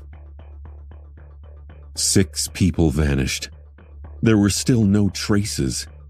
It seemed that the killer, whoever or whatever the killer was, did not care if the person was alone or in a group. The mutual responsibility system was not working. Everyone was scared. The next day, 7 people vanished. 4 of them were experienced awakened, some of the best soldiers Vern had. The other 3 were scientists. On the same day, 2 more mundanes succumbed to the spell. One of them died and was eliminated. The other was still struggling somewhere out there in the first nightmare. Perhaps that person would become a sleeper soon. A day after that, 12 people vanished. No clues were found, and fear continued to spread through the factory like a plague. It had yet to transform into panic, but the residents of LO-49 were starting to grow restless, trapped in the suffocating atmosphere of dread, exhaustion, and doubt. Sonny really wanted to sleep. Then, the day that the Ariadne could have arrived came. People were uplifted a little by the excitement. but Sonny did not share in their enthusiasm. He expected the rescue to reach them no sooner than after another week. A lot of things could happen in a week. The Ariadne did not arrive, but a horde of nightmare creatures appeared instead, descending from the mountains. It seemed that things were not going well up north, considering that such a large swarm of abominations had been allowed to assemble and travel freely. What was the army even doing? Isolated at the edge of the world, they had no way of knowing. The battle was long and fierce, but ended in a decisive victory. The tired soldiers retreated back into the fortress without even bothering to burn the corpses. They would be covered by the snow soon anyway. Everyone felt the growing fatigue. The mundane person who had been making their way through the first nightmare woke up as a sleeper. The next day, that sleeper disappeared, along with 14 more people. The scavenger gate released a new wave of abominations. There were just a handful of them, so Sonny slaughtered the nightmare creatures himself before anyone else had time to arrive. On his way back, he noticed that many of the carcasses laying under a thin veil of fresh snow seemed to be missing large chunks of flesh. Sonny was too tired to care. I should sleep. There's nothing preventing me from sleeping. In fact, it is detrimental to remain awake. I'll think better if I rest. But that was not true. Despite his exhaustion, Sonny's mind seemed to only become sharper. He had lost a bit of situational awareness and reaction speed, but was now able to enter a state of being laser-focused on something in exchange. He was also extremely calm, almost as if lacking the energy to feel anxious or agitated. His mind was clear. That evening, Sonny was standing on the southern wall of the fortress, looking at the undulating black ocean. The cold waves rustled as they washed over the stone expanse of the beach, carrying pieces of ice.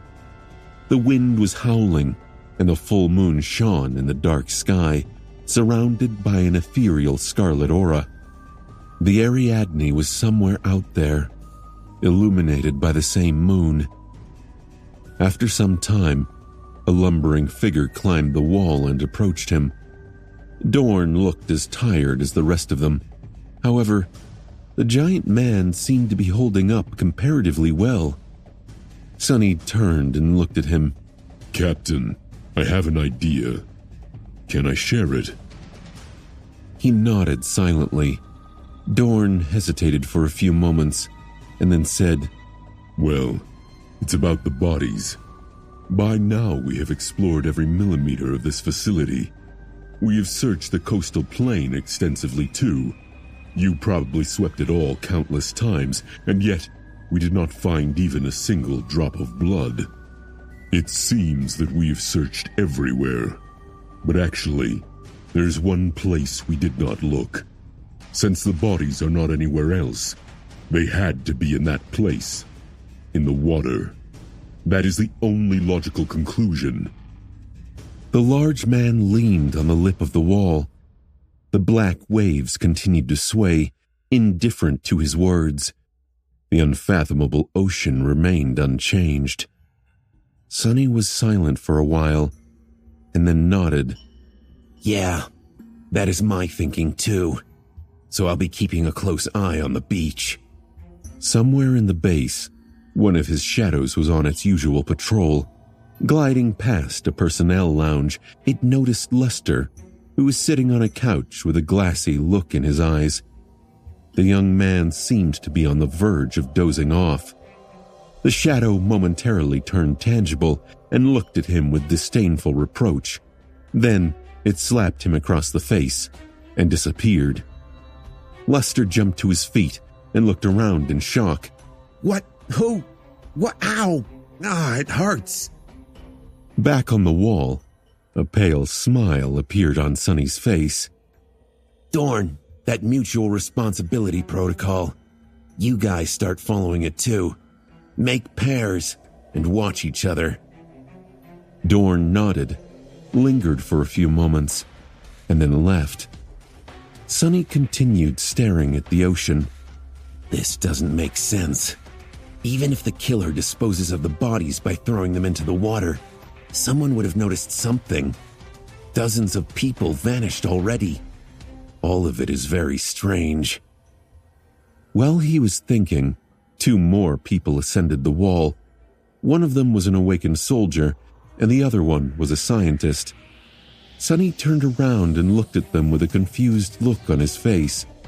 Since he was standing close to the ladder, the newcomers had no choice but to bump into him. Sonny remained motionless for a few seconds, then took a step back to make way. The awakened and the scientist calmly approached the lip of the wall, climbed over it, and jumped down. One of them landed well, but the other hit the rocks and silently fell. A disturbing sound of breaking bones could be heard, carried by the wind.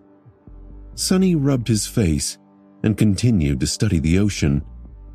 The awakened walked toward the waves, while the scientist crawled. Because of that, the freezing water reached his knees, then his waist, then his chest. Finally, the awakened disappeared beneath the undulating black surface and drowned. At that time, the scientist had crawled far enough to reach the edge of the water. His figure silently vanished into the cold waves as well. Nothing remained of the two. Standing atop the wall, Sonny calmly looked at the ocean. Huh? What was I thinking about? Yes. Strangely, no one had seen anything. How did the bodies get dumped into the ocean without anyone noticing? He did not know. Maybe his theory was wrong, and the killer had not been using the water to hide the corpses. The water surely looked inviting. Suddenly, Sonny felt a strange urge to go for a swim. A moment later, he shivered. A swim? What am I, crazy? Who swims in the freezing water during the winter in Antarctica of all places? Shaking his head, Sonny continued to stand watch above the beach. He had not seen anything suspicious yet, but if he remained vigilant, he would surely discover something soon.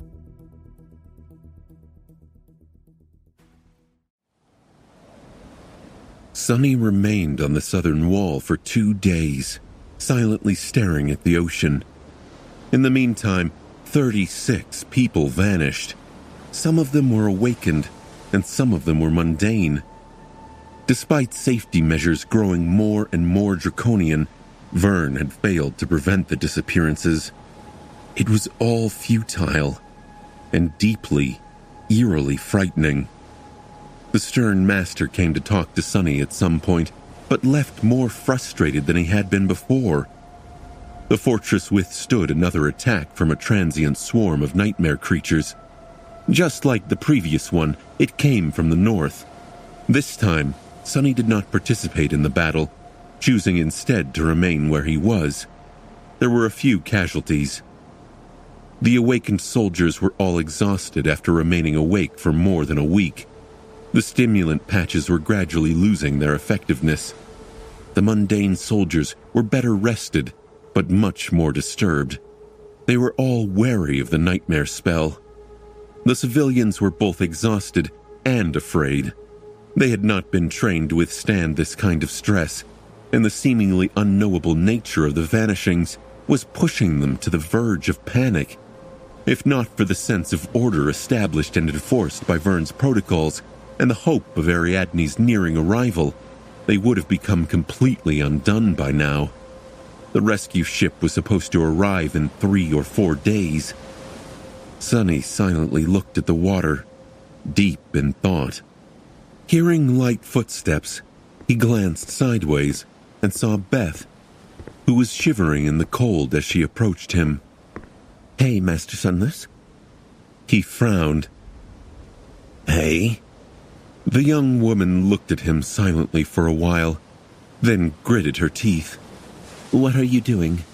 You've been stuck on this wall for days. You even ignored the last attack." Sonny tilted his head a little. When he responded, his voice sounded a bit strange. I'm Investigating. Beth stared at him in disbelief. You are doing nothing and expect me to believe that it's all part of the investigation? Please, both you and Vern have turned out to be completely useless. So many people are gone, and the two of you have failed to produce even a tiny clue. At that moment, another person appeared on the wall. It was a mature woman in a white lab coat, with a tranquil expression on her face. Both of them moved to let her pass, not paying any attention, as the woman silently climbed over the lip and jumped down.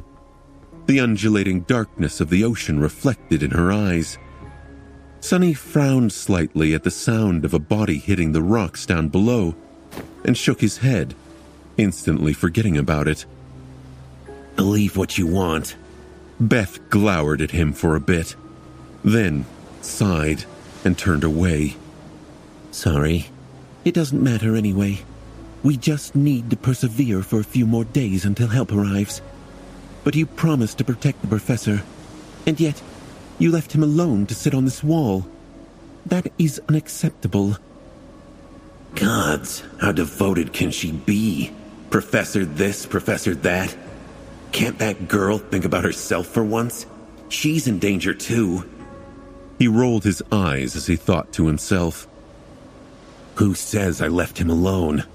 Beth, I've been watching Professor Obel and you 24 hours a day, every day since this whole mess started. She blinked. What? How? Sunny scoffed. My first specialty is scouting. Wherever my shadows go, my gaze follows. One of them had been keeping an eye on the professor. So how do you think I was able to get to the safe room so fast when you were attacked? Beth looked at him for a bit. Then suddenly her cheeks turned red. 24 hours a day? What kind of a creep? Sunny palmed his face. Gods, get over yourself. Do you think I have time to spy on mundane girls while all this crap is going on? The point is, Professor Obel is safe as I can make him. At that point, another person climbed to the top of the wall and jumped down. Neither of them spared a single look, although Sunny seemed to shiver a little. Beth opened her mouth to say something, then closed it again. After a long pause, she finally forced out a few words. Well, fine. I guess I'll be going then. Sunny nodded. All right. Then he suddenly called out to her. Wait. Do you know my soldiers? There's a big guy called Dorn. Can you ask him to come here?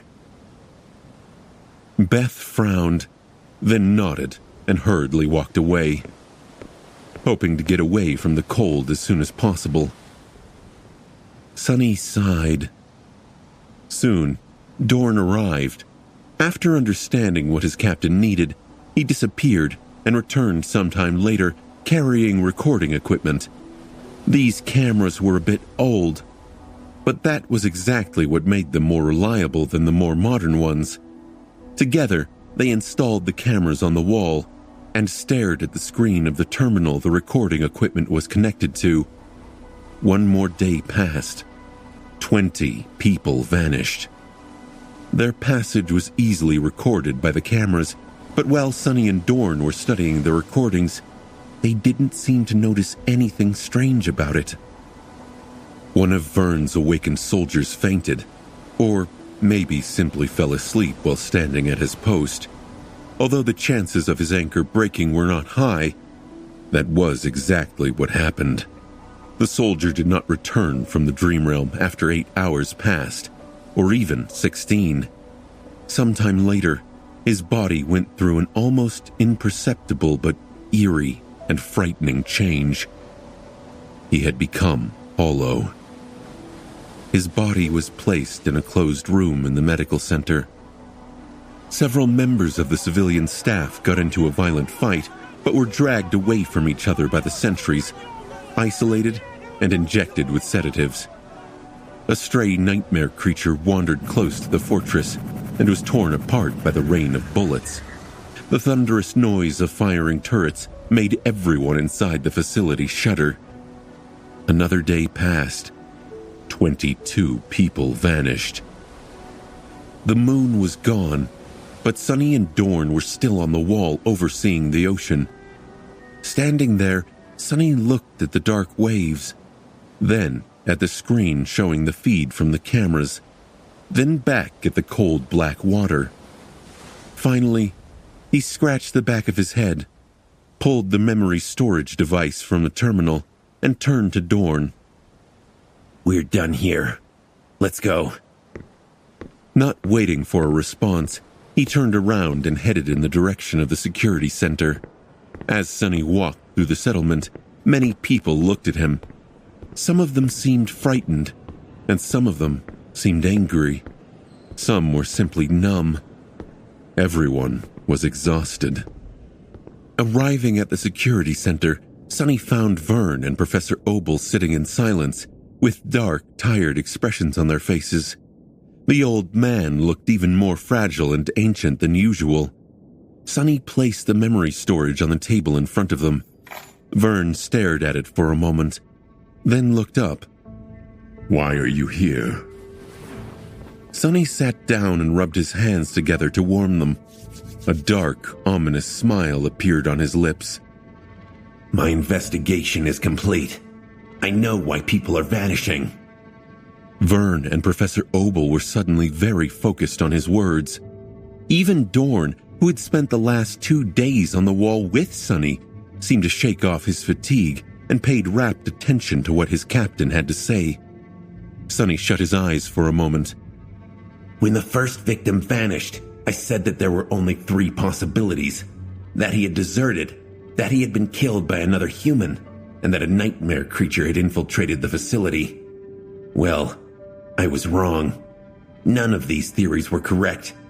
The third one was the closest to the truth, though." He sighed.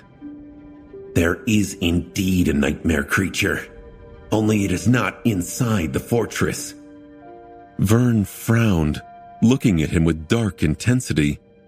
"What do you mean?" Sunny lingered for a bit before answering. "The answer is almost obvious when you consider 2 things, and then put them together. First, the bodies. People don't just vanish without a trace, and yet we failed to find anything. Not at LO-49, and not on the coastal plain beyond the wall. So, the most obvious answer is that the bodies are being taken to somewhere we can't find them in the water. There is a whole ocean out there after all." Vern wanted to say something, but remained silent at the end, waiting for Sunny to continue. Sunny nodded. "The second thing is the call. Its strength had a qualitative change on the day we fought the scavengers. Too drastic of a change, really, to be produced by a single gate, especially one as unimpressive as that. I remember being convinced that there were 2 at least before exploring the plain and finding just one. I even said that we were lucky." He stared at them for a moment, and then shook his head. "However, we were not lucky, and there was indeed another gate. One more powerful than the scavenger gate that we cleared. We just did not find it." Professor Obel did not seem to follow his reasoning. That was only to be expected, considering that the old man did not experience the call himself. Vern, however, finally had a hint of understanding appear on his face. "A second gate? You think that there is another gate that opened underwater?" Sunny nodded. "I am more or less convinced that there is. And that is the reason why people are vanishing." Vern shook his head. "That doesn't entirely explain it all. Yes, we have pulled a lot of soldiers off the walls to augment internal patrols, but the ocean is still being watched. Nothing would have been able to crawl from beneath the waves, grab people inside the facility, and drag them back into the water unnoticed." Sunny smiled darkly. "I was just about to get to that." He rubbed his eyes tiredly. "Right. We are all under a mind hex. That is why no one noticed anything. Professor Obel, Vern, and Dorn looked at him with confusion.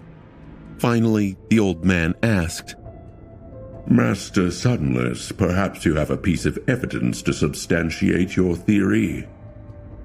Sunny simply shook his head. No, but that is exactly the point. It is the absence of evidence that proves my theory. No matter how elusive, devious, and powerful a nightmare creature is, we should have found some kind of clue by now. Although the security equipment of the facility barely works because of the interference, the cameras would have captured something. The strict protocols and mutual responsibility system Vern had implemented would have produced some results. My shadows would have found some traces. But nothing of the sort happened, which is nothing short of impossible. There is a big negative space in the place where all the results should have been. However, we can infer certain things from that negative space itself. A dark expression appeared on his face. What I am trying to say is that there are, in fact, traces. We were just rendered incapable of comprehending them. Something like that had already happened to me once. Back then, I spent an entire month being mesmerized by an insidious nightmare creature. However, I was utterly oblivious to its influence, simply for the fact that the first thing that the Hex did was take away my ability to become aware of its existence. I am convinced that something like that is happening to all of us right now, too. Sunny looked at Vern and Professor Obel somberly. There is a powerful gate below the surface of the water, somewhere in the vicinity of this facility. The gate brought a dreadful nightmare creature into the waking world, and that creature is using mind manipulation to both lure people into its maw and make others incapable of stopping it. An uncomfortable silence settled in the security center. Professor Obel seemed resigned, but Vern, on the contrary, was suddenly energized. If that is true, then we have to kill that abomination. Then everything will be resolved. There was hope and resolve in his eyes. For a warrior, having a clear enemy to fight was familiar territory. With a sigh, Sunny shook his head. No, we won't be able to kill that nightmare creature. Vern scowled. What? Why? Sunny pointed at the bleak steel of the undying chain, which he had been wearing ever since people started disappearing.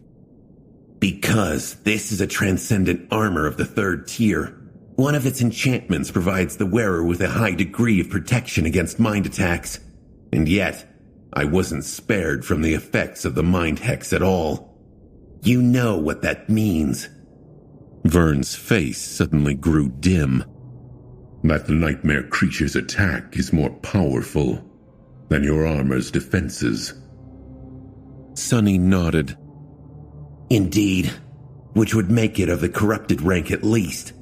I would bet that it is a corrupted terror.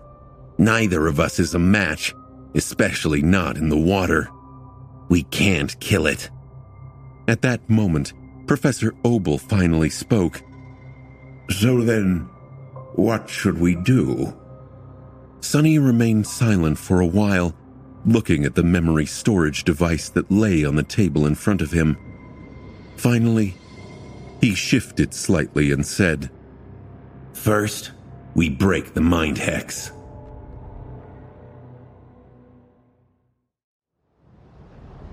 Sunny's plan was rather simple. Since the mental protection granted by the Undying Chain was not enough to break through the mind hex of the unknown horror, he just had to get better defenses. Of course, he could have summoned Saint, who was completely immune to that kind of attack. If he had no choice but to fight the abomination, which Sunny suspected to be a corrupted terror, he would do exactly that. But at this point, he was simply trying to understand what exactly was happening, and how. Considering that Saint would not be able to communicate what she saw, he had to try breaking through the hex himself first. Several minutes later, Vern summoned the officers of the awakened force and then sent them away with a simple task: to get every memory that could offer at least some form of protection against mind attacks. Considering that there were still around 90 awakened soldiers at the facility, at least a couple of them had to have something like that in their arsenal. Soon, Sonny found himself in possession of several loaned memories.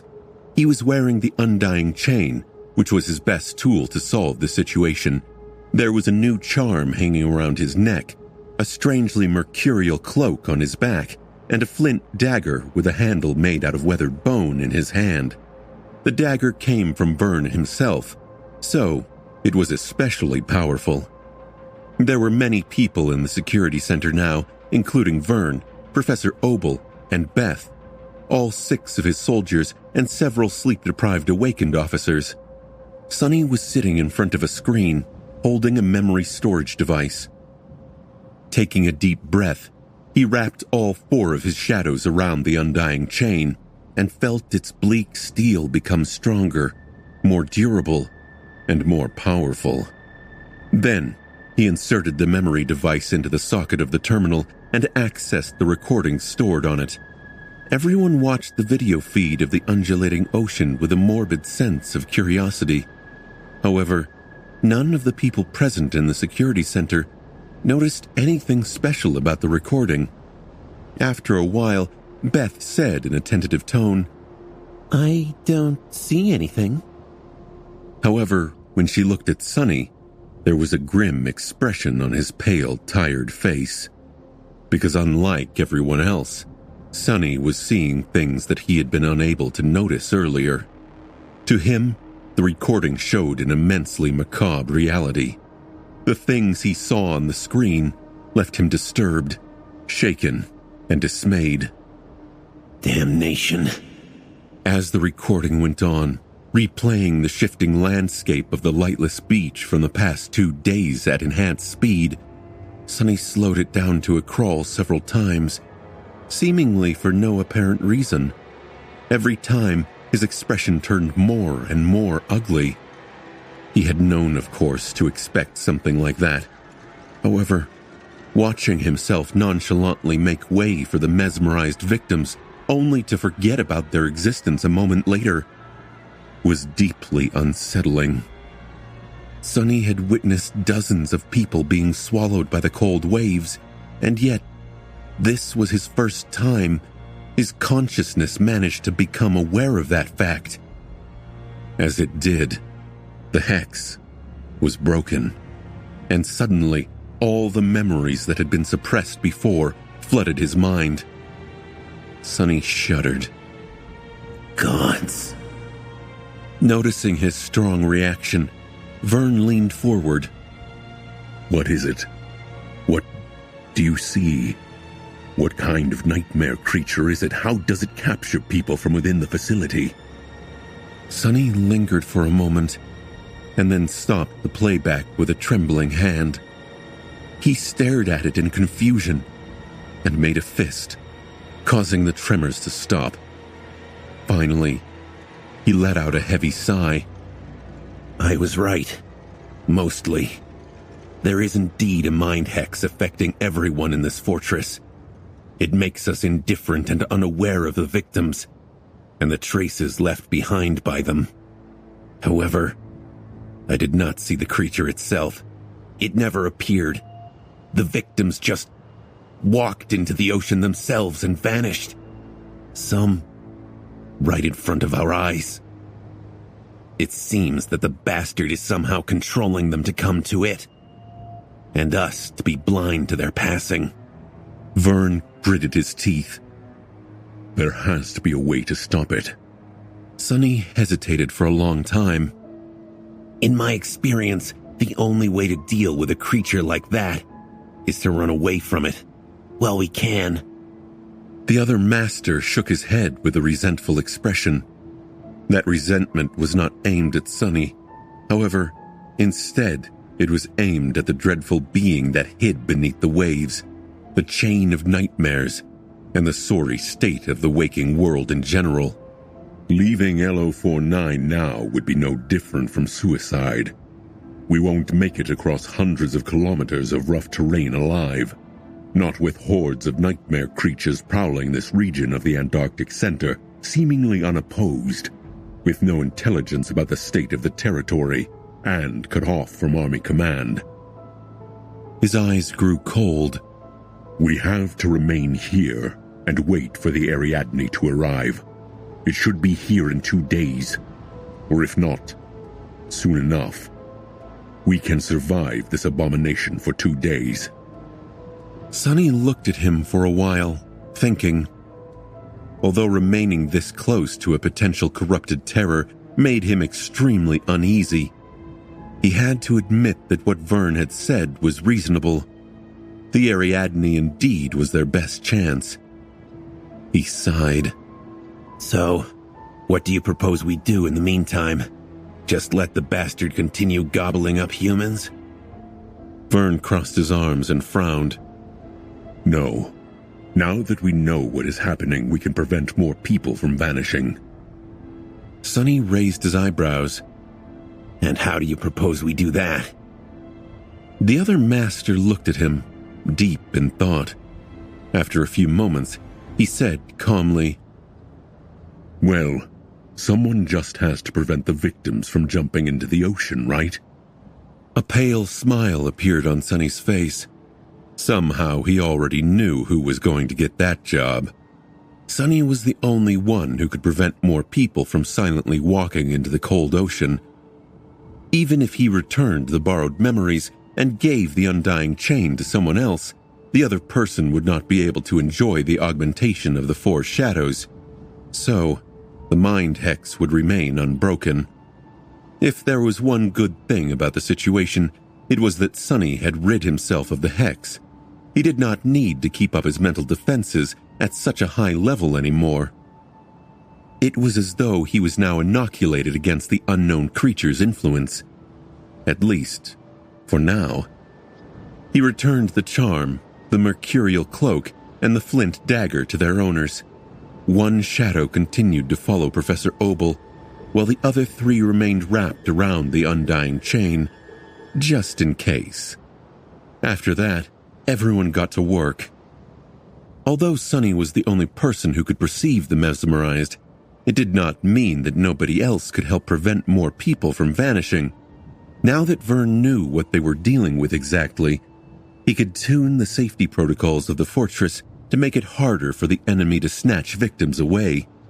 Soldiers received new instructions, while all non-essential personnel were confined to their living quarters. If they couldn't leave, they would most likely be unable to reach the water after all. Walking onto the dark beach, he sighed, then placed an intricate wooden chair at the very edge of the rustling waves and sat down with his back to the ocean. Facing the wall of the fortress, Sonny shivered in the cold wind for a few moments, leaned back, and leisurely crossed his legs. It's a bit chilly. The world was dark, and the only sounds surrounding him were the howling of the wind and the incessant murmur of the waves.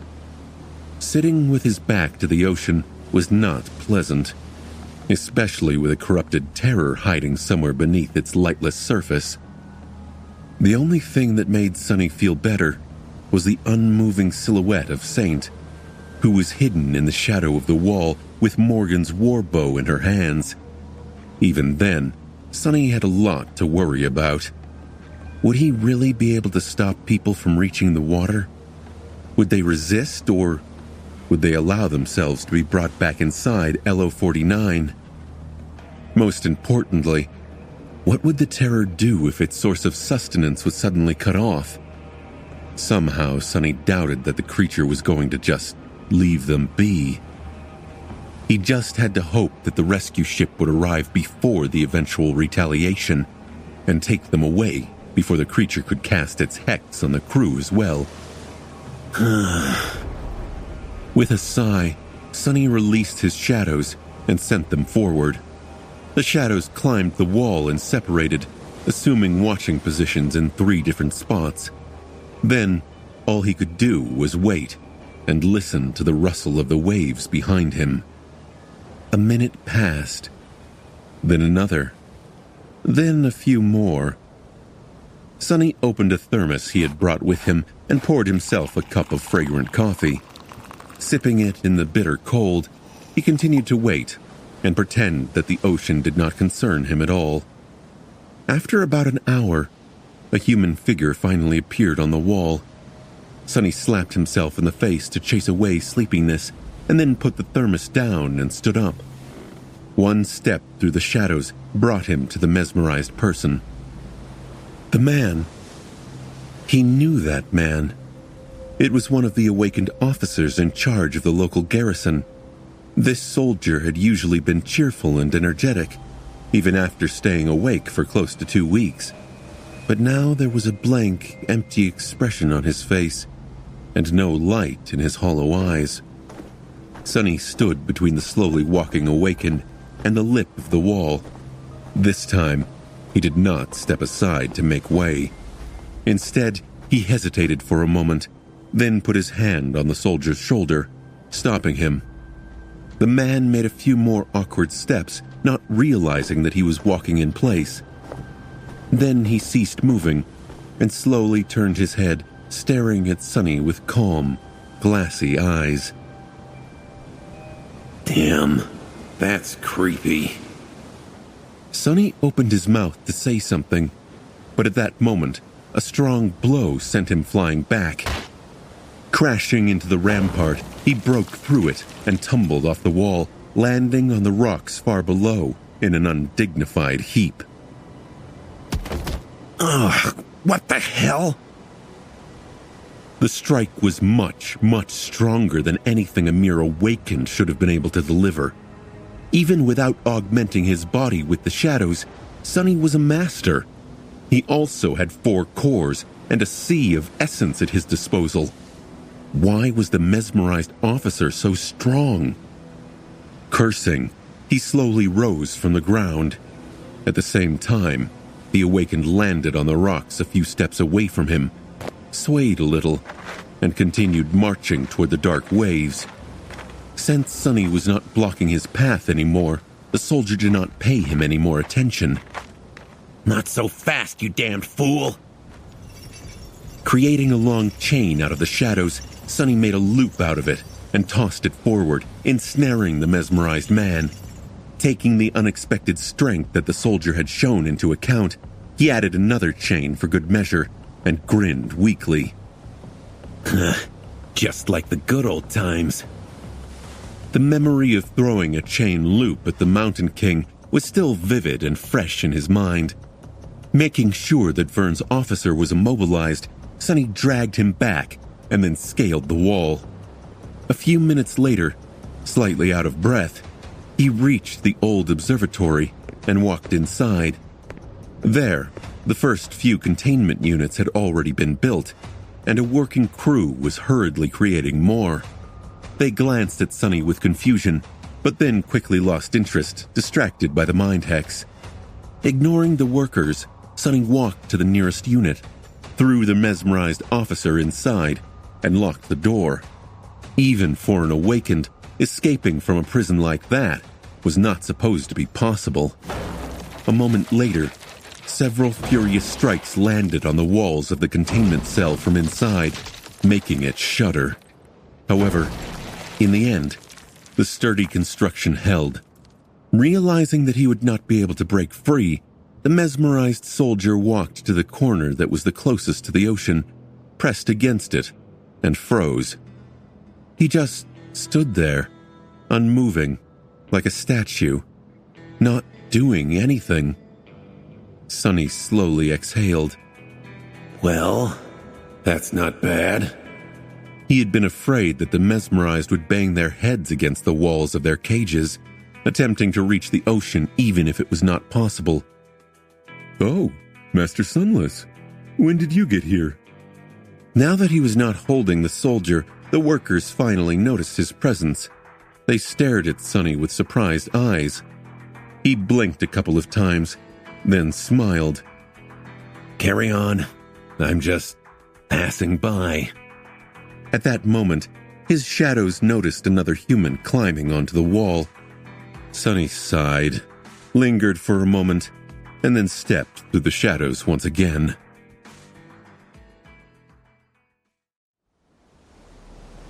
Sonny felt like he was going insane. He was tired, sleep-deprived, and cold. He was stuck in a fortress on a remote continent, which had been built around an eerie, abandoned observatory. The fortress was being besieged by an unknown horror from the depths, and he was the only person who had managed to escape from the horror's hex. The strangest thing about all that, however, was that Sonny was sometimes invisible. Every time he subdued and dragged one of the victims to the containment facility built inside the old observatory, everyone in the settlement acted as though he did not exist. No, not exactly invisible. People were able to observe him, but the fact of his existence seemed to flow out of their consciousness almost immediately after being registered there. As long as Sonny was in the presence of one of the mesmerized victims, the residents of LO49 looked at him, frowned, and then went about their business, instantly forgetting what they had seen. It was really unnerving. In his exhausted state, Sonny felt a deep and irrational fear that if this went on, he would be forgotten by everyone. Forever. He wondered if that was how the demon of oblivion had felt. Luckily, the bizarre effect seemed to only last for as long as Sonny was transporting prisoners to their cells. As soon as he placed them in the containment units, his existence was made normal once again. Well, as far as his existence could be called normal to begin with. On the first day of his catcher duty, Sonny had fought, subdued, and imprisoned 29 people. His muscles were sore, and his armor was wet from being close to the water for so long. Despite his efforts, and to his relief, the terror had not reacted to the sudden obstacle that appeared in the path of its satiation. At least, not yet. Saint continued to hide in the shadow of the tall wall of the fortress, monitoring the deep, dark, cold waters of the ocean. At midnight, Sonny reported the results of his efforts to Vern. They walked over to the observatory together, where the other master remained silent for a long time. Are you telling me that there are people in these cells? Sonny struggled with a yawn, failed to suppress it, and then nodded. Yeah, around 30 of them. Vern stared at the cells with a deep frown for a minute or two, then shook his head in bewilderment. Strange. Even though I know that they're there, I can't see anything. To me, the cells seem empty. Sonny was a bit late to react. Oh, believe me, they're there. They just stand near the southern side of their units and do nothing. At least they are staring at the walls and not at us. That would be really creepy. Vern looked at him with dark amusement. I think the situation is sufficiently creepy as it is. Then he turned away from the cells and asked in a somber tone, Any change in the terror's behavior? Sonny shook his head. No, at least not that I've noticed. Vern remained silent for a moment and sighed. Good. Continue then. The Ariadne should be arriving soon. So we just have to endure a little bit longer. Just like that, Sonny continued his eerie task. He waited by the water, caught the people trying to drown themselves in the ocean, and locked them up in cells while suffering from being invisible. Damn cold. He had long summoned the memory of ice and continuously fed it with essence to save himself from the chilling wind. Just like that, another day passed. During that day, Sonny rescued 35 people from being devoured by the waves. His skill of making chains out of shadows improved a lot.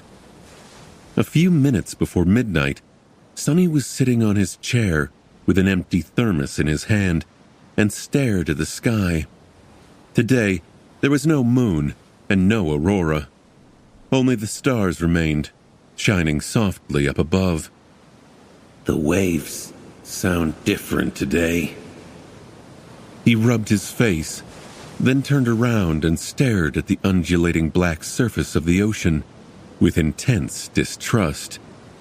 Just then, something seemed to change about the world.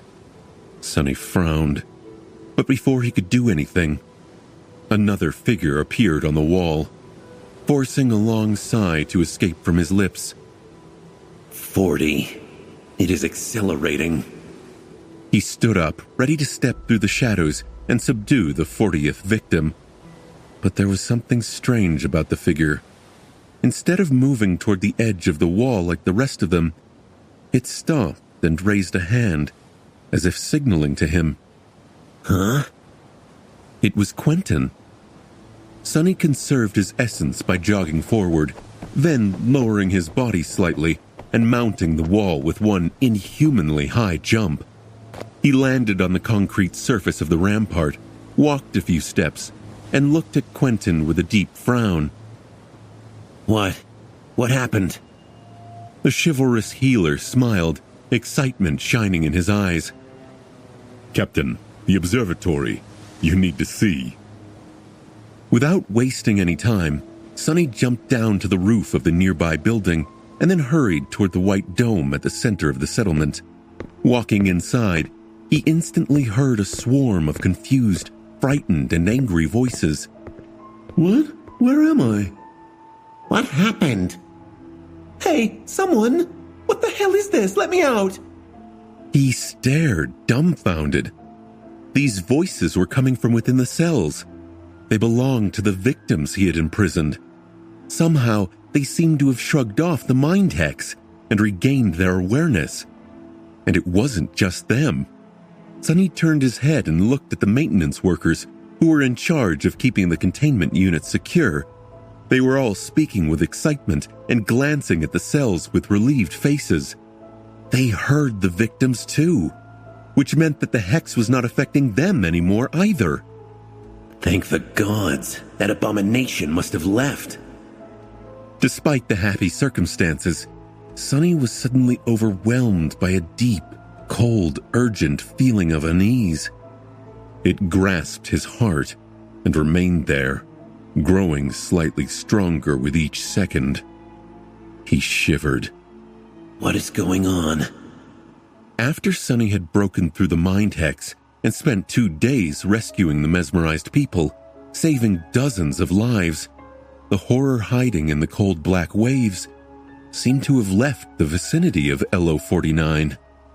The victims had regained their senses, and every person in the settlement was able to see and hear them clearly once again. In the next few hours, no one showed any sign of being under the influence of the hex. The vanishing stopped, and the Ariadne was supposed to arrive soon. The exhausted, frightened, and shaken inhabitants of the fortress were tentatively starting to unwind. Their fragile hope bloomed and blossomed. However, the person most responsible for the positive change, Sonny, did not feel any of their cheer or relief. On the contrary, with each passing minute, his unease and sense of foreboding only grew stronger. He did not like what was happening. Not at all. Walking through the snowy streets of the settlement, Sonny studied the lively faces of patrolling soldiers with a troubled expression on his own. It was dark and somber. Doesn't make sense. None of it makes any sense. Approaching the security center, he placed his hand on the panel of a sophisticated biometric lock. The sensor was supposed to initiate a thorough scan, but as seconds passed, nothing seemed to happen. The damn thing was on the fritz. Sonny stared at it for a moment, then sighed and banged on the heavy alloy door with his fist. Soon it was manually unlocked from the inside by a sleepy soldier, who then allowed Sonny in. Walking inside the security center, Sonny dusted the snow off his shoulders, looked around, and headed toward Vern. What is the situation? Vern sent one of his officers off with a list of orders, then looked at his younger colleague and shrugged. Nothing changed. The terror, or whatever that abomination was, seems to have truly moved on. Sonny gritted his teeth. When has a nightmare creature ever moved on? You're deluding yourself. The older master frowned. We can't know for sure, of course, but the disappearance of the hex speaks for itself. Don't sell yourself short. Although creatures capable of mind manipulation are exceedingly dangerous, they often lack direct means of launching an effective attack. Maybe it decided to search for easier prey after you proved capable of dismantling its mental attack. Sonny stared at him for a bit, then shook his head. A corrupted terror is a corrupted terror. We probably haven't seen even a fraction of its power yet. So why would it simply give up and leave? Vern tiredly rubbed his face and sighed. Do take into account that the creature's rank and class are only your conjecture. We don't really know how powerful it actually was. In any case, how else do you explain the fact that the hex is gone, and no one is vanishing anymore? Sonny hesitated for a moment. Maybe it decided to change tactics. Maybe it is gathering power for a singular, overwhelming attack. Maybe it just enjoys toying with its prey. Who the hell knows? His counterpart looked away with a somber expression. All right, but what do you want me to do? It's not like I've relaxed the security measures. We are still on high alert and prepared for battle. We are still keeping the civilians locked up and concentrating our defenses on the southern wall. I don't see what other contingencies there are to prepare. Sonny let out a frustrated sigh. All I'm saying is that it's not a good time to become complacent. On the contrary, we must be preparing for a rapid escalation of the crisis. Vern stared at him blankly for a few seconds. And all I am saying is that we are already doing everything we can. No matter how small, the possibility that you are right still exists, so we must. That is my position as the officer responsible for the safety of every person inside this facility. But personally, I think that exhaustion and paranoia are getting the better of you, Sunless. It's been hard on all of us. Sonny remained silent for a bit, then said in a subdued voice, My paranoia has never led me astray, though. With that, he winced and left. Maybe I am really wrong this time. Even if I'm not, Vern is right. What else are we supposed to do? Until the damn ship arrives, there's not much more we can prepare. But why did he feel so disturbed? Why was his sense of unease so urgent?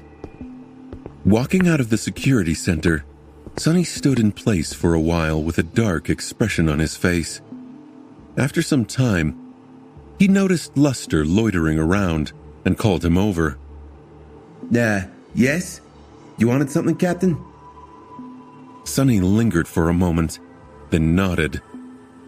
Yeah, gather the others and tell them to stick close to the Rhino. Also, make sure that it's ready to move, in case we need to get the hell out of this damned place in a hurry. Luster blinked a couple of times, looking at him with a startled expression. Then he gulped. Understood, sir. I'll go do that then. Letting the young man go, Sonny turned south and stared at the distant wall for a bit. Frowning, he then headed toward it. The beach was cold and shrouded in darkness like always. The black waves continued their eternal fruitless assault on the shore. They came and went with a wide, reverberating rustle, making it seem as though the whole ocean was breathing. His chair was standing at the edge of the water, with an empty thermos laying on the stones nearby. Descending from the wall, Sonny slowly walked toward the water and stopped just outside its reach, staring at the vast undulating expanse of the cold ocean with a deep scowl. His tired eyes were hidden in shadows. Looking at the waves, he whispered, Where are you, bastard? What are you planning? Of course, the ocean remained silent. There was no response.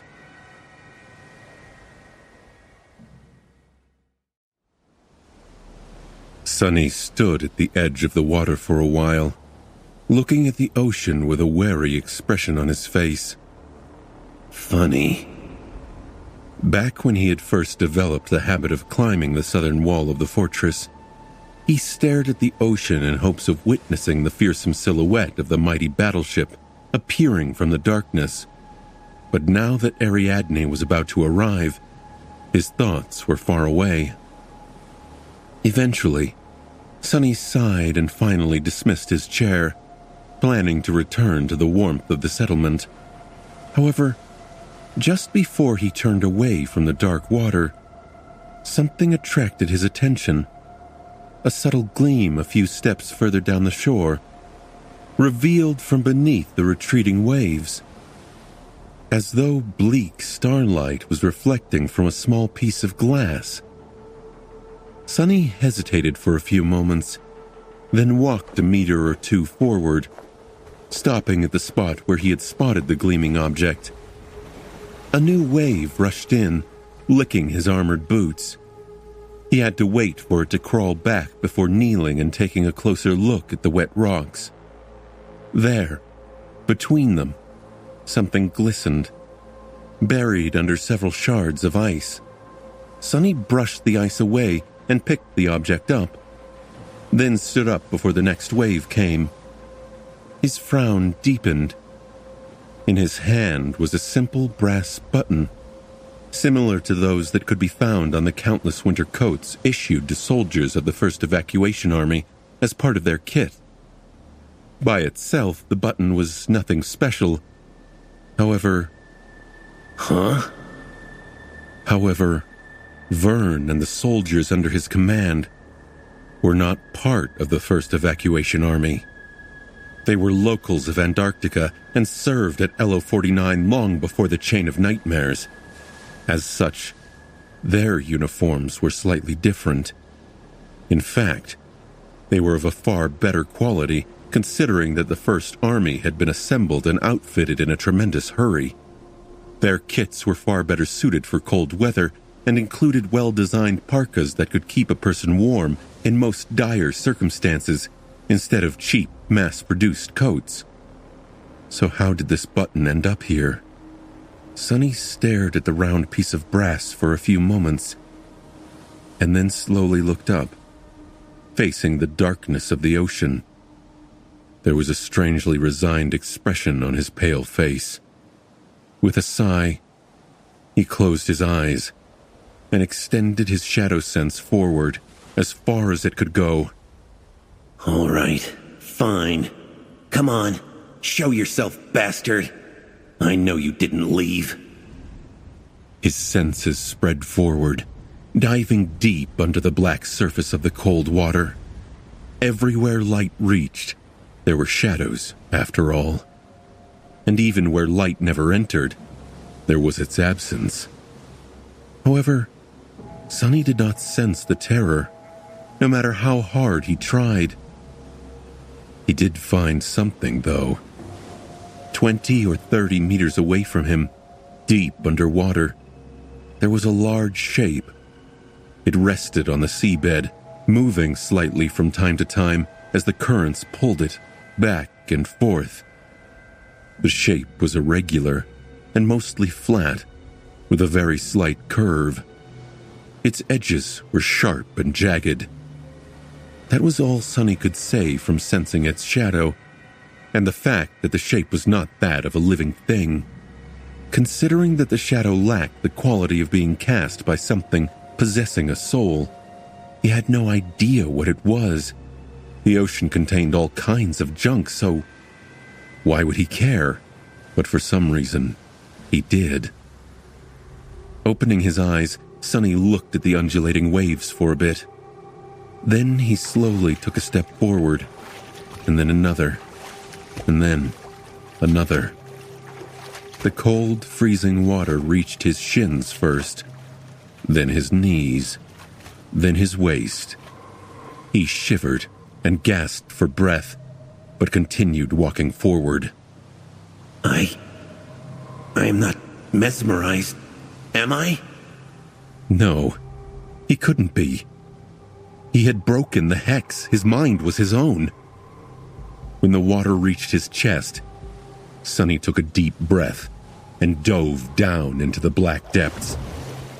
Swimming in a suit of steel armor was not an easy task, even one as thin and light as the undying chain. However, he possessed strength and endurance that far surpassed a mundane human, so Sonny persisted, plunging deeper and deeper into the ocean. Despite the memory of ice hanging from a string on his neck, a cold like he had never experienced enveloped his body, making it hard for him to breathe, think, and move his limbs. Gritting his teeth, Sonny ignored it and swam toward the distant shape. After what felt like an eternity, he finally reached the seabed and pushed himself along its uneven surface, getting closer and closer to his target. Far away on the shore, Saint emerged from the shadow of the wall and approached the edge of the waves, raising her bow. If anything happened, she would be able to send an arrow flying instantly. That made Sonny feel a little better, even though he did not know how powerful the arrow would remain after piercing tens of meters of water. Considering the strength of Morgan's warbow, it should still be deadly, but the efficacy of the arrow, of course, would depend on the power of the potential enemy. Don't think about that yet. Concentrating on his task, Sonny moved forward, reached the strange shape, and opened his eyes. He observed it through the mass of murky water. The shape was a piece of torn alloy. It was around 10 meters in length and slightly less in width. The tough material was viciously bent and broken, with jagged edges and deep cracks crawling through its surface. It seemed to have been torn away from a larger hole by something large and incredibly powerful. However, there was no rust on the damaged metal, suggesting that it had not spent a lot of time in the water. Sonny got closer, feeling as if he recognized the composition and characteristics of the alloy. His mind raced, trying to confirm that familiarity. He placed one hand on the cold metal, remembering. Then, his eyes narrowed, and a few bubbles of air escaped from his mouth. Of course he knew where this strong and thick alloy was used. The same type of metal comprised the inner layers of a naval vessel's reinforced armor. The deformed mass of twisted alloy. It was a broken piece of a battleship's hull.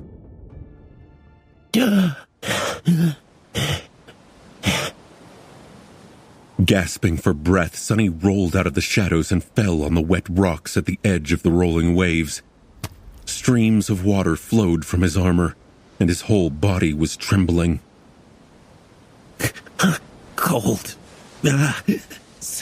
So cold. Gritting his teeth, he stood up and shivered as the wind assaulted him. At that moment, not even his ascended constitution and the memory of ice could protect him from being chilled to the bone. But even then, the claws grasping his heart were much colder.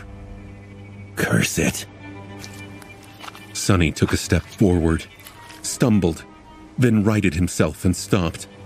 His fists were clenched. Ariadne. It must have been the Ariadne.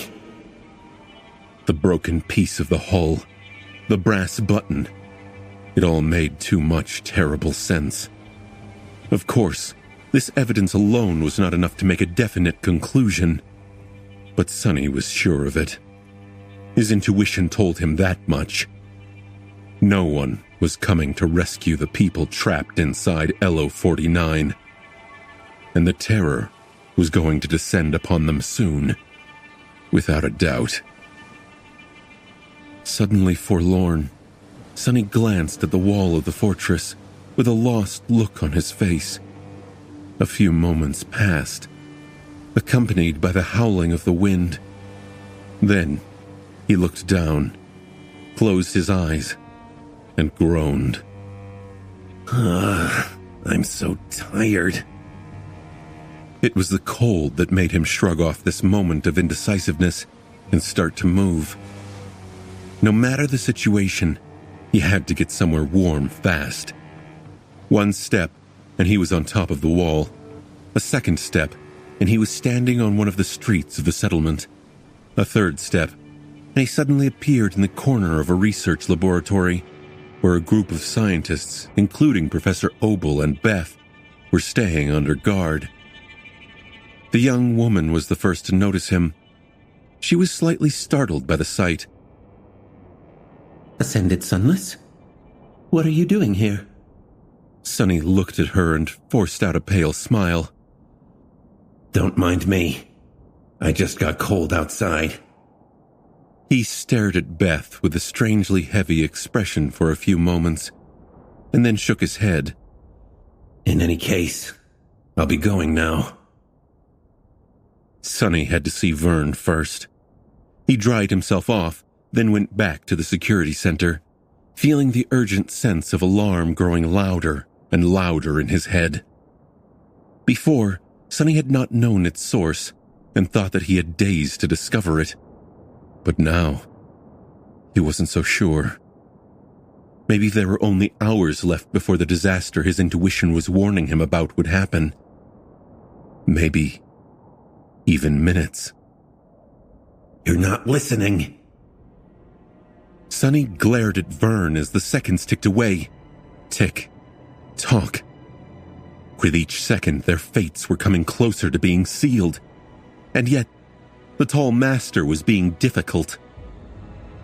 I am listening. Sunny suppressed the desire to hit the table with his fist. Not only would the table shatter and create a lot of noise, but it would also not help his argument in any way. More than that, he was too tired and had no energy to go around breaking furniture. Then why the hell are you not doing anything? Vern sighed. What am I supposed to do? Sunny blinked. Gather everyone, load them into the transports and drive away from this cursed place. What else? Vern looked at him for a while, his frown growing deeper. With all due respect, Sunless, you are not making a lot of sense. You are trying to convince me that the Ariadne is not coming, but your only piece of evidence is a button and a piece of metal that you found underwater. We both know how much junk and old wreckage was left in the oceans after the dark times. That armor fragment could have come from anywhere, rust or no rust. Sunny wanted to answer in anger, but managed to hold himself back. Vern was not wrong to doubt his rather unsubstantiated theory. Any good leader would question the validity of such information. The problem was that Vern did not have the benefit of being intimately connected to the strings of fate like Sunny was. He did not have Sunny's intuition. He was blind to fate.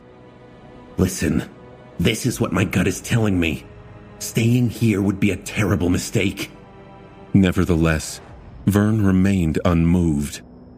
He lingered for a few moments, and then shook his head.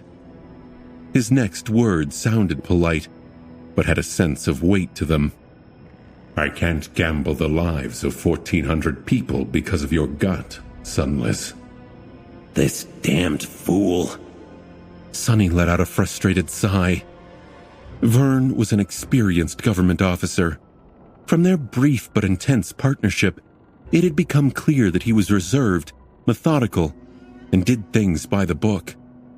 He had received orders from Army Command to reinforce LO-49 and wait for the naval rescue. And that was what he was determined to do. Breaking an order was not an easy thing for him. His mind was not flexible enough.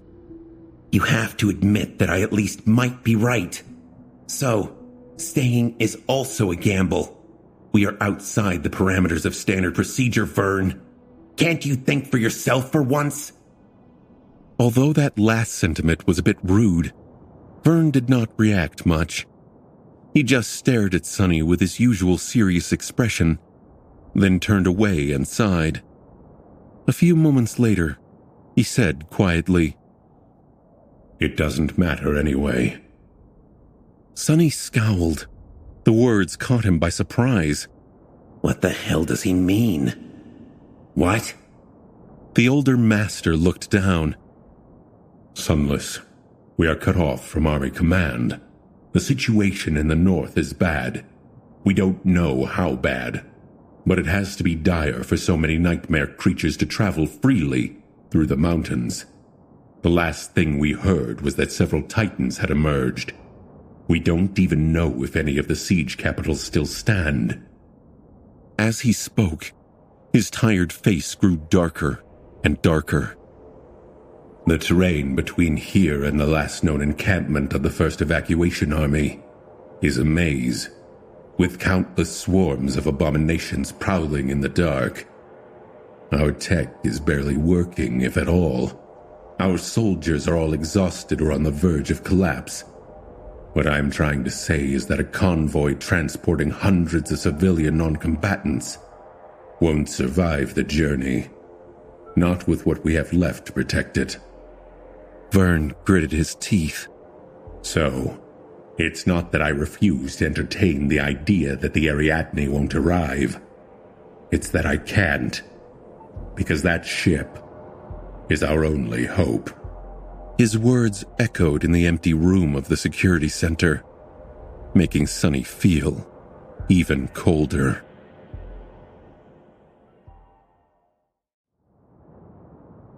A somber silence settled in the conference room of the security center. Eventually, Vern was the first to break it. Straightening, he looked at Sonny and said in a heavy tone, "The best I can do is ask for volunteers among my awakened, to risk falling asleep. Some of them might die, but a few should return with the news from the Dream Realm.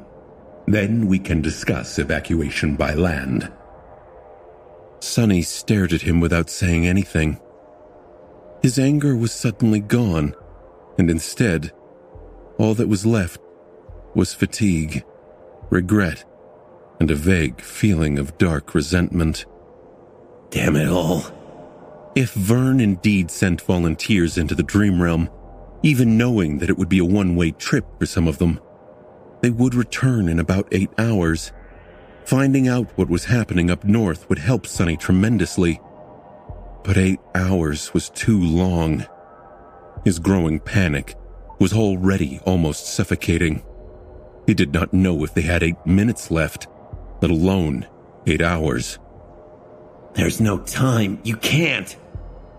Vern leaned on the table and closed his eyes for a moment.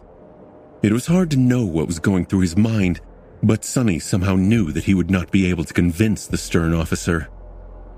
His heart felt cold. That feeling. This bitter feeling. I have not tasted it in a while, I think. At that moment, Vern suddenly said, "A large convoy won't make it, but a single robust vehicle probably can." Sonny frowned, struggling to follow the line of thought, perhaps due to his exhaustion. What exactly do you mean? The older master looked at him and shrugged with strange calmness.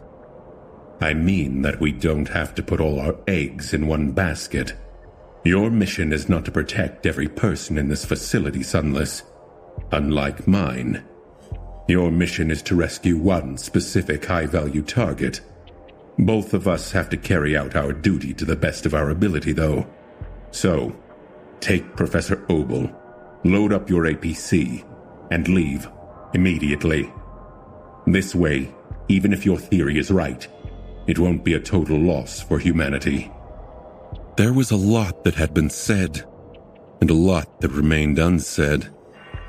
But there was no need to speak some words aloud. The two masters looked at each other for a few moments, a silent understanding between them. In the end, the corner of Sonny's mouth twitched. I still think that you are wrong. People don't know what is possible and what is impossible until they try it. Well, that was often the case, at least in my life. Vern simply nodded. Then prove me wrong, Sunless. I wish you luck. Sonny grimaced, lingered for a second or two, and then turned around. A moment later, he was gone from the room. He had nothing more to say, and no time to waste. There was no time at all. Feeling a frightening sense of urgency, Sonny used Shadow Step to appear directly inside the research center. This time, Beth was even more surprised to see him. Are you waiting? No way. Master Sunless, do you perchance keep frightening me just for fun? He shook his head, looked around, and then beckoned for the young woman to come closer. What he had to say needed to be kept from other ears. Frowning, Beth left Professor Opal's side and walked over to where he was standing. Grabbing her by the shoulder, Sonny unceremoniously dragged the young woman to an adjacent room. What the hell do you think you're...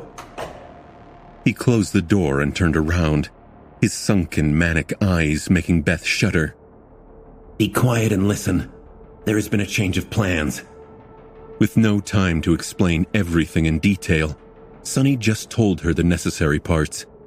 That the professor was in danger, and that he had to be evacuated immediately. That sudden revelation was hard to digest, and there would be a potentially fatal delay if Beth refused to listen immediately. So Sonny constructed his words in a way that played on her deeply ingrained values, loyalty to the old man, and the desire to keep him alive. Beth's eyes widened.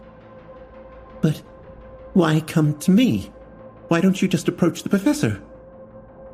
Professor Opal is a noble man. He would be reluctant to leave his people to save himself. So I need you to persuade him. Fast. You know him best, after all. The young woman still did not understand. But can't we just take everyone? Her voice was small. Sonny looked at her somberly, knowing that was something that he couldn't do. My vehicle can only carry so many people. Now go, and do what I said. Every minute we waste can mean the difference between life and death. Beth nodded in a daze, then slowly turned around, rearranged her lab coat, and left the room. Sonny looked through the crack of the open door at the scientists surrounding the professor, and then turned around in shame. However, this self-indulgence only lasted a second. He had no time for regret, too. Not caring about the expenditure of essence, Sonny traveled through the shadows and soon appeared near the rhino. He could feel 3 shadows inside, while Luster, Kim, and Quentin were standing in front of the APC. Noticing him, they straightened their postures. Captain, sir, I did as you told. Sonny glanced at Luster and nodded. Go and run the startup sequence. I want the rhino to be ready to depart at any second.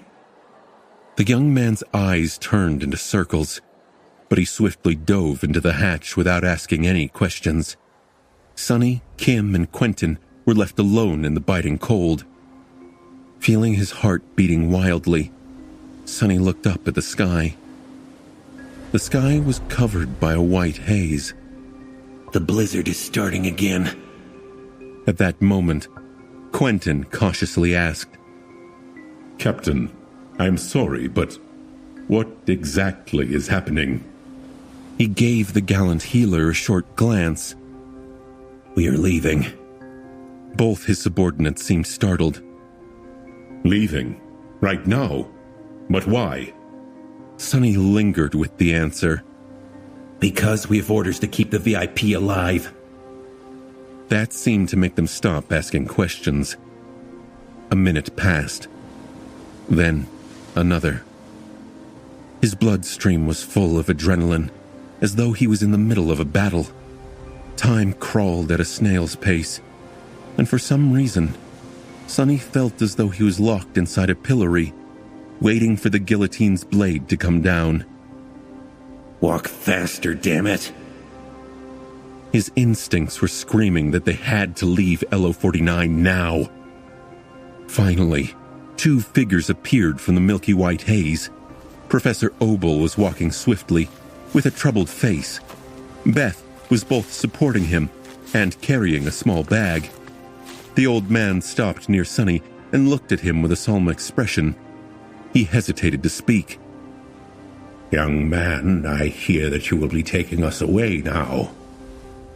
Sonny nodded. Yes, Professor. Get inside, please. Hurry. I'll explain later. They entered the Rhino and closed the hatch. While Beth was looking around with subdued curiosity, Luster sent the heavy vehicle moving. The sentries had already been informed by Vern, so they opened the gate and allowed the irregulars to drive through them. Until the last second, Sonny was certain that something would go horribly wrong. But somehow, it didn't. The Rhino drove away from the fortress, passed by the fleet of transports parked outside, and disappeared into the white wall of the blizzard. Only when the lights of the facility vanished from view did Sonny feel an almost overwhelming sense of relief. He leaned, almost crashed onto the bulkhead behind him, and let out a trembling breath. We made it. We made it in time. Although there were many confused and concerned gazes aimed at him, Sonny remained silent. Slowly, the distance between the Rhino and the Lunar Observatory 49 grew larger and larger. 1 kilometer, then another, then a dozen. They were leaving it behind. Sometime later, when the heavy vehicle traversed approximately half the length of the coastal plain, separating the ocean shore from the mountains, Sonny commanded Luster to stop and hide the Rhino in the wreckage of a massive war machine left behind from the dark times. He closed his eyes and concentrated for a few minutes. His shadows made sure that no nightmare creatures were laying around in wait. After that, Sonny inhaled deeply. The call is not too strong here. It should be condition green. So congratulations, guys. You can finally rest.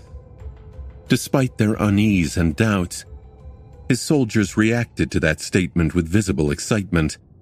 They, too, were on the verge of collapse from fatigue and exhaustion. Luster, Kim, and Dorn, you guys sleep first. The other 3 keep watch and take care of our guests. They nodded, already knowing their roles. Yes, sir. But, Captain, what about you? Sonny looked at Bell with a dark expression. I have something to do. He headed for the exit hatch. Beth tried to get in his way with a question, but he simply looked at her, and the young woman suddenly backed away. Exiting the Rhino, Sonny walked into the blizzard and then summoned the Nightmare. His loyal steed rose from the shadows, its eyes burning with dreadful crimson flames. Jumping into the saddle, Sonny sent it galloping through the snow. He left one shadow to stand guard near the Rhino, of course. By now, the range at which he could control it was past 13 kilometers. That was more or less half the current distance between the Rhino and LO-49. He flew back south, summoning the closed featureless helmet of the Undying Chain to protect himself from the cutting wind. His shadow sense spread outward, replacing sight that was useless in the furious storm. Stopping at the very edge of Shadow Control's range, Sonny remained in the saddle and sent another shadow forward.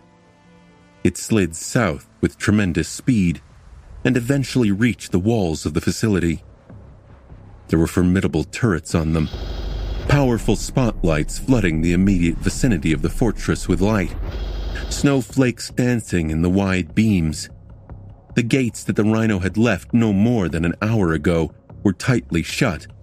A fleet of transport vehicles was parked in front of it, covered in snow. Their initial purpose long forgotten.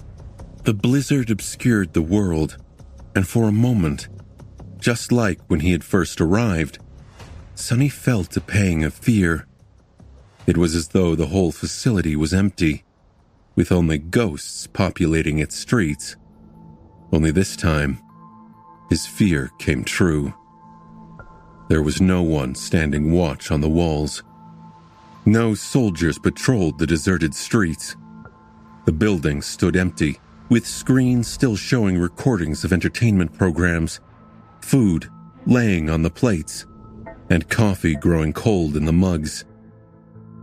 But there were no people. There were no scientists in the research laboratory, and no officers in the security center.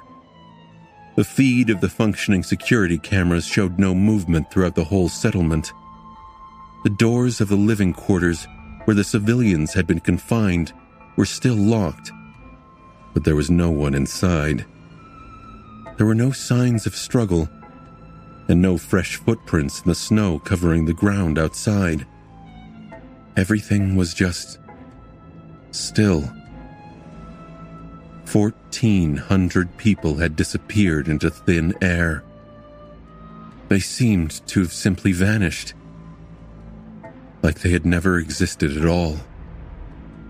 Many kilometers away, Sonny looked at the southern wall of the fortress through the eyes of his shadow. He felt compelled to send the shadow forward and gaze at the dark ocean once more. But in the end, with a shiver, he decided against it. Soon, the shadow returned. Wrapping it around his body, Sonny commanded Nightmare to turn around and ride back into the blizzard without looking back. Maybe he did not want to, and maybe he simply did not dare.